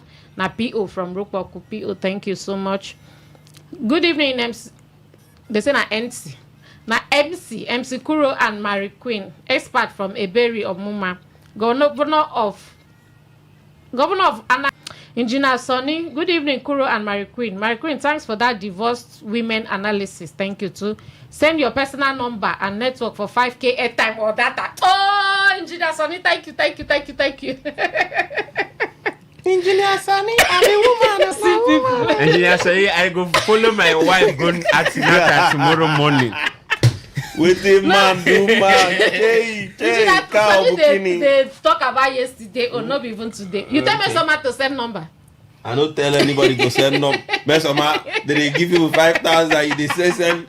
Man, no change them for you. The Governor Soludo should leave Obi alone. There's always a first time. Obi can do it. What of Jonathan, a sitting president, conceding defeat? We have individual differences, okay? Soludo Parkway. Peter from Emoha. Okay, thank you. For now. Joe, like this, it don't reach where them go sell this country. No, where una want keep me? Share the money, give everybody, make I fit use my own share, take seafront because they talk about yesterday, we don't pass yesterday matter. Una, good evening, Omar. You know, we must not always be on the same page. I followed my wife to the labor room. As soon as we got to the door, they took her into the room and asked me to stay outside. I was outside from 8 p.m. to 6 a.m. With mosquito bites. Nobody gave me mosquito net to cover. The antenatal you are talking about, do they have chairs for men? Yes, sir. Handsome, yes, they get. They get. Depend the hospital where you go. My name is Mala Musa. The only politician in Nigeria that did only one term is Honorable Engineer Senator Ben Bruce, a.k.a. the common sense senator from Bayelsa State. You are very correct. That one I agree with you. You see, I tell you, say if I think very well, we go remember one. For Senate. They no agree and come second time. Who no agree and I no agree come? I beg which they one no agree make? and come second time. I beg which one be make men follow their wife go antenatal? I be na money where the woman go born. Hey, I beg make husbands go hustle for waiting unborn baby go eat. You no can tell us your name, but it's all right. If a politician serve only one term and leave, he will die. Are you serious?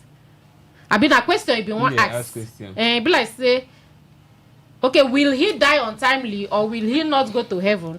Any Nigerian politician just wants to steal public money for 8 years and not for good leadership. Soludo should examine himself, Mr. Law. Okay, Mr. Law, thank you so much. If